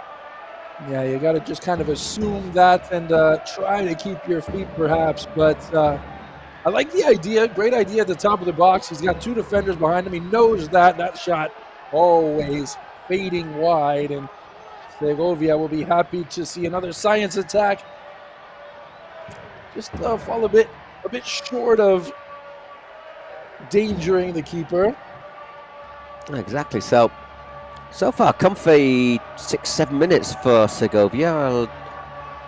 Gigantes managing the time quite well in this match so far. Not really allowing Science either the space to launch a counter-attack. We know they've got lots and lots of pace, but it's just not It's not working out for them. They're doing a very good job, Gigantes, against Science. Yeah, it's been, I mean, the guys who you wouldn't really expect stepping to the plate for Science, Albertito, Agosto, Fernandez, Montovani, who have been at the heart of the Science attack. Where's Linares? Where's Jero Martin? These guys haven't really done much of anything. And like you said, like you reminded me, this game means an awful lot to Science and, of course, Aniquiladores, who we will see next, I believe. We will indeed against XBuyer, which should be a bit, arguably, game of the week. Aniquiladores, XBuyer, the two top scorers in the Kings League InfoJobs. So expect fireworks. So that's either going to be 6-6 or 1-1, isn't it? We had a 1-0 game for about 35 minutes in the opening match of this 9th round day. 10th, excuse me. And here's Linares now. Linares with the ball on. He attracts a lot of attention, doesn't he? Linares, and that's opened up some space on the top of your screen. Here is Montovani. Montovani never really going to have a shot from there. Never a threat, and that's a terrible giveaway. What a save. Perez off his line, makes himself big, stops him in his tracks. Brilliant save from Danny Perez. Brilliant save, because Sergi Cabré, isn't it, who's clean through, hits it low, hits it looking towards the corner, and he just sticks out that hand. Great stop. Really strong hand as well. We saw Science score on a similar sort of setup from a goal. Have another look at this here. He gets past that challenge. So strong. That's so strong right there from Cabré. Great stop from Perez, who we know is not an easy keeper to beat. One touch into the middle. Montovani might have been a bit better suited letting that go, but he took a touch. Maybe didn't hear the call off coming from behind. Look at this. It comes in, nobody picks him up, but his first touch is just a little bit strong. He had not one but two options behind him to tuck that one home off the ball sent in from the top half of the box and on the top half of your screen. Montovani now. Science trying to come back here in the final 10 minutes or so. 10 minutes and some change. That one fired in from Gesti. Rebound falls. This is Fernandez, taken back, sent wide by Gigantes. Montovani again, relentless pressure from Science, going down. That was Fernandez. Quick throw in coming from Gesti. It's all one-way traffic at the moment for Science. Gigantes just trying to hold on. Another shot spanked at the keeper, Segovia. And Segovia on the second take will just calm things down a bit as Gigantes look for a bit of possession. Yeah, they're just starting, Science are just starting to push them a bit further back, aren't they, in these last couple of minutes, as you saw there with that chance. So Segovia gets that at the second attempt. Yeah, Gigantes, I think it's dangerous to sit deep and look to soak up pressure in this. I think you always need that second goal advantage, don't you? Well, this is one of those times where if you're Gigantes, you obviously wouldn't mind a penalty, but having 4 minutes of a man advantage wouldn't do you any harm either as your secret weapon. You talk about always wanting that penalty, but maybe there's some circumstances like this one where you just might prefer something else. That little bit of extra space, extra space it would give you, yeah. Well, let's see that we've still got both teams with secret weapons in their pockets right now, so probably depending on the timing, depending on the situation and the circumstance, coaches will pull those out of their pocket when they feel right.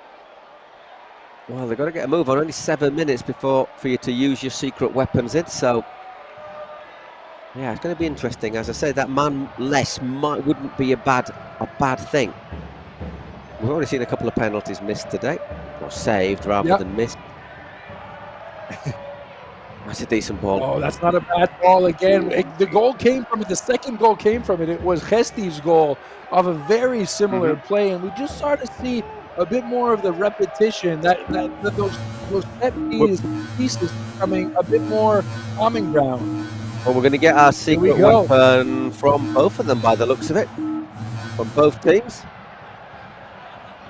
Interesting. Will they draw them both? Will they play them both at the same time? I'm not sure I've ever seen two weapons being played at the same time. So first it'll be depends what they are, doesn't it? Yeah, it really does. Double value goal for Gigantes. Okay. Useful, but and the player off. Well, that's what you were saying. Okay. There you go. Exactly what Cyan. Well, it was more what Gigantes might have hoped for, but and they're taking the defender of Juste as well, so they're looking to get that little advantage in defense. I'm going to be interested to see who Gigantes, if they make a little defensive change. And I tell you what, that's a really, well, it's good. I mean, you get what you draw, don't you? But obviously, Gigantes, they got 4 minutes of a double goal value, but those 4 minutes, they're going to have a player less on the pitch, so it's going to be a bit harder for them to create chances. In fact, most of the time they're going to be backs to the wall defending. You don't want to say it nullifies that secret weapon, but it certainly makes it a bit difficult to take advantage of that. And now, with Juste on the bench, with Juste on the touchline, let's just see what they can do here. It's going to be, if it was already one-way traffic, now it's even more. And a chance. It was a perfect chance, Pablo Fernandez. It was a tight angle. He had to flash it across the part of the goal. Must have just got a touch. Must have just got a touch. Here he is again. Pablo again. That's disappointing there from Pablo.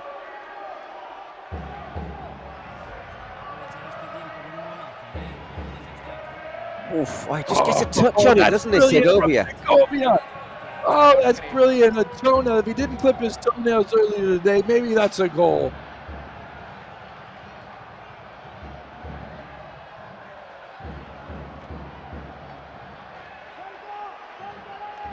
How many times have we seen Segovia? What would Gigantes be without their keeper? I mean, you think of all the saves he's made. What is it now? 69 saves coming into today. Before today, yeah. So only Amrabat. You know who I mean.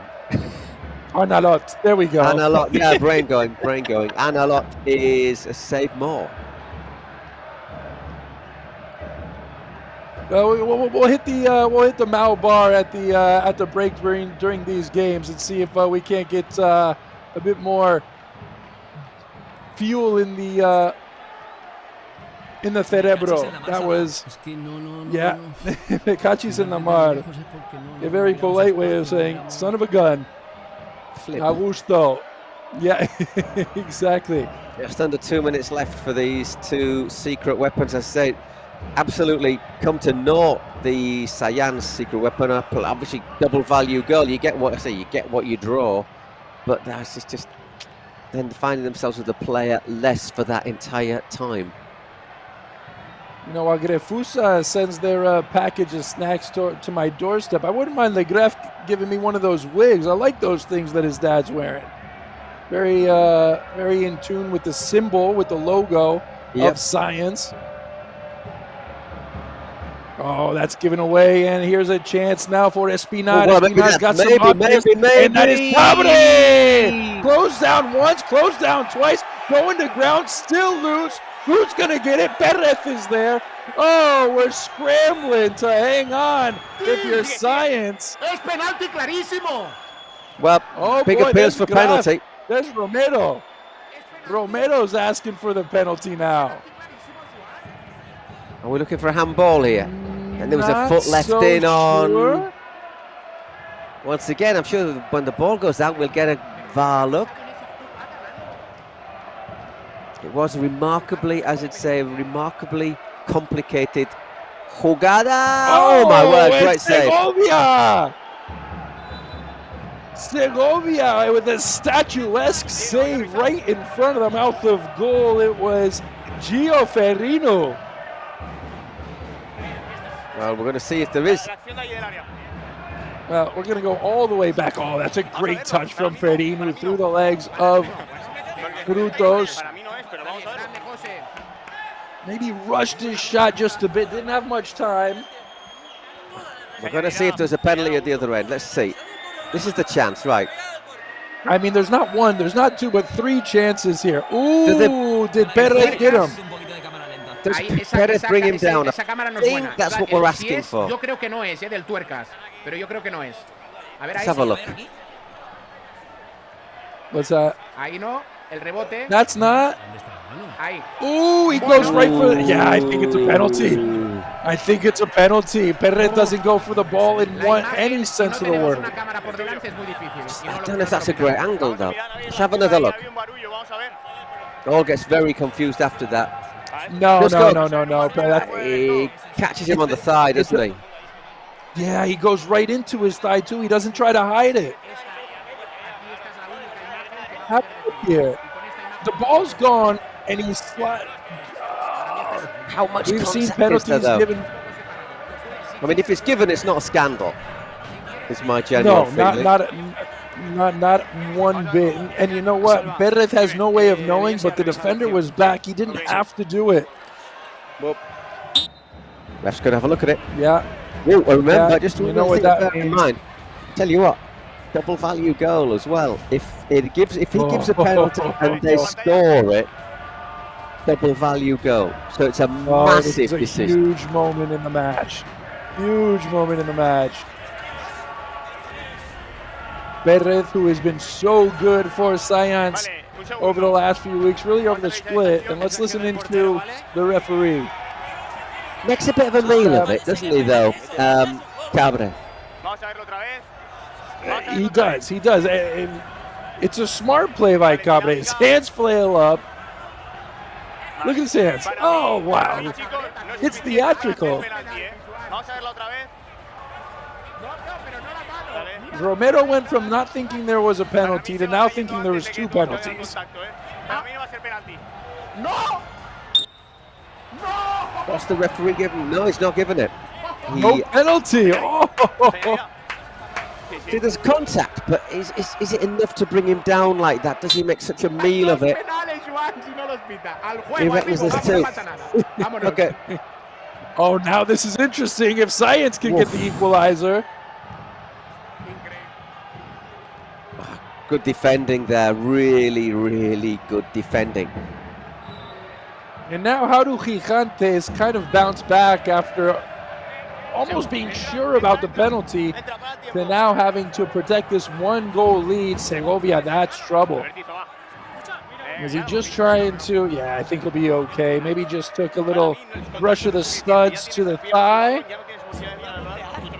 I think it's the way it goes down, isn't it, more than anything? Yeah. Have a look. Goes down a bit awkwardly, doesn't he? Yeah.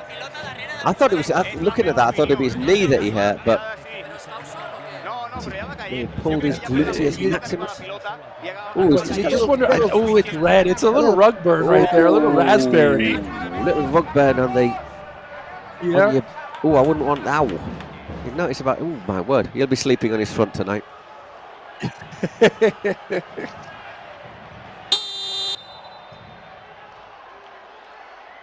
So here comes Science once again. They've got some bodies in the box, sent wide. We've seen this play before from Science, but it worked out a little better in the first half as Montovani found Gesti, but that is knotted away, and we are getting close to the 38th minute. Both teams have used their secret weapon.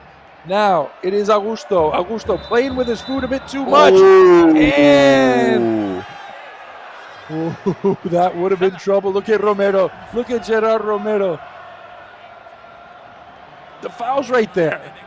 It should have come right there. You let it go a little too long, and you just invite that bit of doubt, that bit of controversy. Nando. Looks like, to me, just looks like the Spain international Dani Olmos, doesn't he? A little bit Nando Quesada. Yeah, not bad. Not bad at all. It's a wonder how he hasn't returned to Spain in any capacity whatsoever. Obviously, he plays with the national team, but one of the guys who wears the number 10 at times, if I'm not mistaken, and he doesn't play in Spain. Probably gets paid more in Germany. He plays for Leipzig. You know, they pay a decent wage. Probably more than he gets paid at most clubs. Anyhow, last closing seconds. They're not going to get a shot off, will they? Nope. It's disappointing, the end to the 38th minute. But there is still a chance for some late game drama as Science trailing, trying to keep up with Aniquiladores, but Gigantes holding them off going into the final 2 minutes. Plus, I mean, we're going to have a good old chunk of injury time as well, aren't we, I think? Yeah, you see how long we get. 3-4 minutes for that VAR.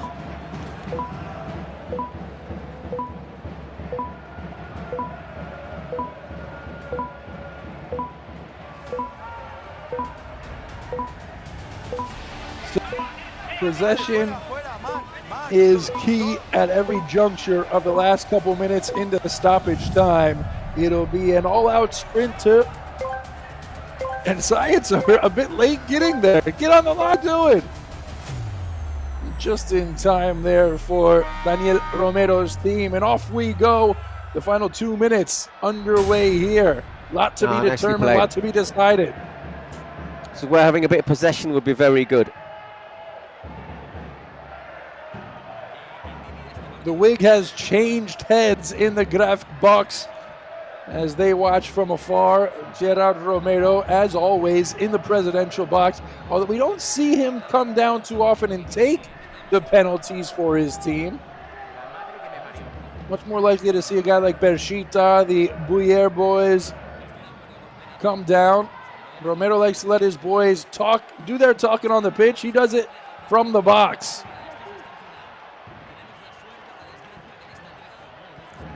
Well, that was an always ambitious effort there, and quickly it's going to be taken after Nando sprays it a little worm burner wide.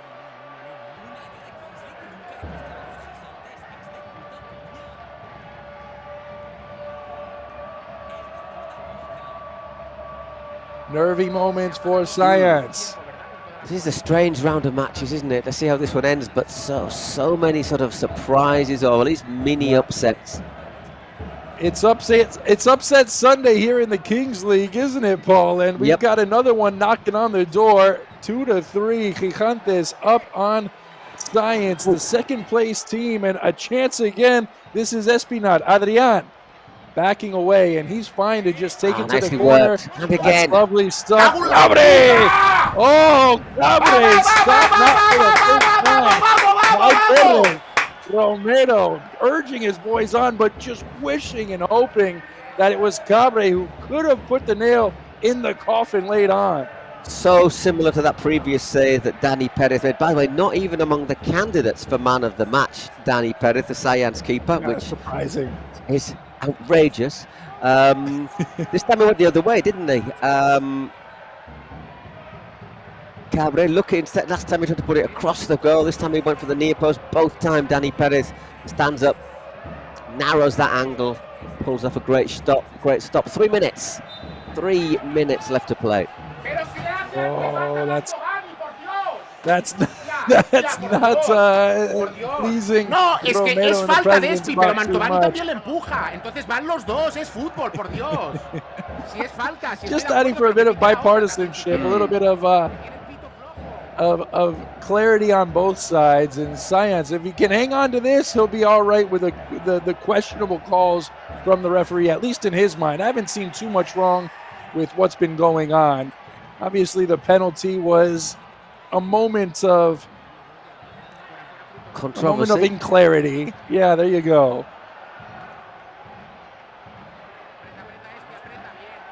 Oh, Mantovani, you don't see. Oh, that wasn't Mantovani, was it? But now Pelaz, no, it was touch along that. Pelaz. It's getting tense up there, isn't it? Yeah, just look at him. Look at him with Romero. It seems like every touch of the ball, Romero's got a problem with what's going on. I think he's got to the stage where his nerves have gone. Mantovani hurls himself in. Ayats is blocked. 3 minutes, a minute and a half of stoppage time now. We are halfway through the stoppage time session, and nothing really there. I don't think the graph is really asking for anything, although here is Fernandez. Fernandez over the top, and oh, if it just had a little less pace, that could have been a chance for Motovani to send one across. Trying to avoid the offside. He can't believe it. Trying to avoid the offside, Motovani. Yeah. I suspect it's a longer 3 minutes. Longer 3 minutes for Romero than it is for the Gref. Oh, well, that's not going to do Science any favors. Gigantes will take their time throwing this in. Albertito just trying to do his best to get this taken at a quick pace. Get up, says the referee. Get up. Oh, was it a late foul? The late whistle might just end this match. Romero, he can smell victory. Well, he's in the background there, isn't he? Upset. There he is look in at the him. background. A double dose of Romero. Oh, listen to Augusto. Don't yell at me, says the referee. But Augusto, he's upset. Paul, you said it before. We expected some stoppage time, and I think they might be a bit shortchanged with 3 minutes. Well, if we don't play it a bit more. Look at Romero giving the kisses. Well, a yellow card has been shown to somebody on the Science bench, Rich. Well, we should have another minute or so almost, couldn't we? Or another 30 seconds. Augusto has been sent off. He got sent off. You know, he's been asking for it. Para afuera, para la calle, says the referee, one of the assistants, and and then people will tell you it's not competitive. Yeah, exactly. I mean, you get this every week. Arguments. I mean, these guys are competitors in the end, but they want to win this league, obviously. They want to win every match they can. And Science, they know how important this was and what a chance this has been to move up the standings potentially. A chance that really slid through their fingertips. So how much longer are we going to play? We've got till 5 minutes, another minute.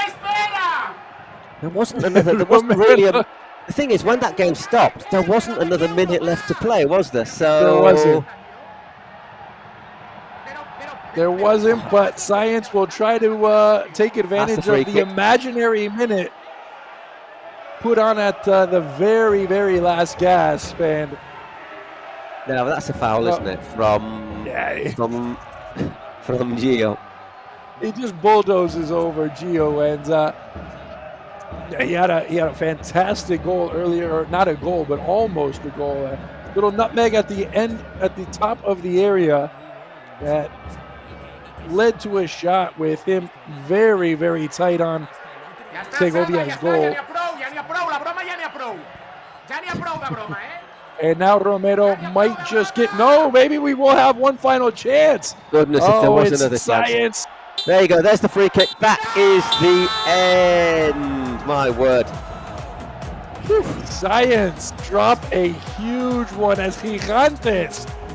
A vital victory in their chase for the playoff race for World Cup. Nice start from Gerard Romero. Goes over and supports. He visits his two guests, isn't it? That's nice. I like that. That was awesome from Romero, who he knows he's got some special guests. He knows he's got this typical fan love up in the stands as well. And he's going to give some love to his players who have rattled off a couple of huge victories late on in the season.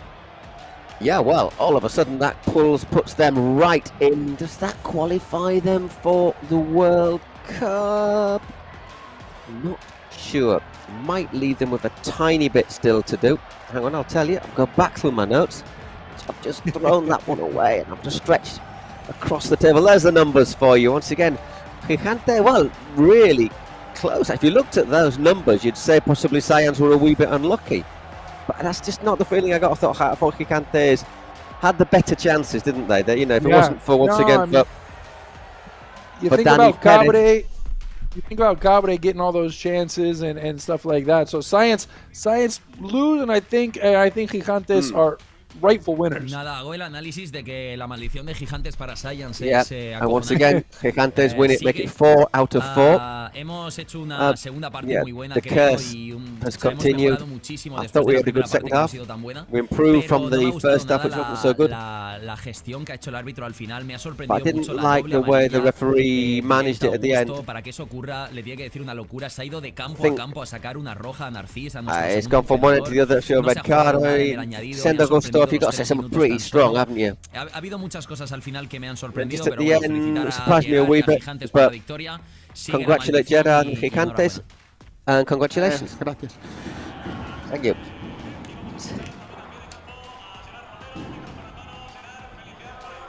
By the way, Gigantes to qualify for the World Cup needed Kuni Sports to not win, so they still have a little to do. Es muy bonito y muy duro al mismo tiempo. Creo que it's great and it's really tough at the same time. Y sobre I think todo the team deserved it. Gigantada que está allí. And the Gigantes fans, who are fantastic. What we've been able to do is very little time is amazing. So we have all the fans coming every week. Yeah. Y nos queda uno para certificar a un poquito más cerquita a we've got one pero es que creo que la more situación que estamos tenemos que aspirar a todo. Si nos podemos meter un poquito más arriba, a bit closer to Mexico, but if we can get a little bit higher up, then so much the better. So thanks to the team, thanks to the players, and Mikel and Gorka, who have come and they've given us, brought us luck, and they're having a difficult time. So hopefully it'll help them go forward as well. Thank you very much. And he's a little out of breath, like he had just played 40 minutes. But you understand, it was nervy until the end, and then Pelaz, understandably the MVP. Sí, Marc Pelaz nunca os había ganado Science. Hoy era un partido muy importante y os habéis Science ganado la victoria de nuevo. Sí, la verdad que era clave y más sabiendo ganar. It was really important to win today. But knowing that Kuni Sports had won. Complicado para clasificar directo. If we didn't win, it'd be really difficult to qualify directly for the World Cup. So it's important, really good, and it puts in a good position for the last round of matches. It's really important that we depend on ourselves, so you don't have to wait for other results. So that's really important. Congratulations, so there you go. Once again, highlights, we'll be back in a couple more minutes with our 5th game, Aniquiladores against XBuyer, possibly our game of the week.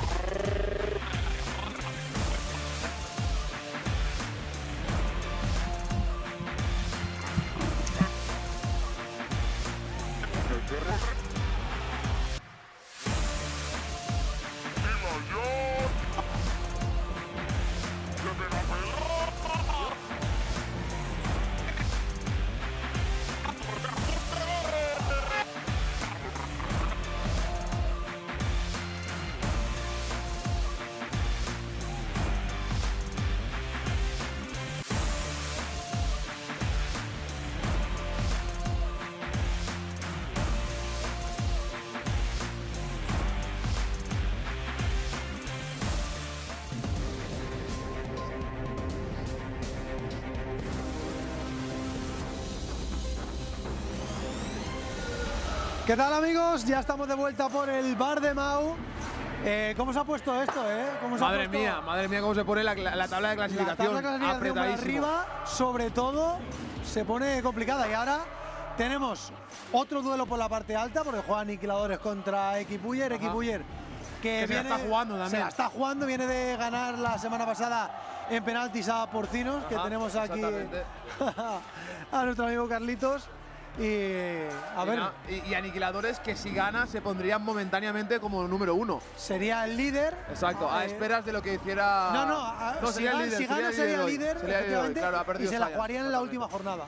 Por cierto, chavales, historia, está Gerard Piqué en el Cupra. No sé si va a comentar un partido, lo estoy viendo desde aquí. Está ahí como en la cabina de comentaristas. Lo vemos ahí a Piqué. Te iba a decir, chavales, ¿tú crees que a lo mejor ha sido un poco spoiler? ¿El qué? Igual lo tenían como sorpresa. Hostia, mala mía, chavales. Spoiler. Por cierto, Caligol, ¿qué tal? ¿Cómo estás después de la derrota de hoy? Bueno, la verdad es que jodido. Sé que mucha gente está muy feliz porque nos vean perder y porque nos vean estos resultados. pero yo estoy jodido, pero no es como empieza, esto es como acaba y a esto no acabará así, ya lo veréis. Bueno, el partido de ahora, ¿cómo lo ves? ¿Con quién vas? ¿Quién crees que gana? Ya me la pela, Polo. Yo pienso ya en la semana que viene en ganar a Gigantes, clasificarme playoff, mundial y callarle la boca a todo el mundo que quiere ver a Porcines en la mierda. Bueno, gracias, Caligol. Yo sinceramente creo que se lo lleva el pibe. A ver, yo, al igual que antes iba con Gigantes por tema Móstoles, ahora tengo que ir con XBuyer también porque lo tenga un poco más fácil, Móstoles. Que sí, que eres amigo del DJ. Pues nada, chavales, os leemos en comentarios quién creéis que gana. Nos vemos en el siguiente. Hasta ahora. Saluditos. Buah, he hecho spoiler fuerte, ¿no?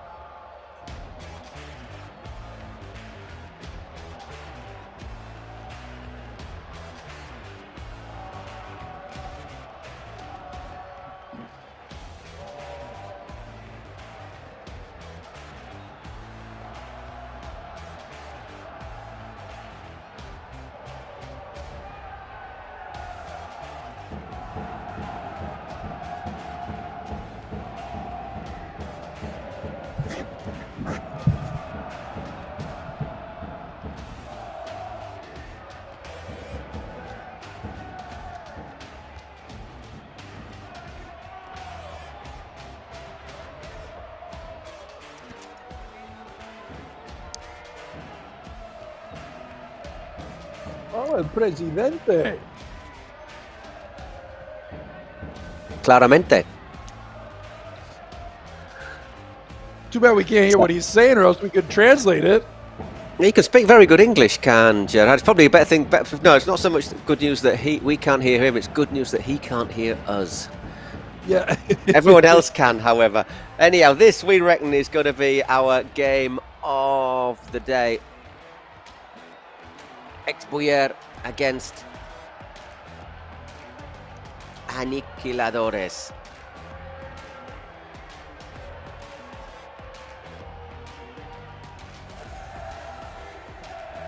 Gerard Piqué doing his job as a commentator, with players certainly had plenty of comments about him over the years.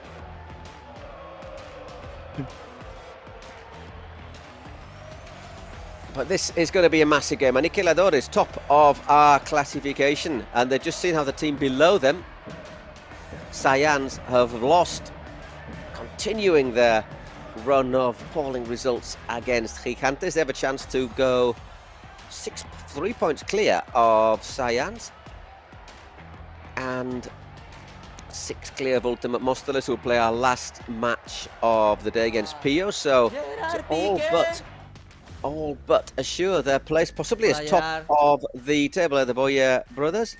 Bien, bien. Ayer no salí, estoy bastante fresco. Didn't go out last night. Gerard no puede decir lo mismo. Me han informado. Gerard can't say the same apparently, but the boys, they behaved themselves last night. They'll have more energy now then. No, I didn't feel like it last night because I knew today was going to be a big day, big game. I trust the boys. I trust the team. We've recovered a few players. Beguet is back, so that's huge for us.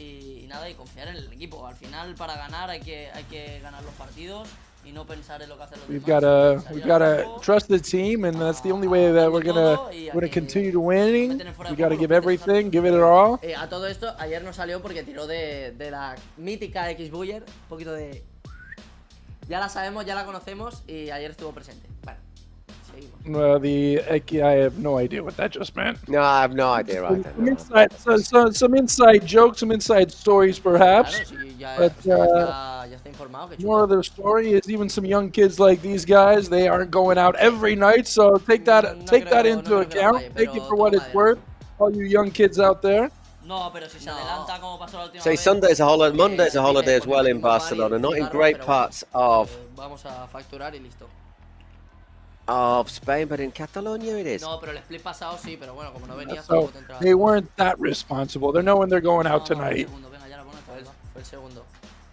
Venga, va. Oye, traerle un agua a Gerard, que se espabile, tío. Traerle un agua al chaval. Bring me a glass of water.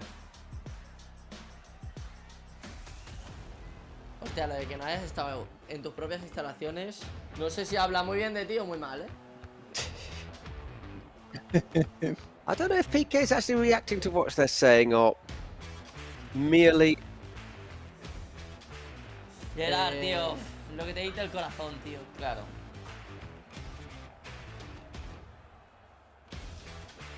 En directo está. No, I don't think he's hearing them. I think they have a couple of sound problems, don't they? Con la liga ni a palos, ya te lo digo.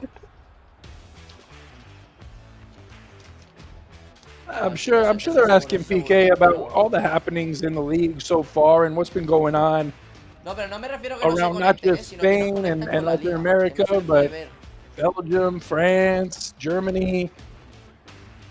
It's been some big weeks over the last couple of over the last month, really. Some huge announcements, and of course, Neymar, Zlatan, Götze, Hazard, Rio Ferdinand.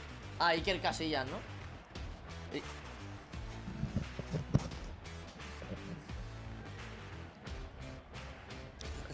Nice jumper that from Gerard. You don't normally need a jumper in Barcelona at the end of March. Just a little jacket normally, but apparently it's pouring with rain there. ¿Se puede comer la oreja antes del penalti a los presidentes? Hombre, del día, 84% que We're going to just take a little break here. This is something from one of the post-match programs that they put out in the Kings League in Spanish. Comes out on Monday. No se dictaminará si es un señor o es un auténtico barrio bajero. Él dirá.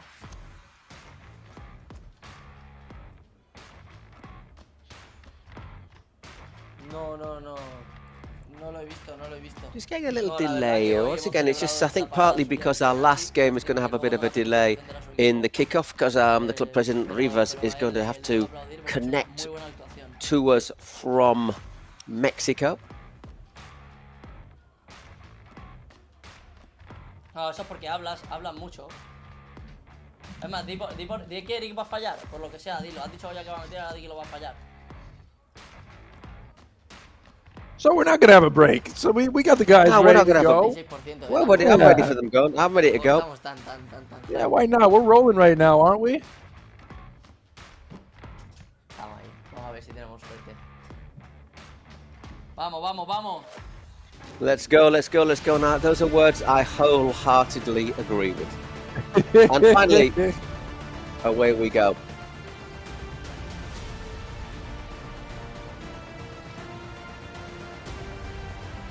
So, our fifth game of the afternoon. Aniquiladores, who are leaders and have a chance to extend the lead.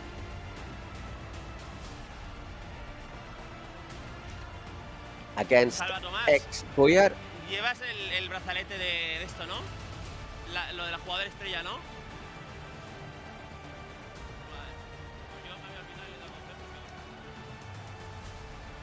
Once again, waiting for our draw for the secret weapons. Como un martes, claro, pero hoy lo transformamos a domingo. Agarra. As you see, absolutely drawn blind. You never know what you're going to get.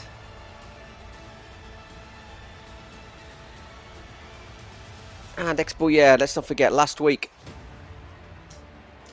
they beat Science. They beat Porcinos on a shootout after a thrilling 6-6 draw. By the way, the shirt Animo Alejandro is for Alejandro Ortega, the Aniquiladores. Normally plays number 10, great player, injured, serious injury, probably won't see him again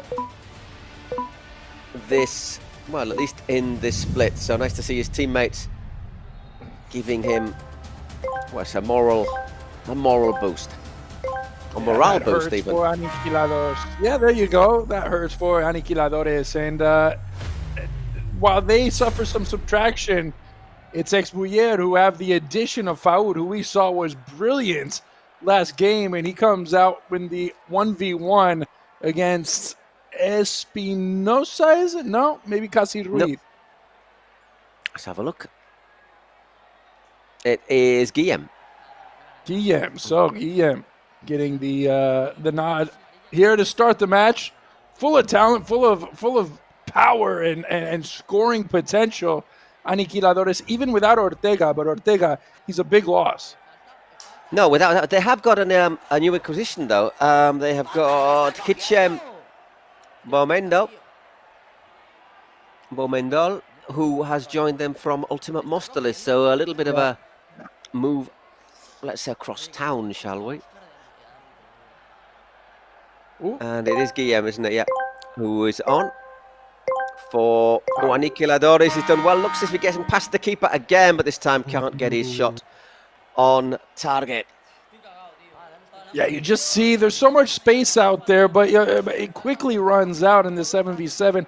Once you get around one guy, okay, you got to get around the keeper though, and that just pushes you out to those angles that are much too acute to try to slide it in. And now here comes the keeper for XBuyer. This is Gutierrez, or it's Alex Romero. Romero, isn't it? Yep. And they've got Pablo Beguer fit again there. Not far away there from Alex Romero. So they've got Pablo Beguer, main assist provider for XBuyer. So let's just see how those two kind of form a partnership between Faud and Beguer, because they have not played together yet. Exactly. Faud was so good. Faud El Amrani. Last match coming onto the pitch there, almost catching him by surprise. And that's drilled in, and a great save in the end from Romero, who was moving around all over the place. Right, it was knuckling in from, and a great save. What a fantastic save from Romero. Espinosa drags that shot wide. Another key player there from Aniquiladores. So until they claimed that win on penalties last week, XBuyer had gone into a bit of a 3-game slump. They weren't to a great start to the season. They suddenly started to struggle. Will this have changed their dynamic? And if you ask the presidents, it all came, all of their problems, all of their troubles came from referees' decisions. Obviously, if you saw the Uno FC. Oh, what a shot from Velillas, who spanks it off the post. That thing is still rattling. But they've been... What bad luck we're having. That's a great ball in behind.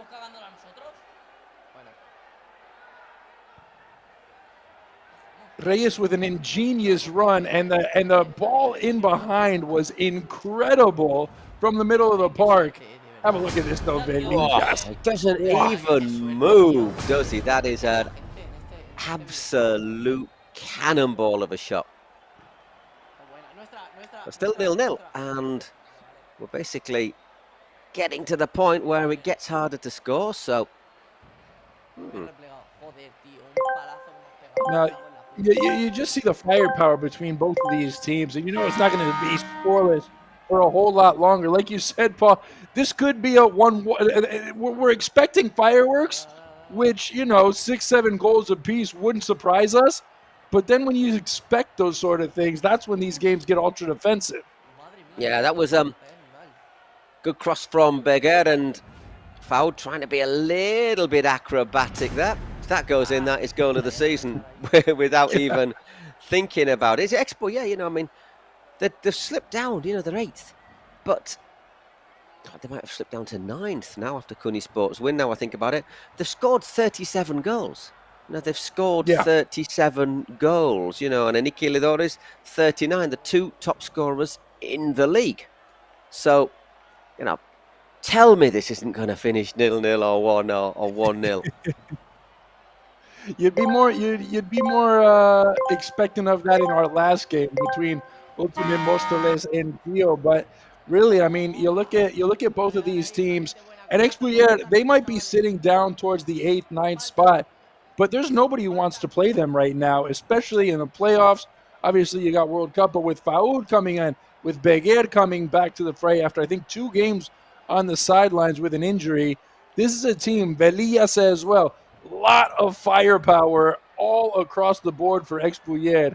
And the presidents, the Buyer brothers, they know exactly.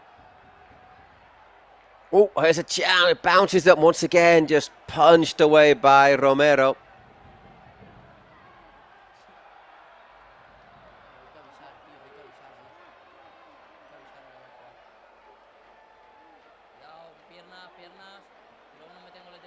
Long throw.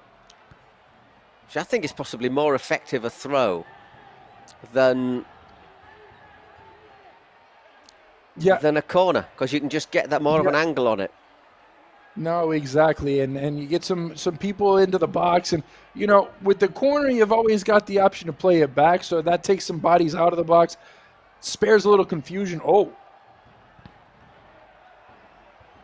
once again, just having the best of this so far, aren't they, Aniquiladores? That was Mark Jimenez looking to see a bit more provide a finish. Diversion, kind of trying to trick the defense with those little runs in behind on the back post where you think it might just be too heavy.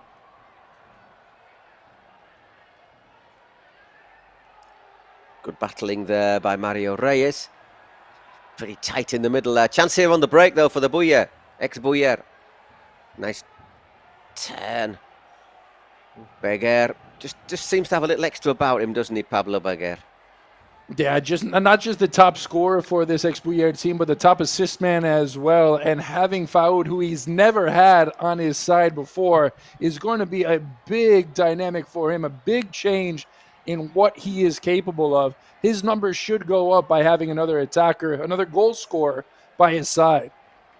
Yeah, and you also know that Velillas is a constant buzzing threat. Yeah. Number 17. He's one of those guys, he doesn't really have a position. He just kind of rovers around a little bit, hovers in the area where you should be, and he's always in the right spot. Yeah, he's officially a forward, but I think he is a bit of a 7-a-side, cover as much of the ground as possible player. 8 minutes gone, no goals between Aniquiladores and XBuyer. By the way, we are going to have presidential penalties in this game, as you can see. Ooh. Well, the Buyer brothers, it's Eric who always wants to come in and try it. I want to see the other one come and try a penalty. But last week, who was it, against Segovia, I believe? Who did they play last week? They played Porcinos. Yeah. So it was against Briones, wasn't it? Where he went at Briones after scoring the penalty. Little bad blood between those two. Apparently, Briones had a few words with him, he says, as he put the ball down.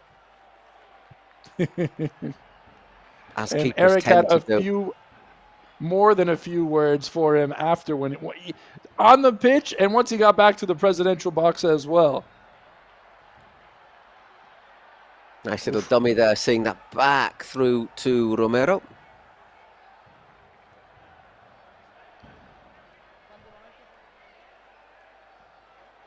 I presume Aniquiladores, obviously, they don't have, their president today, Juan isn't here. So, Juan Garnito isn't here, so obviously it'll be a shootout for them. Uh-oh, this is trouble there. He is pounding the ground in pain, and that is very troublesome for a team that's already been banged up.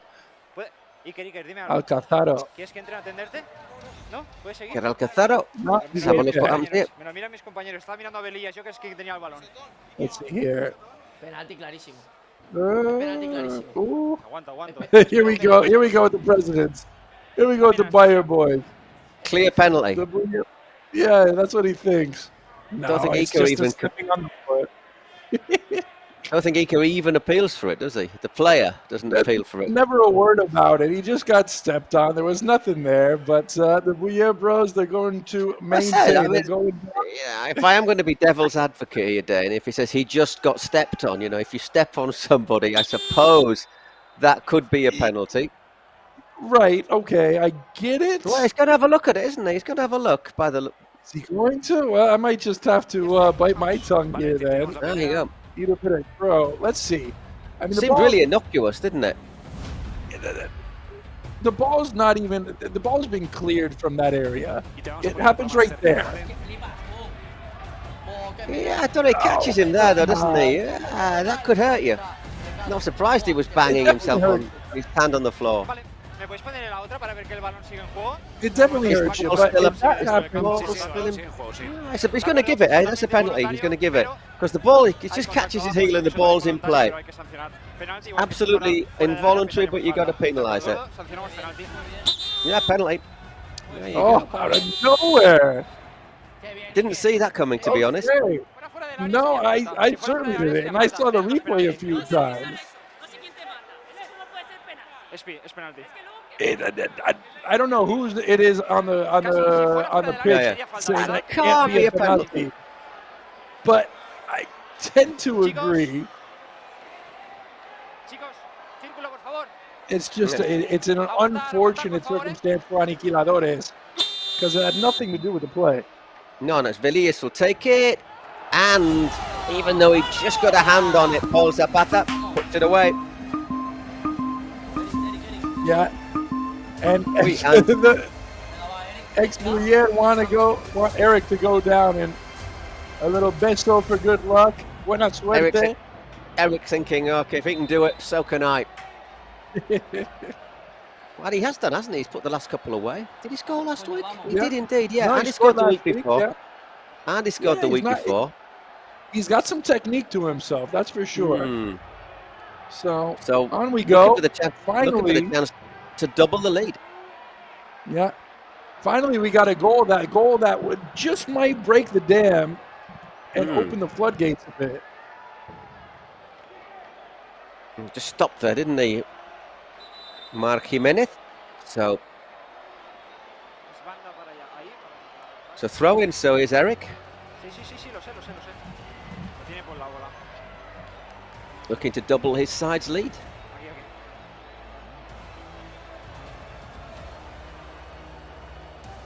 You can tell he's played a little bit. You know, you watch his Instagram and you see him playing some football with some of the famous guys around La Liga, and you just think that, okay, all right, this guy's got some skill, and obviously he fancies his chances anytime he gets. He's always coming down from the presidential box, and instead of a few words of disencouragement, Paul comes out, gives him some dap, wishes him good luck.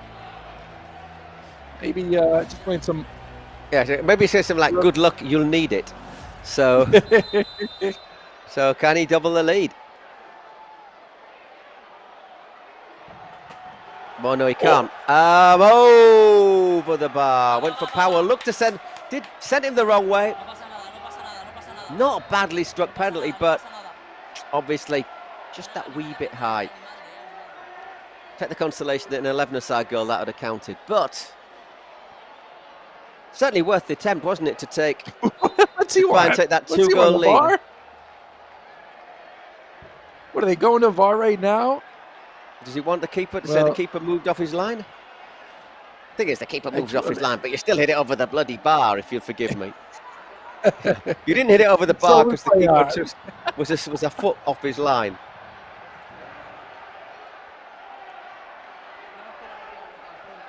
All right, so we finally got the goal that we've been looking for. Well, there you go. The keeper's in his right position, by the way. I think the technique keepers use now is they start behind the lines, don't they? So they're able to get a little bit of momentum. And you got to think, Eric Ruiz, the guy who missed the penalty, the XBuyer brother, he was halfway up the stairs when he was asking for VAR, so I think he knew it all along. Yeah. Whoa, curl dip just wide from Jimenez. Certainly worth an effort. Yeah, not bad of the effort right there. But I just see Aniquiladores, they're missing that piece that is Ortega, who is so functional in the attacking third. Gets in those small spaces. He can have a go. He can play it behind. But yeah, I mean, right now, and he's just a live wire. Yeah, and XBuyer, exactly.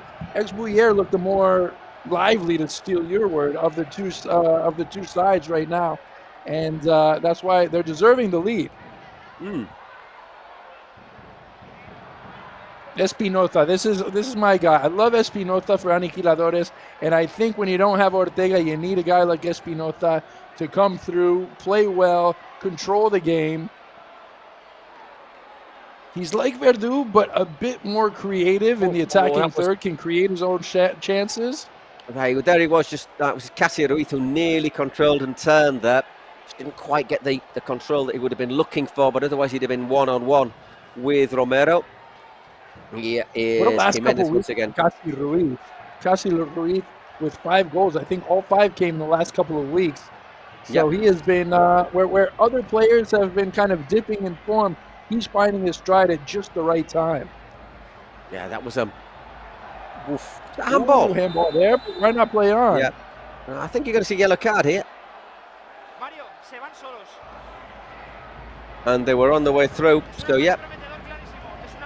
It was a promising attack. It was clearly a promising attack, so off you go for 2 minutes. Yellow card there for Mario Reyes. Can't really complain. ¿Listos? No, they broke up a counter-attack. Yeah, look. It's the clearest handball we've seen today. That's without question. Yeah, when you compare that with the with God bless his penalty red card, you know, which his arm was about 6 inches above his body. Oh, see, they gotta feel so hard, so undone there. Yeah, it's very harsh, but that was a little more clear by Reyes.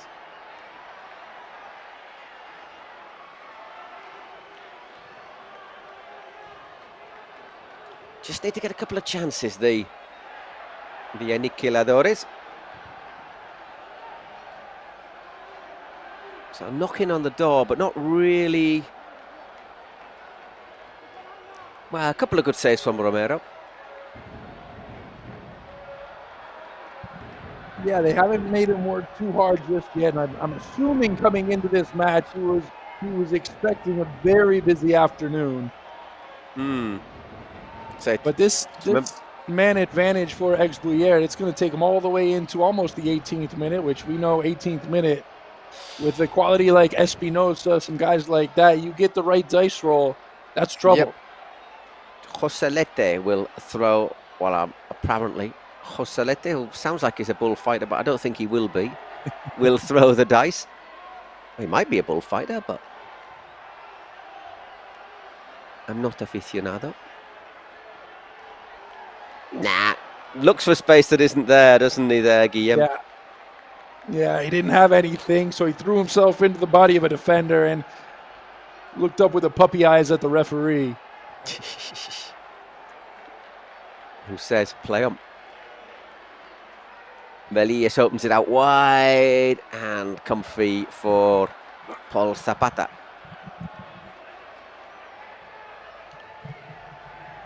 Oh dear, that is a gift, and that is a heck of a recovery. Oof, just for a moment there, it looked as if they're giving the ball straight back to Iker Alcarazo.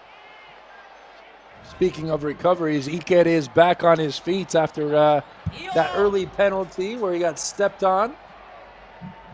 But the only thing that separates us right now, 18 minutes in, and look at this, it's disappointing from Aniquiladores.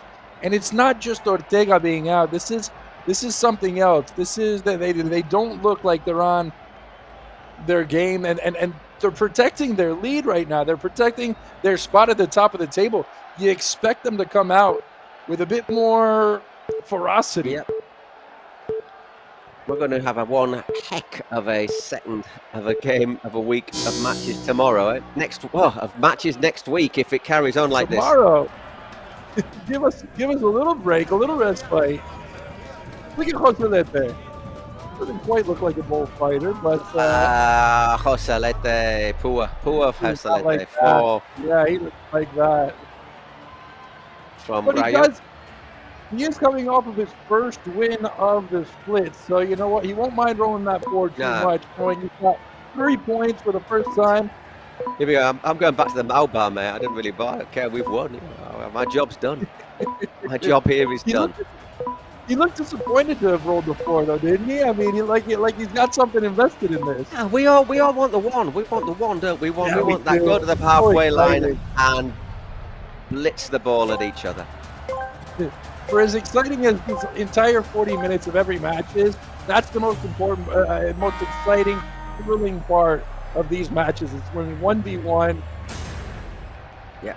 Just don't ask me to see us about it. Well, that was well won, but in the end it was XBuyer who had the chance.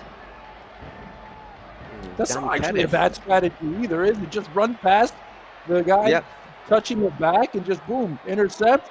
You're right in stride. I think the good thing about the tactics in this is they are continually evolving, aren't they? Spinoza there. I mean, a couple weeks ago it seemed impossible to score on a corner kick. Now we've seen a couple of them here today. Can they just take advantage of that little bit of extra space at the moment? Aniquiladores. Well blocked. Great block from Danny Perez. A handball. He had his hand on the ground and it did hit his wrist. Handball on the ground, that doesn't count. So if your hand's on the ground, you're allowed to have it there with support. Fuad losing out this time. Been a bit more restrained, hasn't he, the new signing for XBuyer this time. Another change on that far side. Clock's just ticking. I think we'll get a couple of minutes injury time for that VAR decision. That's Jimenez. Ooh.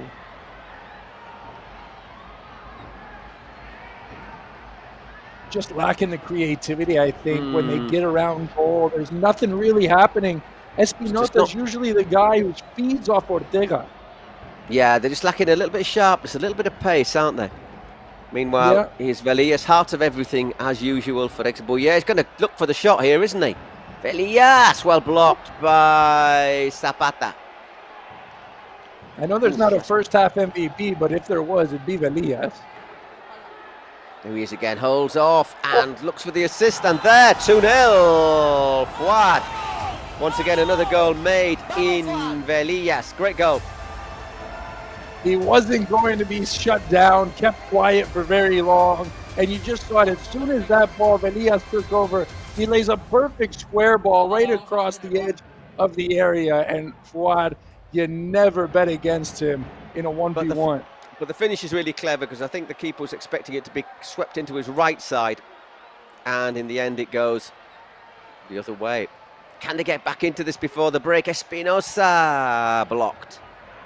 That's where he's at his best, running along the end line, creating, drawing in defenders.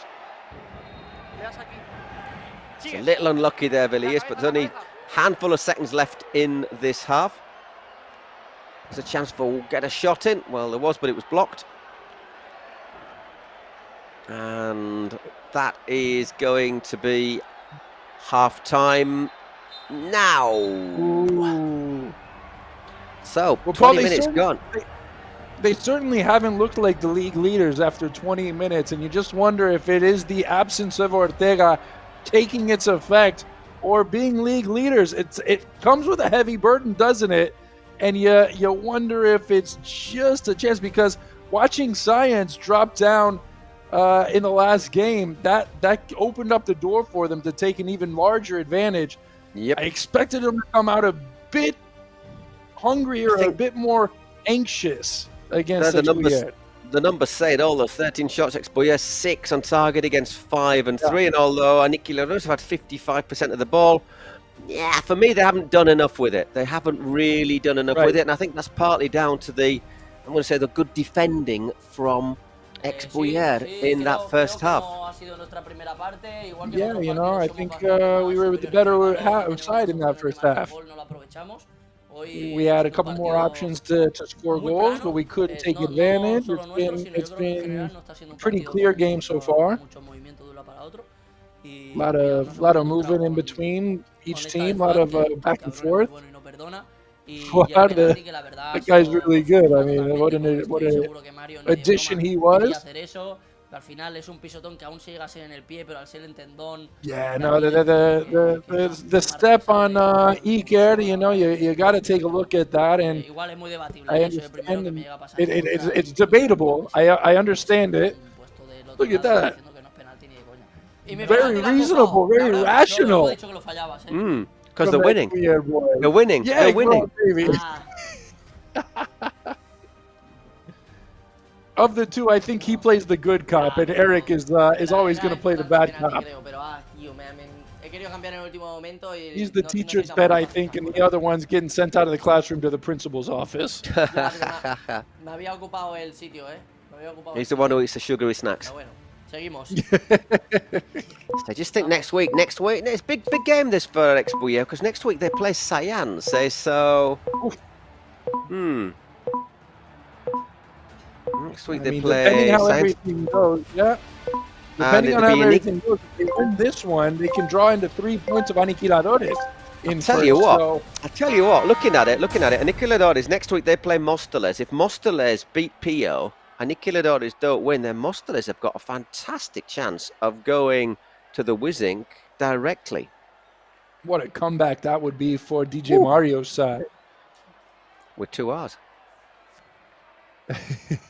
Long way to go, 20 minutes left. We know there's still a factor to bear in mind. We've still got our secret weapons, and Aniquiladores have still got their presidential penalty to take. So that could bring them back to within 1 goal of it. Obviously, it'd be a shootout in this case. But it does look as if everything is going to be. There's going to be some really close calls next week in that round of matches number 11. Yeah, there's no time to pace yourself. It's a sprint to the finish line right now.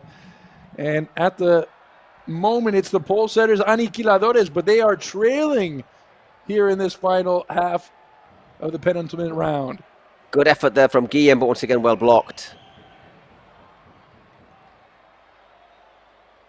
Well, I just wonder what the halftime talk was for Aniquiladores from Sergio Verdirame, because he can't be impressed with what he saw in those first 20 minutes. Something's got to change. I'd expect Espinoza to be a bit more involved. Casi Ruiz for me is a guy who is good around the area, good around the box with those final touches, but he can't create on his own. He needs those services. Jimenez might have to step up as well as Espinoza. Yeah, I'd like to see Hitchem get into the action as well. Obviously just arrived, but I just think they need a little bit more pace. A little bit more pace in that final third to break down XBuyer, who defended really well. Really very well indeed. Oh, that's given away. Here's a chance then. Oh, well recovered though. They still keep up the pressure. Aniquiladores, there's Casi Ruiz. And well blocked as well though. Good defending there by Pere Martinez. Just puts himself in front of the forward and his keeper. David had that on the string for a moment. Beautiful, close, tight touches from Casi Ruiz. If he gets through that, that's one of the goals of the day.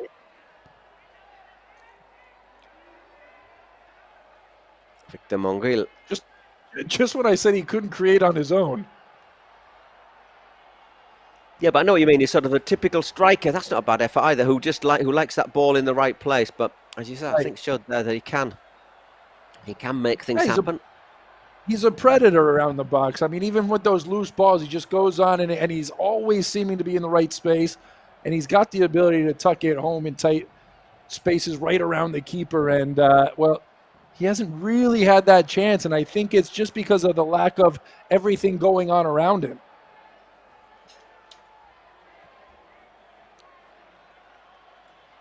Little friendly message that across the airwaves. That's an easy-ish ball for Romero. Opts to punch rather than to catch. So we know it's not a star player, the secret weapon for either of these teams. Because you play that out of the halftime break. We haven't had a star play, have we, this week? Not yet. Yeah, bit of shirt pulling going on there.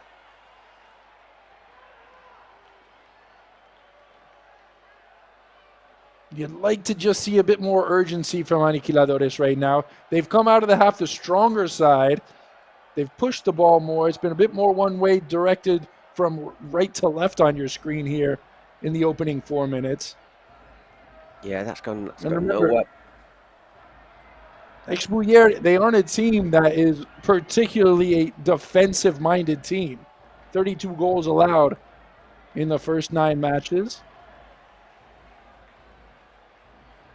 No, I mean, even last week it was 6-5, wasn't it? No, that was Aniquiladores. Yeah. So XBuyer was 6-6 last week. Oh, I took a deflection, did it? It did indeed. It did. Oh, man, that was almost one of those deflecting, dipping efforts that actually helped the attacker by throwing your body in the way. Always a chance here. Once again, Velillas. That's an intelligent pass. And I expected to hear some protests about that, but I didn't. That was a good chance on the break there for XBuyer. Once again, set up by Velillas.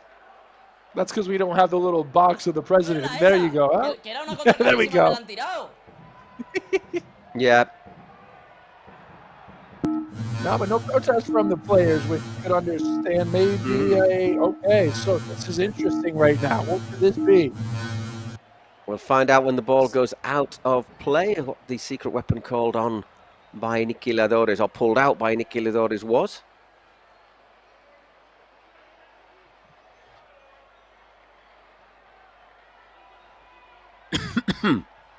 Pardon me. Let's get Velillas.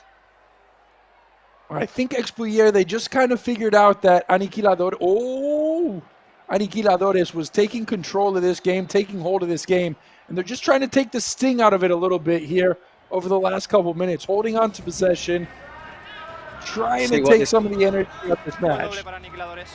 Double goal value for Aniquiladores. Yeah, down 2-0. You understand their urgency. You understand that they want to try to get this match tied up as early as possible. Yeah. Amazing team that's got 39 goals. This split hasn't scored yet in this game. They must be thinking, well, maybe the time is coming. XBuyer going to take their secret weapon. Is it going to be a player less? Sanction. Foul there by Iker Alcaraz. See what this is.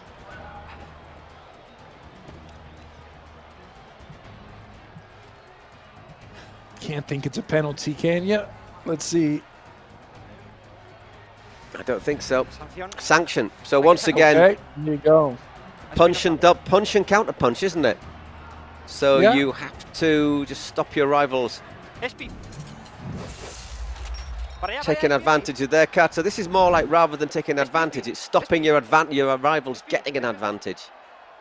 And it's Espinosa is the player who has to go off, obviously. Yeah, no, that's very clear. And now that means that Aniquiladores, who are they going to depend on? A man down for the next 4 minutes with their star on the touchline. Yeah, 10 goals for Espinosa so far in the split. Montiel can have this from here. Just dragging it, trying to keep it low, but dragging it wide. He's one of those guys who takes you by surprise, rather than, you know, on those set pieces. But last week we saw him with the game winner in stoppage time, and that was enough to take down, who was it, Uno KFC. A rather tense end to the match. So can XBuyer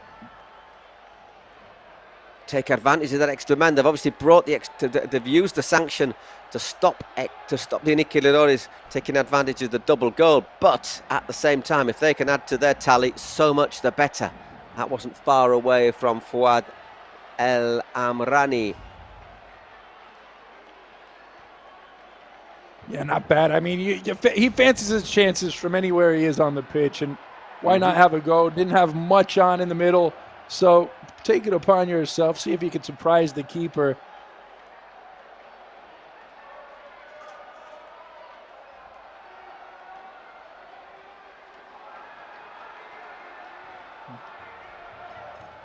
Yeah, keeping going with the untiring Fernando Velillas, number 17. And Danny Perez también also keeping it tight at the back. Velias makes that run into the area. There aren't many moments where he's on the touchline. He's so important to this team. No. So it's going to work that extra man out. They'd set up forward. Takes a deflection, doesn't it? I've had to take a few looks at his name as well. And for as good as he is, his name is not an easy one. Oh. And another corner, well defended. I mean, they're not taking advantage in the question of scoring another goal at the moment, XBuyer, but what they are doing is they're just meaning that Aniquiladores can't take advantage of the double goal value unless they can make something happen. Now, once again, it goes out. That clock continues to tick down. Frustrating for the league leaders. Well, it's the strategy you talk about, Paul. I mean, you see a team with a double goal. You've got a 4-minute sanction for the other team, so why not use it there? You don't want a double goal to tie this game up. Use it there, don't you? Going to see the presidential penalty. Yeah, they just want to see the ball go inside the net, get past the keeper right now, because it's been a struggle. Oh, that was a good idea from Fuad. A few more matches together, and they might just be on the same page right there. Fuad, that's just ingenious work from the top of the box and slicing through the defense. So presidential penalty for Aniquiladores. It'll be a shootout. And it will be Bernat Rovira to take it against Alex Romero. I mean, there is no Espinosa. You might wonder if they just let that minute go to let Espinosa take it, but they must like Rovira in this situation. Well,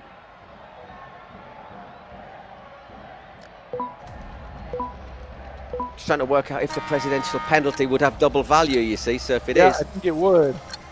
And there it is. So it's not going to. But it gives them a big lifeline. Well finished as well. Yeah. Cool. Looked as if he would. Looked there as if I thought, no, he's blown it, but just works enough space. And a very He knew what he was doing the entire time, didn't he? I mean, he knew he was going to go to that left foot, cut it back on the outside, and quick shot that just surprised the keeper a bit.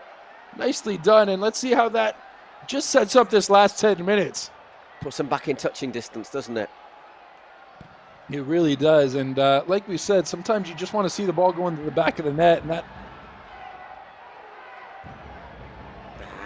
that's high and wide from Ivan Dionisio. Not sure if there was an offside as well against Velias. There was, referees just said play on anyhow.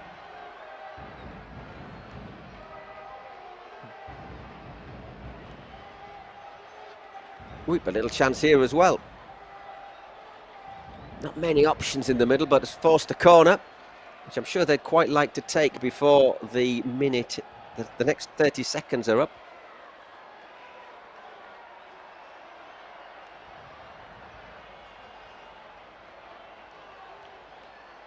You expect Aniquiladores to have most of the possession here in the final few minutes, in the final 8 minutes or so, but that's a bad turnover. So yeah, that double goal value has gone. Espinosa can, however, get back into the game. So as we were, but say that presidential penalty making the difference. It's time for Aniquiladores.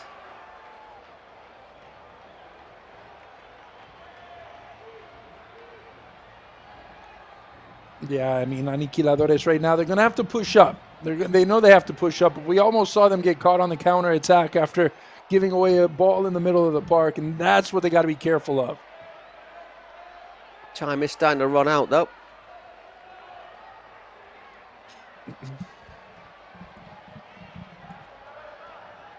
What do we think of the follow-up performance after the debut hat-trick for Fuad? It's been okay. Hasn't been as stunning, obviously. It's a hard act to follow.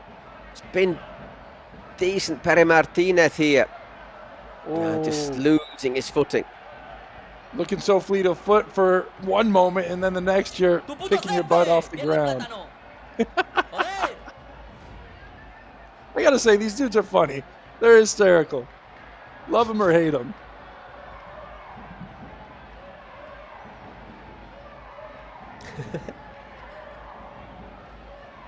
He's blaming the banana on the pitch.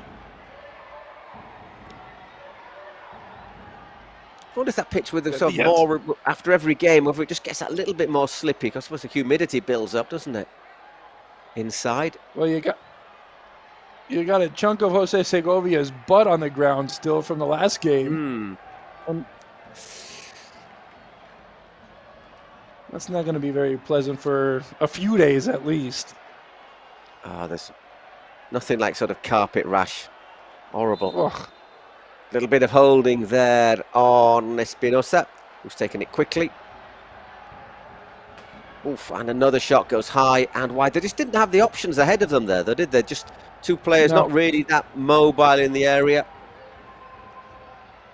We need to start talking about XBuyer being well, not a great defensive team, but this is a brilliant defensive performance so far. By the way, just to let you know, it's hard.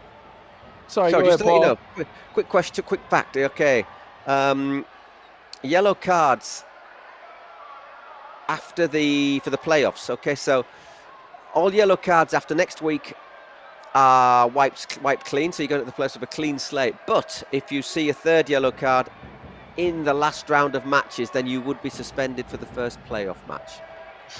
Yeah, that's, you got to take things into account, obviously. So if you're on two yellow cards and your team is going to be in the playoffs, the best thing would have been or would be to see it today. Right. So you'd miss next week, but you'd be fine.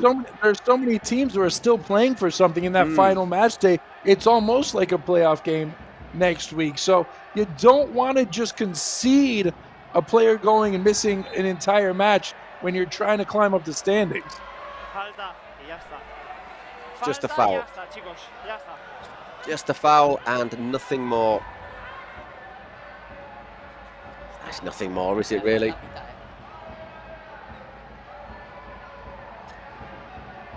Espinosa once again, the good covering inside. Oh, here's half a chance. Oh, half a chance. And it just escaped him. Oh, that is disappointing for Mario Reyes. If he takes that down nicely, he's got a golden opportunity to equalize. Just half loses his footing, doesn't he? Seems to. Yeah. I think he was surprised it bounced up in front of, or up over the top of him, and it just threw him off guard a bit.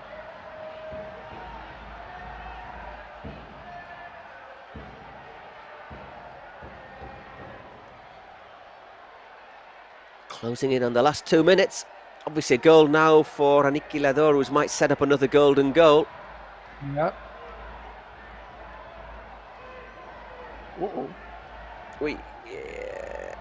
You see the hands go up on the head by Reyes. Just trying to take dribble his way around there, Beguer. He's been quiet in his return after a couple games on the touchline, on the sideline, injured. It hasn't quite been. And I think it takes a little while, obviously. In any sport where you come back. Speed, Well cleared by Dani Perez. There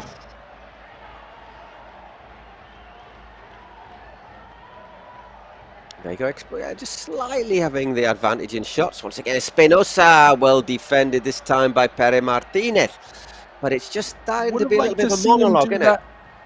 Would have been happy to see him do that a bit more since the beginning of this match. I thought he'd really be the protagonist here for Aniquiladores, and he shied away from the moment a bit.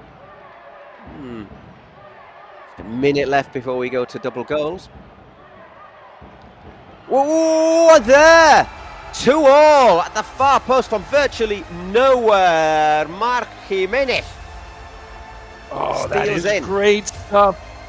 You talked about how the throw-in might be easier to create something than a corner kick, and you see it right there, that flick on, and everybody forgets about everybody on the back post. You see the flick from, who was it? It was from number 11, and it's beautiful by Jimenez. Casi Ruiz. Casaruza gets the touch and Jimenez comes in at that far post. Nobody picks him up. 30 seconds just under till the 38th minute, and then we'll have a golden goal. And if we don't have a golden goal, then we'll have a shootout. Yeah, exactly. That's perfect timing for Aniquiladores. They've really had nothing going their way so far, and what a timely goal. Nobody's in much of a hurry to take that corner, so nope. We will go to the luck of the golden goal.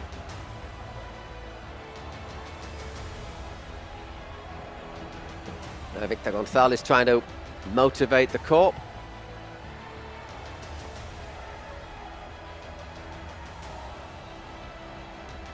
Well, there's definitely been a swing in momentum, a turn of the tables here at a perfect opportunity for Aniquiladores, who know the importance of this.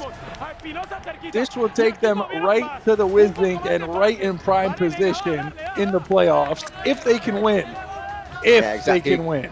You could just hear Victor Gonzalez there saying, let's just keep close to Espinosa. Yeah, they've done a good job so far.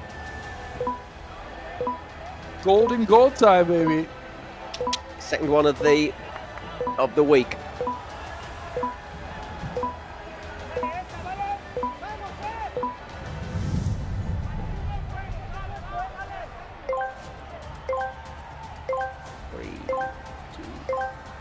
And sprint.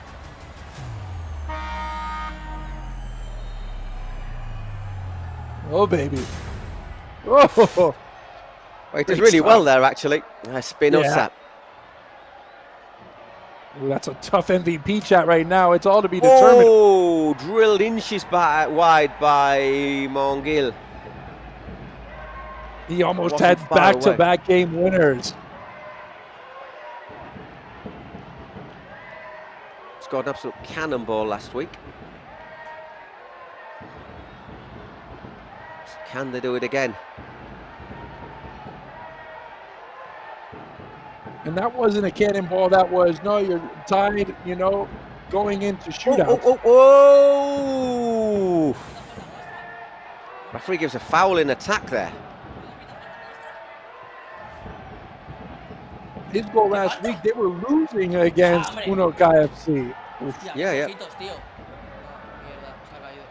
Espinosa once again. Opened it out wide, clipped in. Get the ball to Espinosa every time you can if you're Aniquiladores. He's a big moment guy. He doesn't back down from a challenge.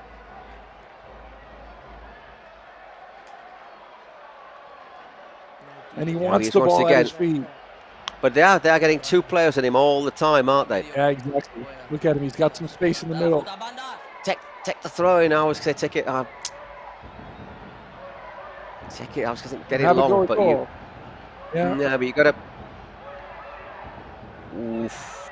Just across the face of goal that had to go out. Defended by Beguer. We've seen that a few too many times here for the comfort of XBuyer. So they just knock it out of play. But today, that's the kind of play that has been detrimental. And there it is, that golden goal. Mario Reyes slots it home. They didn't pick him up at the edge of the area. Dribbles past a couple of players. Mario Reyes wins it at the death on the golden goal for Aniquiladores. I don't even want to look at the faces of the Puyer brothers, but I suspect frustration is going to fall a little bit short in that.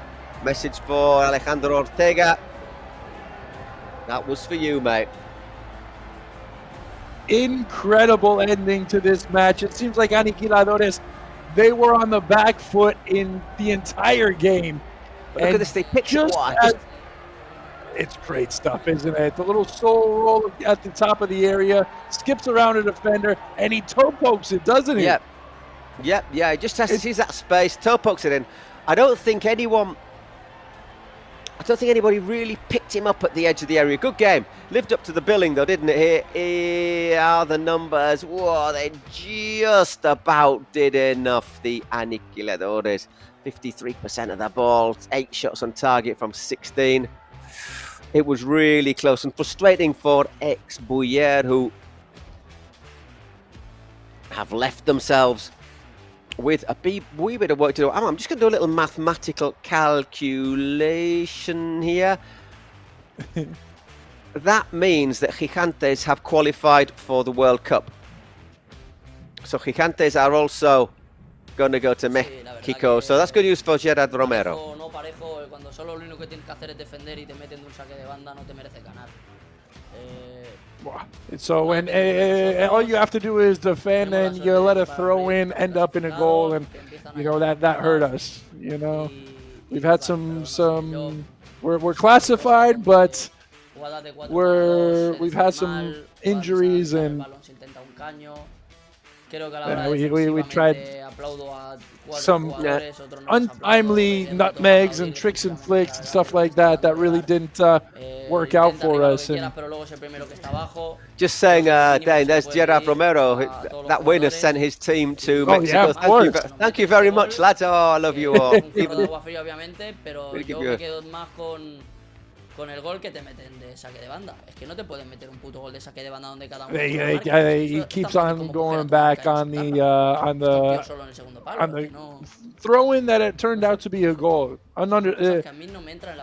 Yeah, no, I can't understand that, and incomprehensible that we can let a goal like that in and allow it to change the game like it did.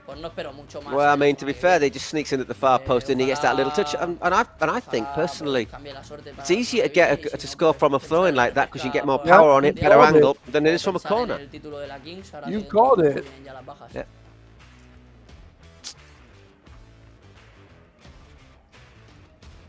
Oh, well, such is life. Big win, though, for Aniquiladores, who got 3 clear at the top of the table. You know, that was a big game. Yeah, you called it the match, the game of the day, the match of the day. When PK gets on the headset and he's commentating the entire game with the rest of the crew at Cupra Arena. Nobody else seems to be talking, do they? PK seems to be the only one talking. All the and they don't seem too interested in what he's saying. Come on, yeah, the president. Well, he pays us, so don't rip into him too much. He pays us. Yeah, look, he's looking at the mobile. The 2 English people, man, they're ripping into into this right now and can him. It was just Dane or Lucas. It wasn't Paul Gislin. If you're going to put the axe to anybody, the sword to anybody, it was me. I'll take the ball. There were the highlights. We'll be back in a couple of minutes. Rivas will be back from her Tango festival in Mexico. There you go. That's the confirmation.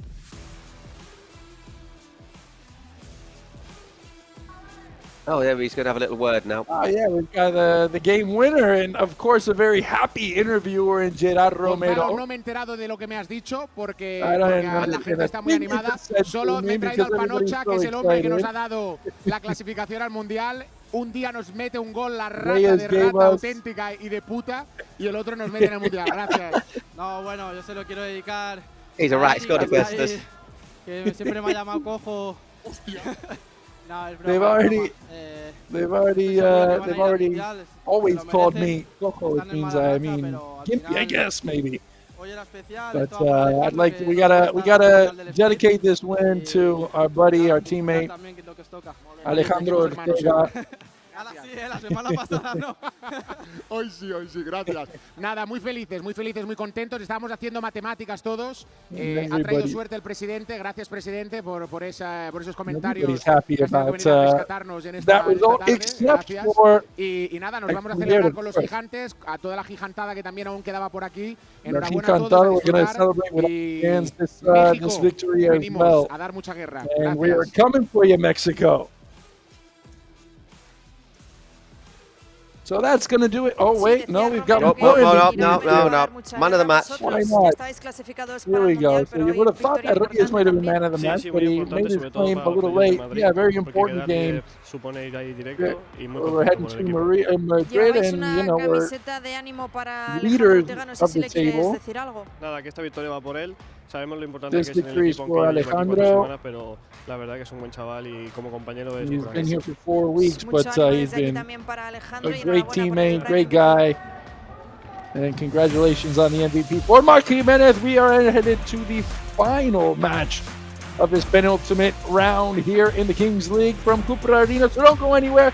We're going to take you to the Mao Bar as we get prepared for the final 40 minutes here from Barcelona. We'll do in a couple of moments. Oh.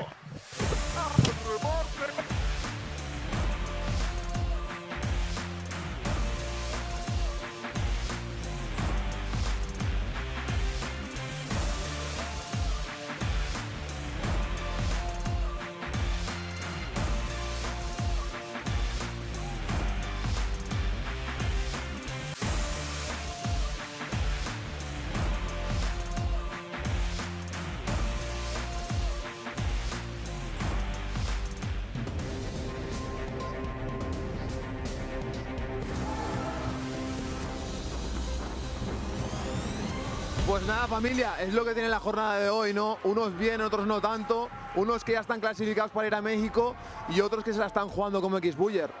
Sí, aquí hemos tenido las dos caras de la moneda. Parecía que lo tenía hecho con ese 2-0, pero el gol de oro es así.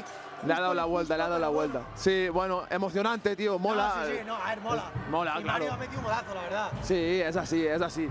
Y nada, partidito ahora que juega tu Ultimate Móstoles. Juega Ultimate Móstoles, sí. Por cierto, tenemos un tuit por ahí, ¿no? Que fueron de cena los de Ultimate Móstoles, me han dicho algo así, ¿no? Otro día. Sí, ¿no? A celebrar, ¿no? También. No sé. No sé, a ver, ¿tenemos el tuit o no?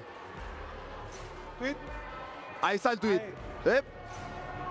¿Dónde estás, Cacho? ¿No te invitaron? No, yo estaba en París esta semana. Escucha, ¿crees que DJ Mario invitó o que pagó a alguien a otro? Sí, yo creo que sí. Es de invitar, sí. DJ, ¿no? Ahora ya sí. Claro, con las donaciones que le están haciendo viendo la Kings League Américas, madre mía. Hoy 28 horas de directo.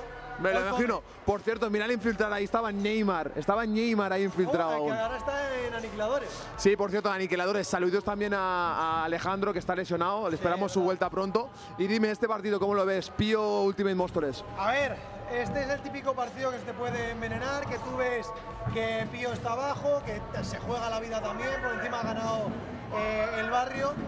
Y bueno, hay que afrontarlo porque si quiere optar a ser primero, hay que ganar hoy y una final la semana que viene contra Aniquiladores.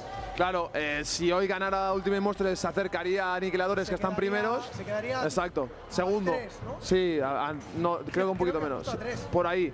Y Pío, que está peleando también en la parte baja para incluso meterse también ahora en el split. Entonces, Pío, si hace los deberes hoy, estará más cerca del barrio. Si no, se lo jugará en la última fecha. Yo confío en la PPP hoy. Confío en la PPP, chavales. Estoy con Pío. ¿Vas con Pío? Sí, tío, es que me dieron mucha caña en el chat ayer en Ultimate. Los de Móstoles me dieron caña, tío. Llevo toda la tarde barriendo para casa, ahora no puedo bajar. Nada, te toca. Bueno, Polita, pues, venga, a ver si acertamos el resultado. Yo digo un 3-2 para Pío. 3-2 para Pío, venga, yo voy a decir 4-1 para Ultimate. Pues va, a ver qué pasa, chavales. Hasta aquí el bar de Mao. Nos vemos el próximo día, chavales. Chao.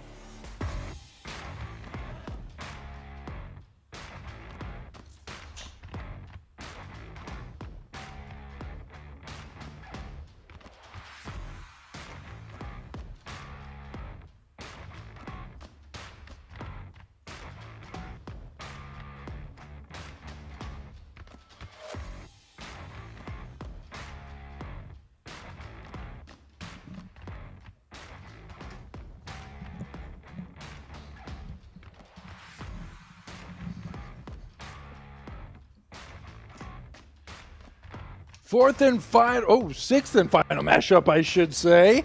And we've got a good one here. Ultimate Móstoles taking on POFC.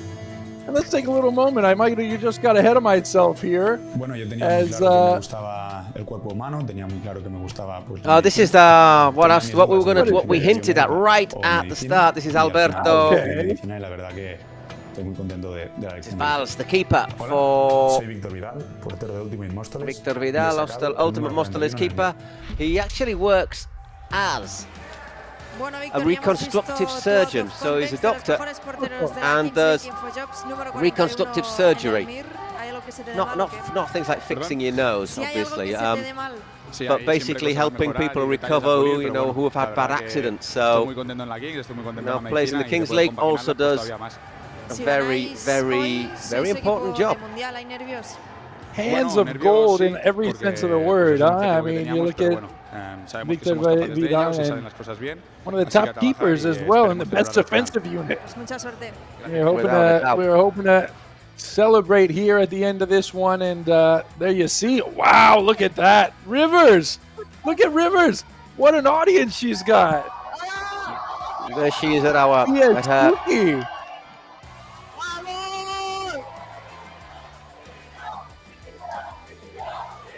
Well, they're getting psyched up, aren't they, for the World Cup in Mexico? Aniquiladores, what are they doing there? You better be careful around all those Pios fans. Estamos en Pal Norte, aquí con la gente. ¿Qué, Mario, qué? Nada, te tengo que decir, Rivers, que a mí me dijo ayer que algún mostelito infiltrado va a haber por ahí. They said there's someone from Móstoles infiltrated. They're hiding there. I don't see any of them here. No se atrevió, ¿eh? He hasn't dared show up. I'm not sure about those voting. 86% people thinking that Ultimate Móstoles are going to win. Ooh, I think that's optimistic. You got everybody in the stadium behind her voting for her right now. Yeah, you got to those mobiles out. Good numbers on her side. I reckon she's got a couple of sound problems, though. Bueno, ese no es mi objetivo principal. En la situación en la que estamos, yo estoy pensando ahora mismo en el wifi. Yeah. I'm just thinking about the Wizzing now. Science have lost, so if we win today, we've got a chance. If we win this, then win our next game against Aniquiladores, then we will go to the Wizzing directly. I can guarantee you, Paul, nobody, no president is having more fun right now than Rivers is at the festival she's at. I hope the energy from the public gets transmitted to our team, and that's a big help. Obviously, massive game for Pio, because El Barrio winning basically means that they're currently second from bottom. They need to either win today and then avoid defeat against El Barrio. Basically, that game between El Barrio. Tell you what, El Barrio and Pio next week. Aniquiladores, Móstoles. Those are two. Wow, huge games. Matchup. And we've got both teams coming out preparing for battle in this final test here. On this Easter Sunday, the two tanks, Lopo and Torrejon, ready for battle as always. As they exchange pleasantries with DJ Mario's boys, and obviously with poor mini bar too. Let's not forget poor bloke who had an absolute nightmare. That goal in the last minute, his own goal. Oh, heartbreaking. Just how costly might that end up being towards the end of the season when it's all said and done, and the playoffs and the World Cup seeding and qualifications are determined? That is to be seen, but Dani Ruiz, he's got a chance here to make amends with a big win over Ultimate Móstoles, who have rattled off 3 wins on the rye. And look at what they've done. They haven't let in a goal since 3 match days ago against Science. It's absolutely amazing that in this tournament competition that you don't concede a goal is absolutely astounding. 3 goals allowed in the last 4 matches, Paul. That is what PO are up against, and in a dire situation for them in a must-win match. And so here we go as the cage opens, and we've got a battle in the middle of the Cupra Arena. Dani Ruiz backing down and playing it all the way for his keeper. That is Ibanez. Top keeper, great keeper. But 25 goals allowed, not quite his fault, although he's got those 2 big bodies in front of him, Lopo and Torrejon. Ruiz, top of the D.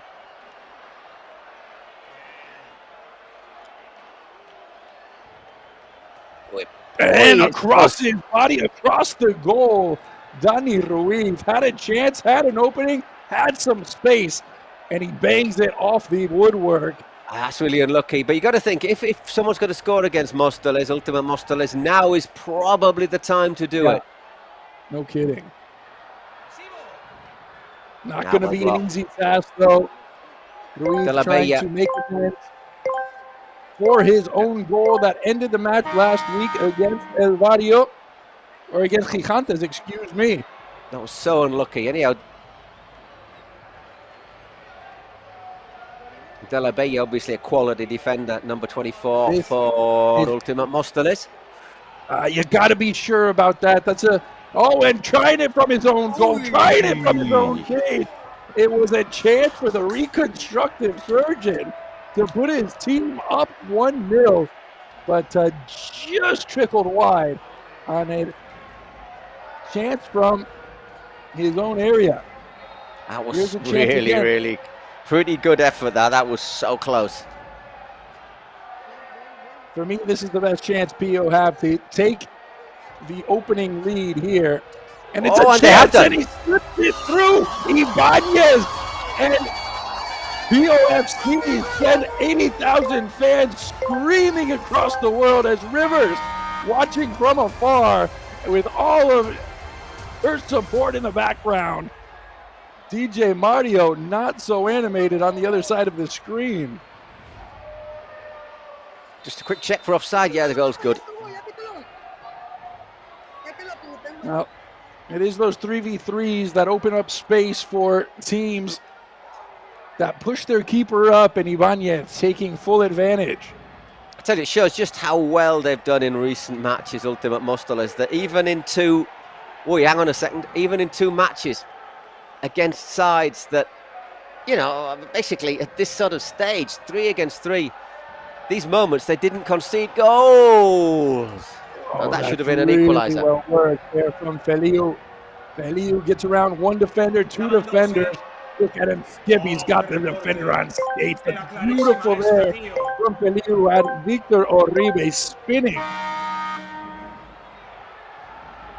Feliu chasing now again, and that will be easily taken by the only goal scorer of the match here, 3 minutes in. Lopo wearing the captain's band as always. Got to avoid a booking, Lopo. Otherwise he'd be... Yep. Omabego is another. 2 of those two PO players, 1 booking away from suspension. And as you say, these are the players who can't afford to miss next week, because next week PO El Barrio is... Woof. Mamma mia. Well, if you were a gambling man, you'd put your money on Lopo to get that yellow card instead of Omabego. Just kind of styles of play each one has. Well, Omabego's aggressive, dynamic.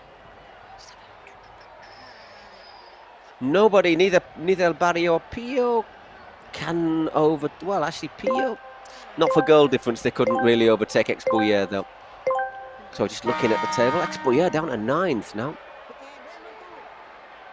Well, they've got options here, and Omabego on a sprint towards goal, and that was poked away. Corner conceded here. Pio off on the right foot to start this first 5 minutes.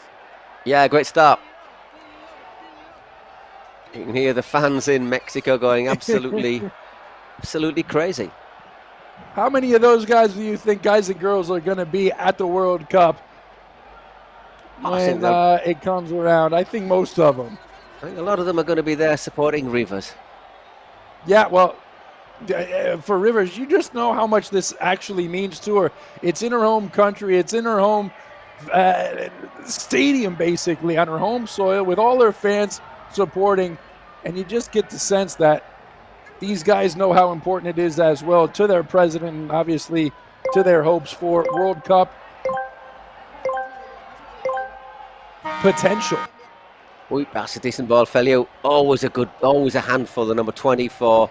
He does a very similar job, doesn't he, for Móstoles, Felio, the number 20, that Velillas does for XBuyer. Once again, just all over the park. Busy, hard-working, scores the odd goal. Yep. No, it's a guy you can never take your eye off of, just like Velillas, and more prone to punishing you than not, that's for sure. As Ultimate Móstoles, they've gone from a defensive team to a team that can score some goals as well. 36 goals for, just 13 against in the slate.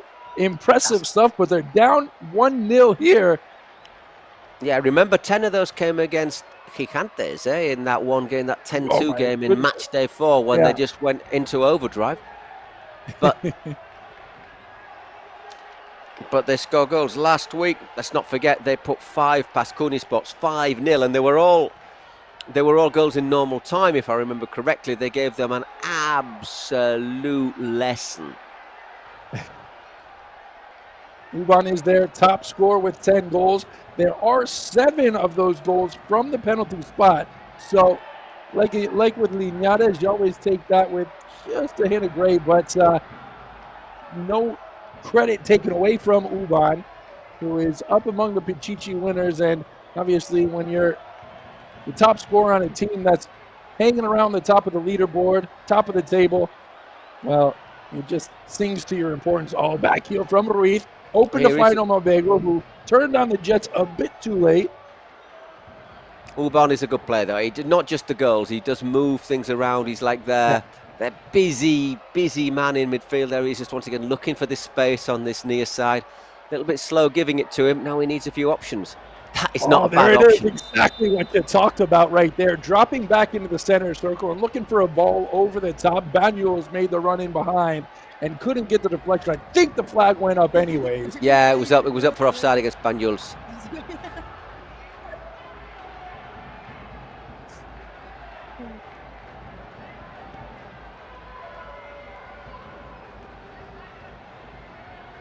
There's Lopo. Taking it down off the shy is Lopo.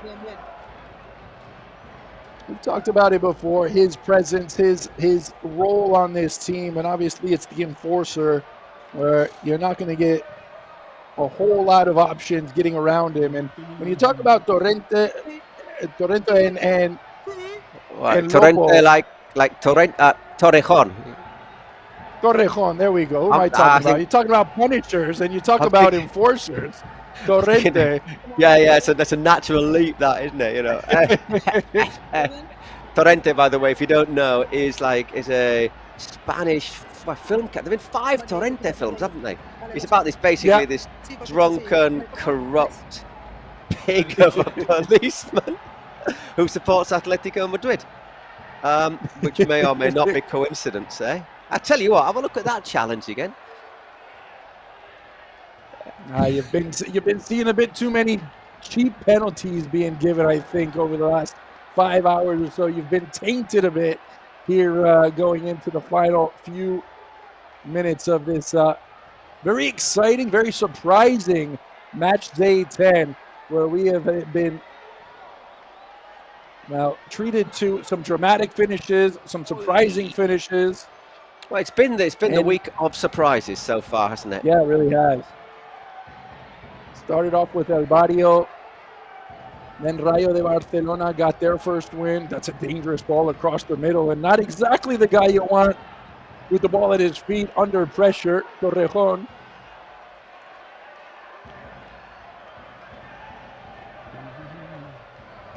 There he is again, under a bit of pressure. Got to get rid of it as soon as possible, as secure as possible.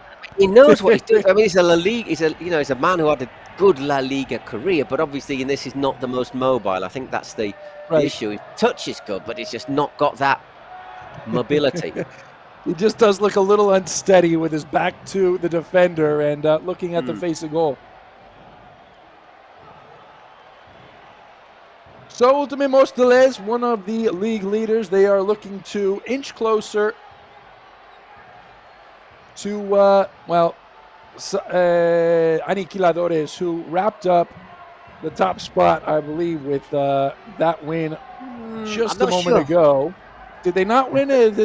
A 3 clear, but whether it's absolutely nailed on. There's a great ball across, and it just bounces backwards favorably for the goal scorer. The lone goal scorer, Ibanez, who looks up to Omabego. Omabego into the middle. Right netting in between 3 defenders, and Pio have come to play here. Rivers is pumped up in Mexico for Pio.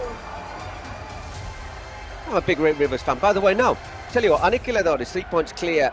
Móstoles, if they won, they'd be 3 behind them, but they have a superior goal difference. So if Móstoles beat Aniquiladores in the last match, they would win the group. But they're losing at the moment. They're losing 2-0 though. So things aren't looking great.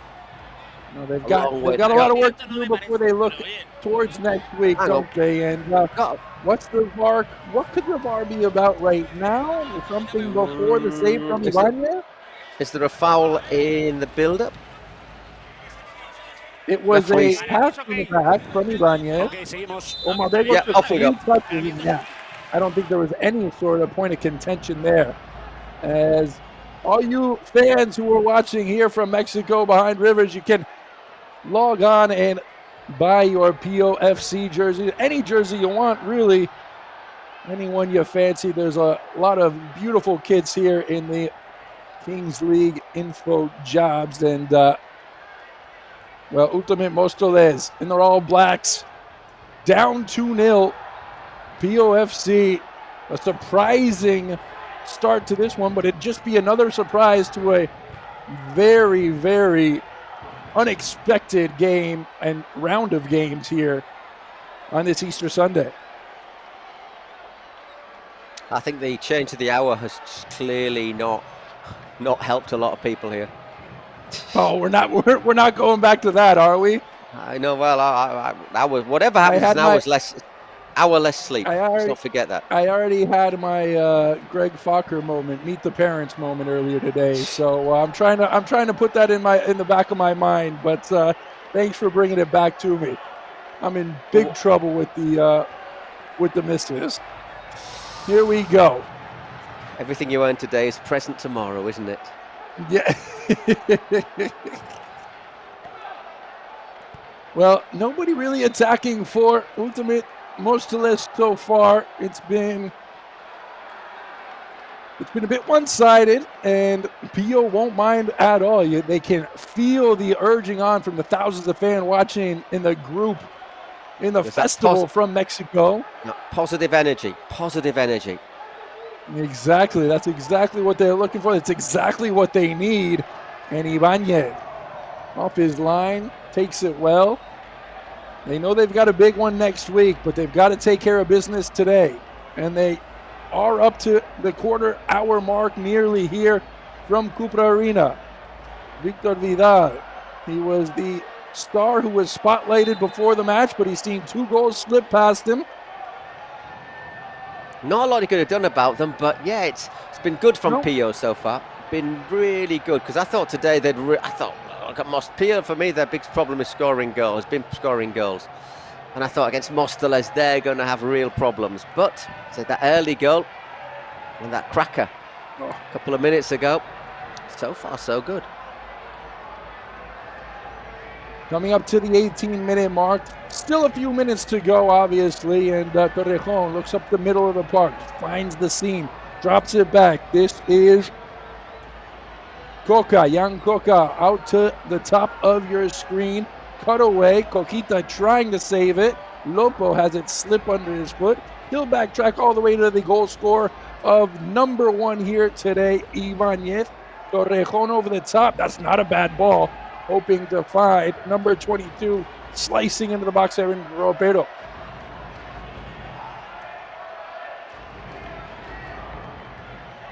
The fans still in top voice here at Cupra Arena after 6 hours. Oh, this is lovely stuff. Drawn back to the penalty spot. And just in time, it was... Who was it that got there just in time? Flavio Ruggeri, perhaps.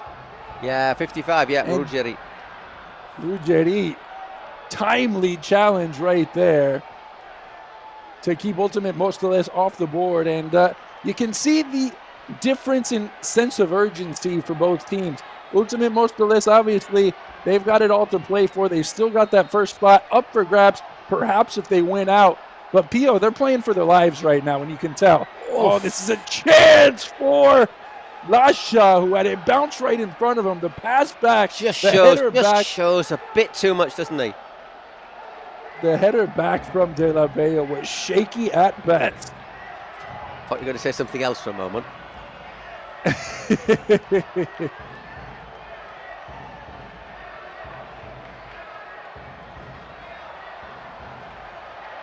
So, Ultimate Mostoles just looking for a bit of promising attacking football here.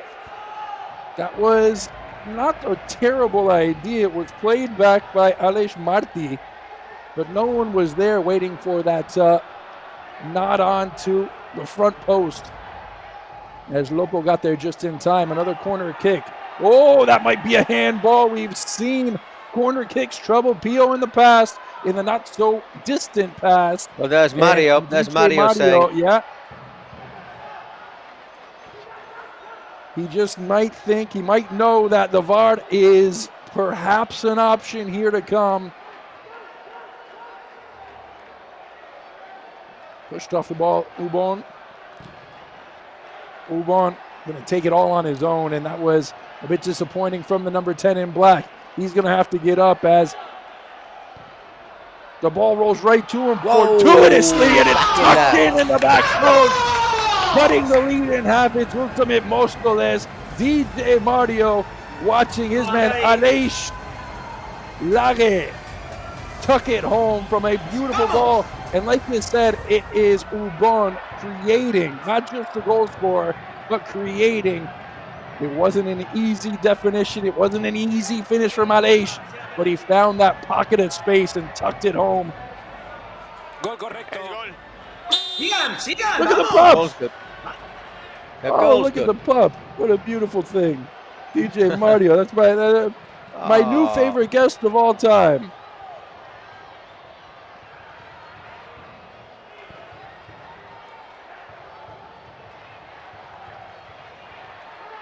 Well, a lifeline there for Ultimate Mostoles just before we go to those last couple of minutes, which can be so decisive. Yeah, oof, not a bad effort. Like we said, almost spilled it. Ibanez, who is going to just hang on to it, knowing that we've got a roll of the die here in the next couple of seconds, and it's going to be Dorado from XBuyer. So, there we go. Very appropriately named with the golden hair, Dorado. Let's see what he gives us. We've had some high numbers so far. Yep. One. Finally, he knows what's up. We know what's up. And we've got some entertaining final 2 minutes, maybe some more than just 2 minutes, coming up here that could really be decisive, pushing forward in this final match in round 10. Lopo? Lopo says, nope, sorry, I got ahead of myself. You go ahead, Omabego. Yeah, I don't think Lopo's winning very many foot races. And Omabego, yo, put your money on him, you got to think. Here against just about anybody. And off we go. 2 minutes that could be huge in the race for first, in the race for Omabego. Oh my goodness, Omabego. Taking no time, wasting no time, and putting Pio up by a couple goals here in the late stages of the first half. Rivers and company, well, they are pumped. Hang on a second, hang on. The puppy's going to be scared. Does that The ball goes forward, surely. Surely the ball goes forward when Omobego wins that. And if that's the case, then it's not given. Can they not challenge it? Can they not go to VAR? It's got to go backwards. Watch. Oh, who was it? Who gets there? Let's have a look. Yeah, to see you got to go to VAR for that. It's only right, isn't it? See, Omobego sends it forward, doesn't he? Omobego gets there for me and sends it forward. And if he sends it forward, then no. The ball was never going to go back. Omobego's touch was never going to go behind him. And I think he gets there first. It's dragged back by Aleix Marti. Aleix makes the gesture to send it backwards, doesn't he? He does, and that's where it gets a little cloudy. It has not been an easy day to be a referee here in Cooper Arena. But you see, but Omobego's action is put his feet are on the studs. His studs are on the ball, and it sort of pushes it forward. Maybe is he trying to drag it, and then the momentum goes? Oh, it's so tough. It's so very difficult. Well, if you ask DJ Mario, I think he thinks it's pretty clear. The ball went forward. I mean, I tend to agree with him. It's maybe not as clear cut as he thinks, but you see the gesture that Omobego makes, how he's never going to send the ball backwards with that gesture going in with his studs up. No. But does the ball get taken back because of what Aleix Marti does with his touch? For me, listen to the ref. He can't decide. He's seen about 50 replays of it so far.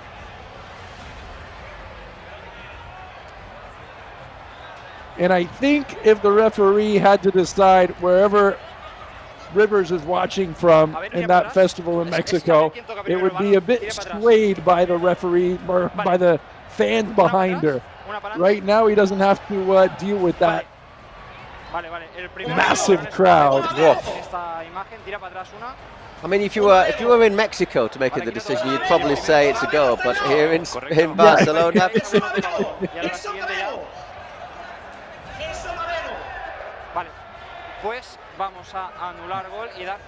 it's going to be ruled out. Yeah.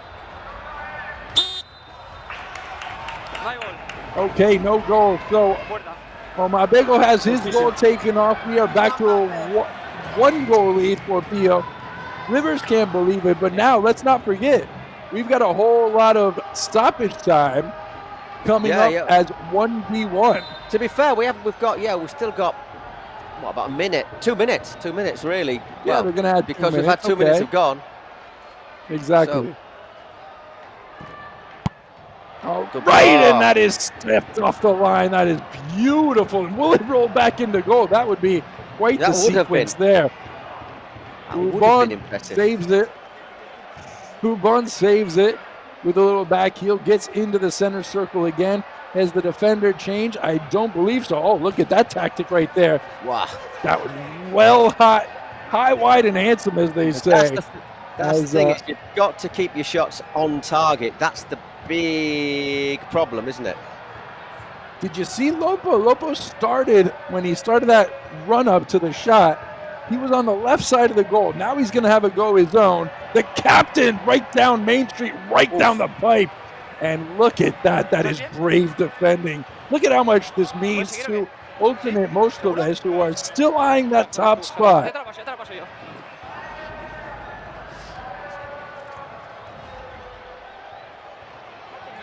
Oof, I tell you what, you know you've blocked that. Yeah, he's going to know he blocked that. He might not remember blocking it, but tomorrow he'll remember he will. That's disappointing.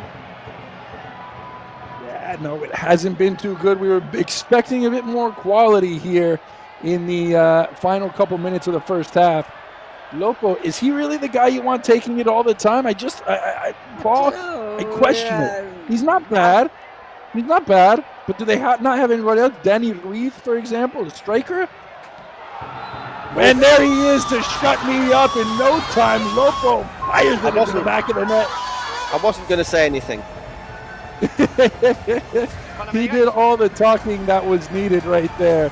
Lopo on one end and the other, defending his goal bravely and pushing forward and getting that late first half goal. There he is again. It might just fall for Ubon. Ubon once more, and oh, what am I doing? Ever doubting Lopo. Put him in as number 9. Let him take all the shootouts he wants. Wow, great. I mean, that is... What can I say?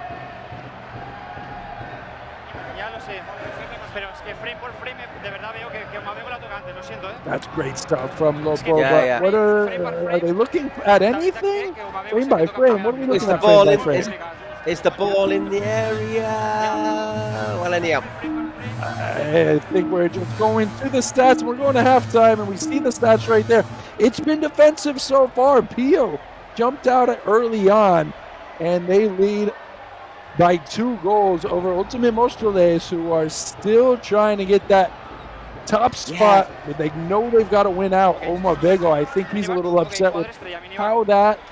Well, hang on, Mini Bartu is going to be the star player for Pio, so if he scores double value goal. Hell, the way things are going, Paul, you might as well put Lopo as the star player. He's been shutting me up all day. He's rock hard, isn't he? Do it again. I mean, you wouldn't argue with him face to face. What's Rivers throwing in there? T-shirts. What are those? Are they shirts?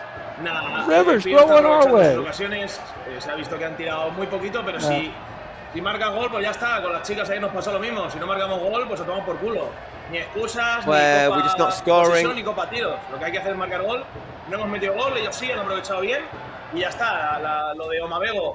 Sí que es verdad que llegan muy justitos, pero es Omabego el que hace por ir para adelante cuando tienes que ir para atrás. Entonces, bueno, pues da igual. Si nos ha metido luego Lopo, pues yeah, well, you know, we didn't score, but Lopo scored, so... Es lo que tenemos que hacer, que es lo que está haciendo Pío. It's what we have to do, and that's what they've done.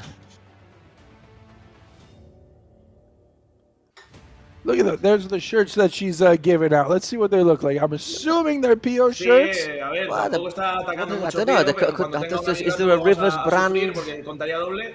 Y a ver qué tenemos nosotros. A ver si un poquito más de suerte. Y nada, yo sigo confiando en el equipo. I still have confidence in the team, says DJ Mario. Hey, I don't know about you, Paul, but if we get invited to Mexico, I'm partying with Rivers. Venga, gracias. It was top of the list, definitely. Yeah. Yeah, of course. I mean, I might not make it to commentate 6 hours the next day, but I'm partying with Rivers. Don't tell your Mrs. Parents or a parent, right? You know, they're listening now. Yeah, they're listening just to make sure. They're listening just to make sure I didn't snake out a meeting them. What's that? What's the Bill Murray film? One of his really early ones where he's in the army. He has to go into the army, and he basically goes, yeah, that's it. I want to party with you. And straight away! God, 5 seconds in, and it's Ultimate Mostrales cutting into the lead. That didn't take long. Aleix Martí, goal number 2 for him on the day. I want to party with you. Great little pullback there, wasn't it, from Felio? Such an important player. And that's on a plate there for Aleix Martí. Well, once you beat Ibanez with that little cut back into the middle, the rest is gravy for Aleix Martí. Got to give it to Feleu right there, and perfect start. But now here's a chance for the star player who lays it off. There's plenty of space on the other side. Crunching challenge there as bodies go flying. Ruiz, it's loose in the box. Here's a chance. Oh, Ribe was a bit slow getting that shot off, and crazy stuff. Let's just go back and see feverish pace to this second half, starting off here in the first minute and 15 seconds.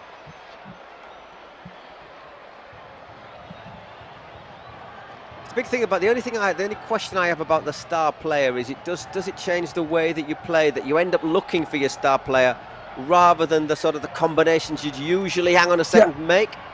That's the question I always have about the star player.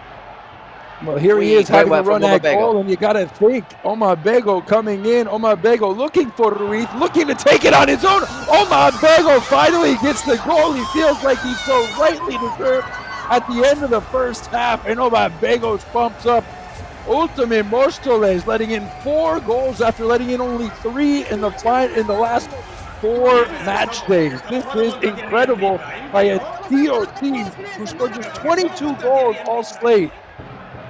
Are we waiting to see if that goes out on the touchline? No, we're not. So, yeah, well, you know, my question is, are you going to look for your star player rather than do other things? In Omabego's case, no. Because he had Mini Bartu in the middle. He did have him. There was options. There were certainly options, and he took it all upon his own. And Pio Lee, remember, they used their secret weapon, Ultimate Mostoles. This is just around the time when you start thinking about those. Of course, the longer you hold on to them, the more likely you are to have one of those shootouts, one of those penalties. De La Bella towards the end line, poked away by Coquita. This is where you want Uban to step up and really show his class, show his quality. Bodies flying everywhere on the near touchline. Play on, says the referee. Oribe looks wide. Omabego skips around one defender. Here he is, Omabego. Will he look wide? There's Dani Ruiz. Oh, yes. Ruiz across the face of goal. Oribe tucks it home. Pio are rolling in this second half. Great play, great play. And Ultimate Mostoles, after being the best defensive side in the whole tournament, conceding 13 goals in 9 matches. Have conceded 5 already. None of them double value. The surprises continue, Paul, here today on Easter Sunday. Surprising Sunday is what we should call it. My word. And another one, a bad giveaway, Coquita again. It's just been sloppy. It's just been, we've seen a lot of the top teams come out flat, like they don't need it as much. No sense, that sense of urgency really starts to kick in for these teams at the bottom half of the table, and we've seen it all afternoon. De La Bella. Felio. Losing out to Mini Bartu. Tell you what, if Mini Bartu scores one, they're in real trouble. Then it's really in trouble. Then it's real trouble time for Ultimate Mostoles, and he's been knocking on the door. Omabego wins it back. Omabego! Half chance there for Omabego. Stopped by Victor Vidal. Here is Alex Marti. Pio player down, but obviously Omabego carried on playing. So... ¿Estás bien, Coquita? It's Coquita who's down. Coquita who is holding his face. Not sure I saw what exactly happened. Maybe just a clash. Don't see a great to see when he falls. Yeah. Oh, it's his ankle. Is it his ankle then? Okay. Yeah, because I was grabbing his face, so I was looking at his face. And the ref going, yeah, well, you know, you were offside anyhow, mate. Just cheers. That's what I want to hear.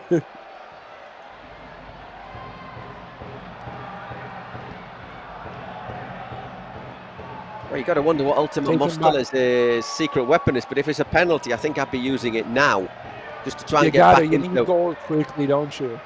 Yeah, yeah. Because they're getting found out, aren't they? Yeah. They need some sort of change in something that's going on, some sort of light to drive them. And Mini Bartu's been everywhere so far. He just hasn't had the goal. Omabego. Oh, that's a bit behind Mini Bartu, and that could spark a counterattack for Ultimate Mostoles. Here comes Ultimate Mostoles. Pass into the box, sniffed out. Here comes Oribe. And that's De La Bella. So strong in defense. He's been really one of the reasons for the success on the defensive side of the ball, the defensive third of the pitch for Ultimate Mostoles. Ooh, that's just a bit sloppy, but that does fall for Marti. And here's another chance. Oribe. No, that is Caro. Caro pouncing on a loose ball at the top of the box. And he rips it home. It was Caro took that move there. Made that little movement there, just gets past there. I don't think there was any doubt he was going to score. Corominas former La Liga forward. Absolutely rifles that one in. Yeah, I mean, it wasn't placed too far to one side or the other side, but it was just stop it if you can, stop it if you dare. Yeah, you wouldn't be heading that one off the line, would you? So can they build on that now? Turning out to be a bit of a thriller to end our night. Well, you couldn't put anything, you wouldn't put anything past shocking finish here. We've still got plenty more in this match for sure. Still a lot of goals, I believe, to await us in a match that we really kind of thought might have been a bit more defensive. I thought it'd be close. Here we are. I had something like 2-1, 3-1. Yeah, exactly. It just goes to show how unpredictable each and every game, each and every match is. Oh, that's given away nicely, taken away beautifully. Caro again works that shot. Oh, he went for the exact same spot. This time Ibanez was wise to it. Torrejon on the third option, trying to clear his lines, and finally gets a bit of breathing space, extinguishing the problem, extinguishing the fire. Here comes Ubon.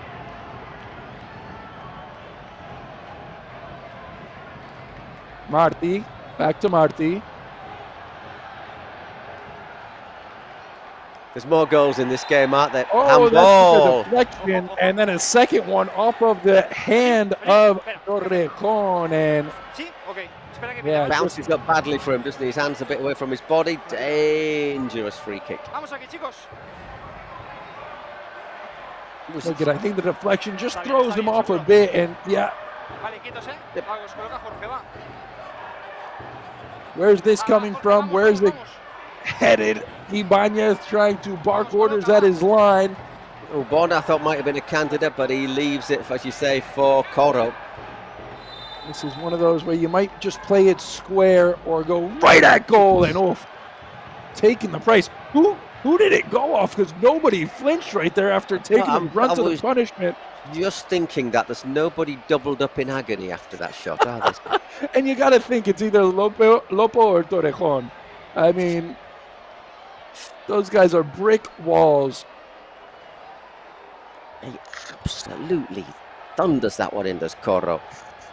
Nobody flinched. Here's Marti. Dani Marti. That's a slip there, and well, you just get the sense that people are backing off a bit. They don't want to attack too much now in these final 10 minutes, but that's what got them there. That's how they got this lead. You think maybe just tracking back isn't going to do them any favors. They must be thinking that Minibartu is going to get something on the break. Right. Of course, if he scores, oh, hang on. Oh, speaking of the break right here, it's a chance. And Victor Vidal coming in at the last moment for Ultimate Móstoles. That would have been disastrous on the counter. Bear in mind, he's a surgeon. Don't damage those hands.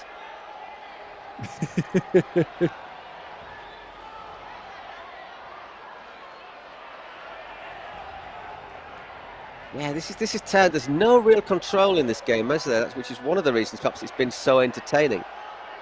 Yeah, it's been great. It's been back and forth. Pio have been on the front foot, but it's opened up a lot of space on the other side of the pitch. Here, this is great stuff again from Feliu. Feliu drops it back. Oh, the pass across the mouth of goal.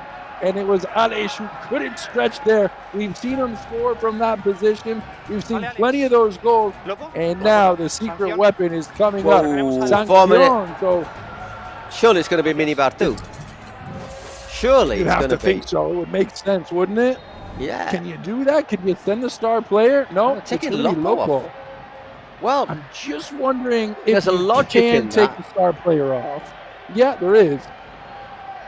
Yeah, you can. Yeah. Lopo with a wry smile. Brave choice, but you know what you're looking to do there is weaken their defense, isn't it, and take advantage of that. And you just have to say, you show your confidence in Minibartu not scoring. And once again, he's going to have a player less, so these 4 minutes, it's going to be harder for him to score anyhow. So you try and weaken your rivals defensively. Of course, if Minibartu does score, you end up with big egg stains on your face. But you just think of the run of play and how it's been going lately. It's been all Ultimate Móstoles, and now that they're up a man for the next 4 minutes, you gotta think they're gonna pressure the goal of Ibanez quite a bit over the next 4 minutes as we head towards the 38. How we'll go into the 38th minute, that is to be seen here over the next 6 and some change. Here we go. Ubon, that's a great ball in and a flashing header, always trailing wide, but DJ Mario can't believe it. It was a perfect service from Ubon. Oh man, you'd have fancied Coro there, wouldn't you? You'd have really fancied Coro. And Paul, that's exactly why you take Lopo out as your sanctioned player.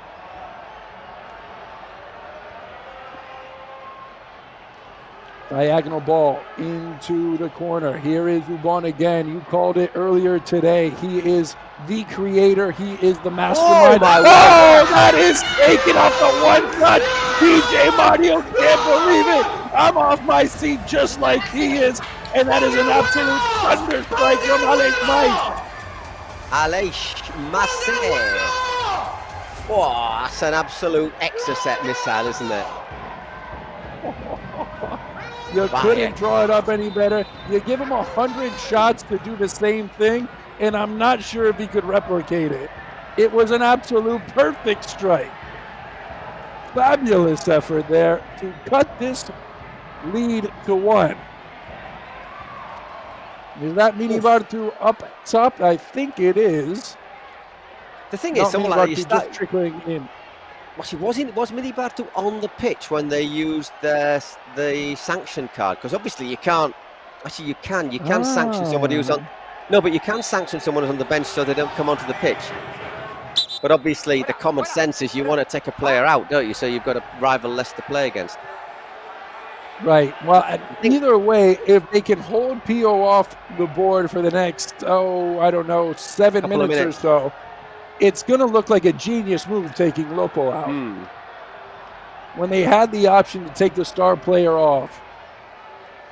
But see, really, the thing of the star player is your star player runs himself into the ground. So, 10 minutes flat out at this. You know, your legs are going. Your legs feel it, don't they? So throw in that. Ibanez, the nervy moments have entered as there's certainly some nail biting going on in Mexico at the moment. Rivers, we haven't seen her at the bottom of our screen in the last few moments, but that's a chance again, and it is Caro who had a wide open header. The flag did go up.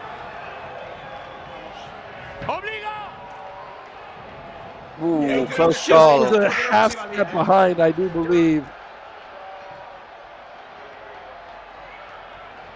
Moribo pushed off the ball by the last goal scorer, Aleix Mas. Is he going to go for it again? No, he isn't. That's not a bad look right there across the face of goal again. And how many times have we seen those balls worked up, those constructions of plays worked up where you get that diagonal ball towards the corner and boom, slash it across. Offside once again, just 10 more seconds without Lopo. So it's worked out partly for Móstoles. Yeah, I don't know if they say they make the right call after this match or not, but either way, he's back on the pitch. Minibartu continuing his time as the star player, as indicated by the green captain's badge. Not a captain's badge, but the star player band. But he's running himself into the ground, isn't he? Exactly. Yeah, he is. He's dead right now. He's going to need some of that anime energy.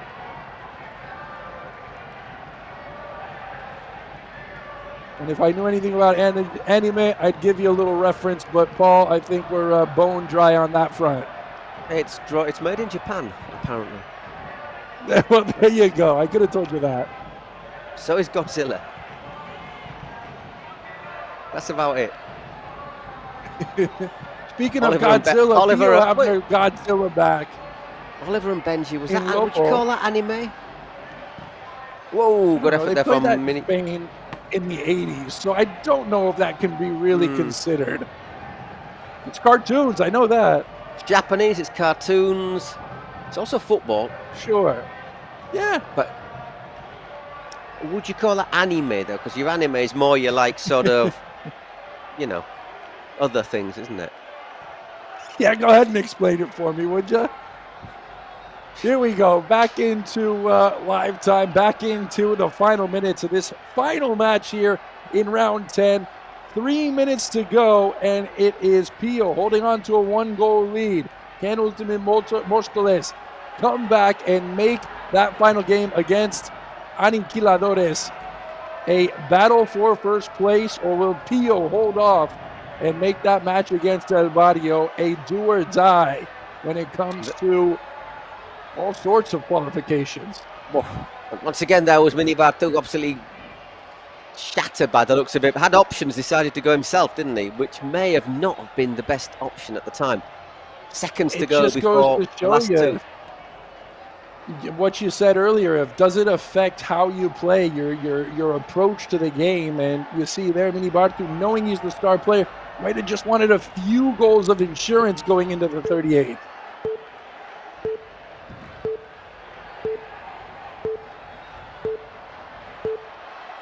Well, we go into the last and two. Off to the 38th we go. Everything still to be decided, just 1 goal in it. Double goal value for the last 2 minutes and injury time. I mean, I'd rather be in Pio's place, but Ultima Móstoles still got a life, haven't they? They're still so in this game. After everything we've seen today, after the photo finishes, after the upsets here on Easter Sunday, that golden ball, that double goal ball has treated us to some memorable moments here from the Cupra Arena as we approach the final match day before the playoffs. But we've got 2 more minutes to take care of here.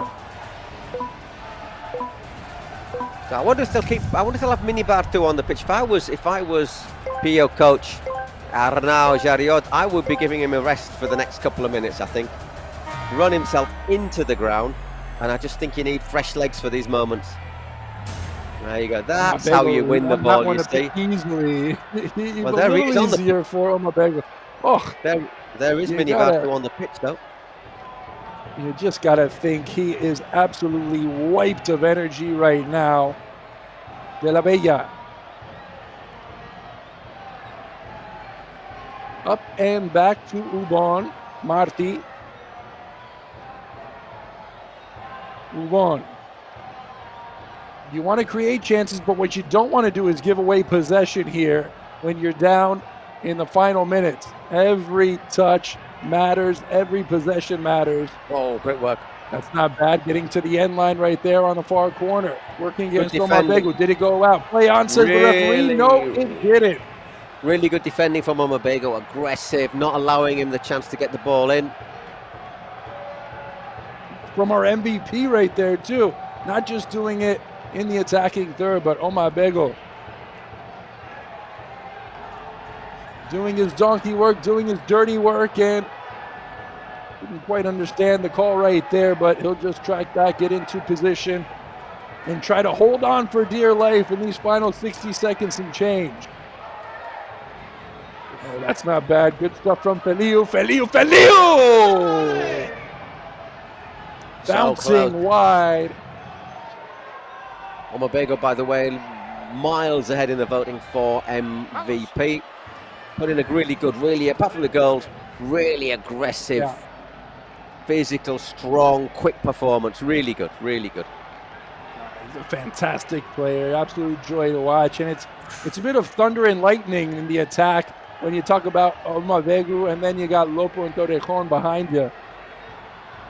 Beauty and the Beast sort of combo. Are they coming good at just the right time, Pio? Well, they waited until the absolute last second, but they still have options. 3 minutes of injury time. You look at the teams around the league, though, and you see a lot more quality from top to bottom, don't you? And with Pio, you've got some big names, you got some big stars, but it's not as evenly distributed throughout each position. Maybe they need a Corro or a Verdu or something like that. Right. Yeah.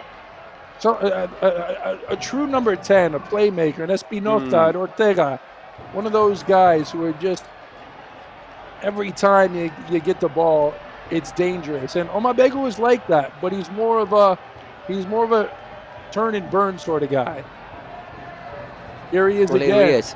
Omabego. Oh, going to ground, and that will buy some valuable time for POFC. Will we get a yellow card as well? I mean, the PO player's asking for it. Well, obviously, you want a yellow card. Can you carry on?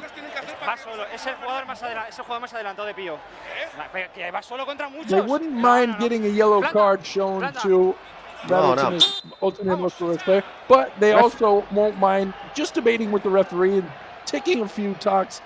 No. Referee says it's the most advanced player there, you know, so he was going one against the well. I'm not sure if that justifies not booking the player, because I'm not sure if there was a massive amount in it, but I don't think that's a great excuse. There's De La Bella off of the rebound. Time ticking down, just 70 seconds to go for Ultimate Móstoles if they want a chance at the top spot in the final round against Aniquiladores. Wasteful ball there from Uban, who just might be feeling the pressure a bit. Poor old Rivas is suffering down at that bottom right corner. Uban again, and that's deflected. Perfect defending there from Pio. De La Bella instructing traffic as he takes the shot that's blocked at the edge of the area. It's an onslaught here from Ultimate Móstoles, and that might just be the final touch of their day. Dani Marti, not exactly the guy you want in that position, although he was holding off defenders. It's well played. I was taken much too quickly, I think, but it is Oribe. You got a great chance to keep possession now, haven't they? And just to run the clock down. Mabego trying to cement his MVP status as if it's not already sealed in concrete. 5 more seconds. You got to hurry. Vidal puts it on the deck. He's going to do it on his own, perhaps. Slides it through. That's a chance. Gora took a touch, but it was too heavy, and he got closed down. Pio survive as they resurrect their chances for playoff qualification here in Easter Sunday. That's a massive result for Pio because it puts them back above El Barrio, which they desperately needed to do. It still basically means that they have to avoid defeat. But I think, I'm just looking at the goal difference, I think their goal difference is better than El Barrio. So, for example, if they lost on, I'm just going to check on this, they lost on a shootout, that would be okay for them. No, I lie. I tell a lie. No, they still need to not lose to El Barrio, but it's a big step forward because they have 2 points now. Still all come down to next week against El Barrio for Pio. But Ultima Móstoles, well, they had that great chance. Great chance to put the pressure on, a great chance to possibly win it next week, the whole of the split. But that's not going to happen now. And yeah, good signs for Pio, who over the last 5 or 6 games have improved. What a match we were treated to, and you gotta want to talk to Rivers right now, who suddenly your microphone and her sound is working again. Ayer con las chicas, lo mismo. No hemos marcado las que hemos tenido y el rival sí, es que we didn't have the chances we had, and our rivals did, so there's not a lot else to say. Y nosotros no, nos hemos quedado uno, lo han luchado hasta el final. They took our chances, we didn't. No hemos tenido el tiro claro y ya está, es lo que hay. It's what there is, you know, we didn't really get clear shots, and it's just the way, that's what it is, you know, we can't really say any more. Escucho. I hear you. Escucho. Sí, la verdad, claro que se nos dio porque tenemos mucha gente aquí. There's loads of people here. Hace un calor horrible y están aquí. It's really hot. Hace un calor horrible y están aquí apoyando desde temprano. And everyone have come here early to support us, so ánimo, Mario. Thank you. You know, chin up, Mario, and well, I'm really, really pleased, really proud of the team. Gracias. You can see how much it means to Mario. He is desperate right now after losing that chance to get automatic qualification. Sick as a parrot is the traditional saying. Toma Bego. Sí, sobre todo para la afición que siempre confía en nosotros, que siga confiando. They've always supported us. Estamos vivos en todas las competiciones. We're still, you know, we're alive in everything. And you know, hello to the president and the fans who are watching everything. So. Bueno, nos notamos siempre porque you see the people who were in Mexico? Well, we always know the people support us wherever we are. We've seen the pictures. So congratulations and to enjoy it. So there you go, we'll get the highlights. The highlights of this match. Hopefully we get a little bit of highlights from every match because it was a memorable, exhilarating day here on Easter Sunday in the Kings League España. I had a great time, Paul, and I'm ready for another 6 hours. I'm looking forward to a bit of dinner now. But I'll tell you what, we'll have a look. We'll just run over some of the numbers before we say hasta luego. So we'll see where things are for next week, which really looks as if it's going to be absolutely dramatic. Going down to the wire in just about every race as PO keep their dreams, their hopes alive, and that is going to be the big one. It is indeed. I say we'll bring you the numbers, the stats, who's beaten who, our results for today, and then we shall say goodbye. Been a long old day today because of that game, because of Rivas in Mexico. It's our results. Look at that. Barrio 7-1, Cat nil. Who would have expected that? Cuni Sports, that boy Nolito, helping them win 5-4 against Porcinos. Rayo Barcelona take their first win of the split against Los Troncos. Once again, would you have expected that? Gigantes. Quality performance to beat Science. I'd say that was another surprise. Aniquiladores overturning it at the death against XBuyer, and you've just seen it here. 5 goals against Móstoles.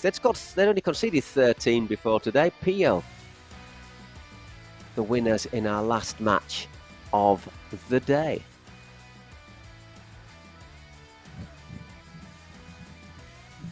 Well, if next week has anything like this week has in store for us, it is going to be heart-pumping stuff. I'm going to need my inhaler. I'm going to need some Advil and maybe a few voice lozenges as well as well, the screaming barely stopped here as well, a nice break from vacation to watch 6 hours of Kings League, and I couldn't be any more excited about coming in to the next. Right, here's how it stands. Let's have a look at this table. Okay, at the moment, Aniquiladores, they go straight to the semi-finals in the Wizink Center in Madrid for the playoffs. Science, Gigantes, and Ultimate Móstoles, they would join it at the quarterfinals. Troncos, 1K, Porcinos, Cuni Sports, XBuyer, and Pio all go into the first playoff round. Everyone down to Cuni Sports is qualified at the moment for the World Cup. The bottom 4, XBuyer, Pio, El Barrio, and Rayo Barcelona would have to play off for the final 2 spots. So the last round of matches, XBuyer, they need to do something if they want to qualify directly for the Mundial. Pio, they have to avoid defeat to El Barrio to qualify for the playoffs, and basically everything else is within a basic handkerchief of each other. So many things to be decided. The only people who are really looking good are Aniquiladores and Science. And this is what we have to look forward to next week. Porcinos against Rayo, Science against Pio. I'm pretty sure it's not Science against Pio. I've been looking. I've got El Barrio down, unless I've written it badly. XBuyer against 1K. It's on the website anyhow. Kuni Sports against Gigantes, Troncos against Ultima Móstoles, and Aniquiladores against El Barrio. That's the Queen's League, is it? Looking at it. Yeah, it is. It is. That's the Queen's League. That's the Queen's League. It's the King's League with a beard. That's what threw me. So, in the King's League, Ultimate Móstoles, Aniquiladores, Cyan's XBuyer, the big one between El Barrio and Pio, Kuni Sports and Troncos. It's a massive one for the World Cup. 1K against Rayo and Porcinos Gigantes. We don't know which order they'll be in yet, but we'll find out soon enough. Keep an eye on the website. And for myself and Dane, thank you very much. It's been a pleasure. Till next week, hasta luego.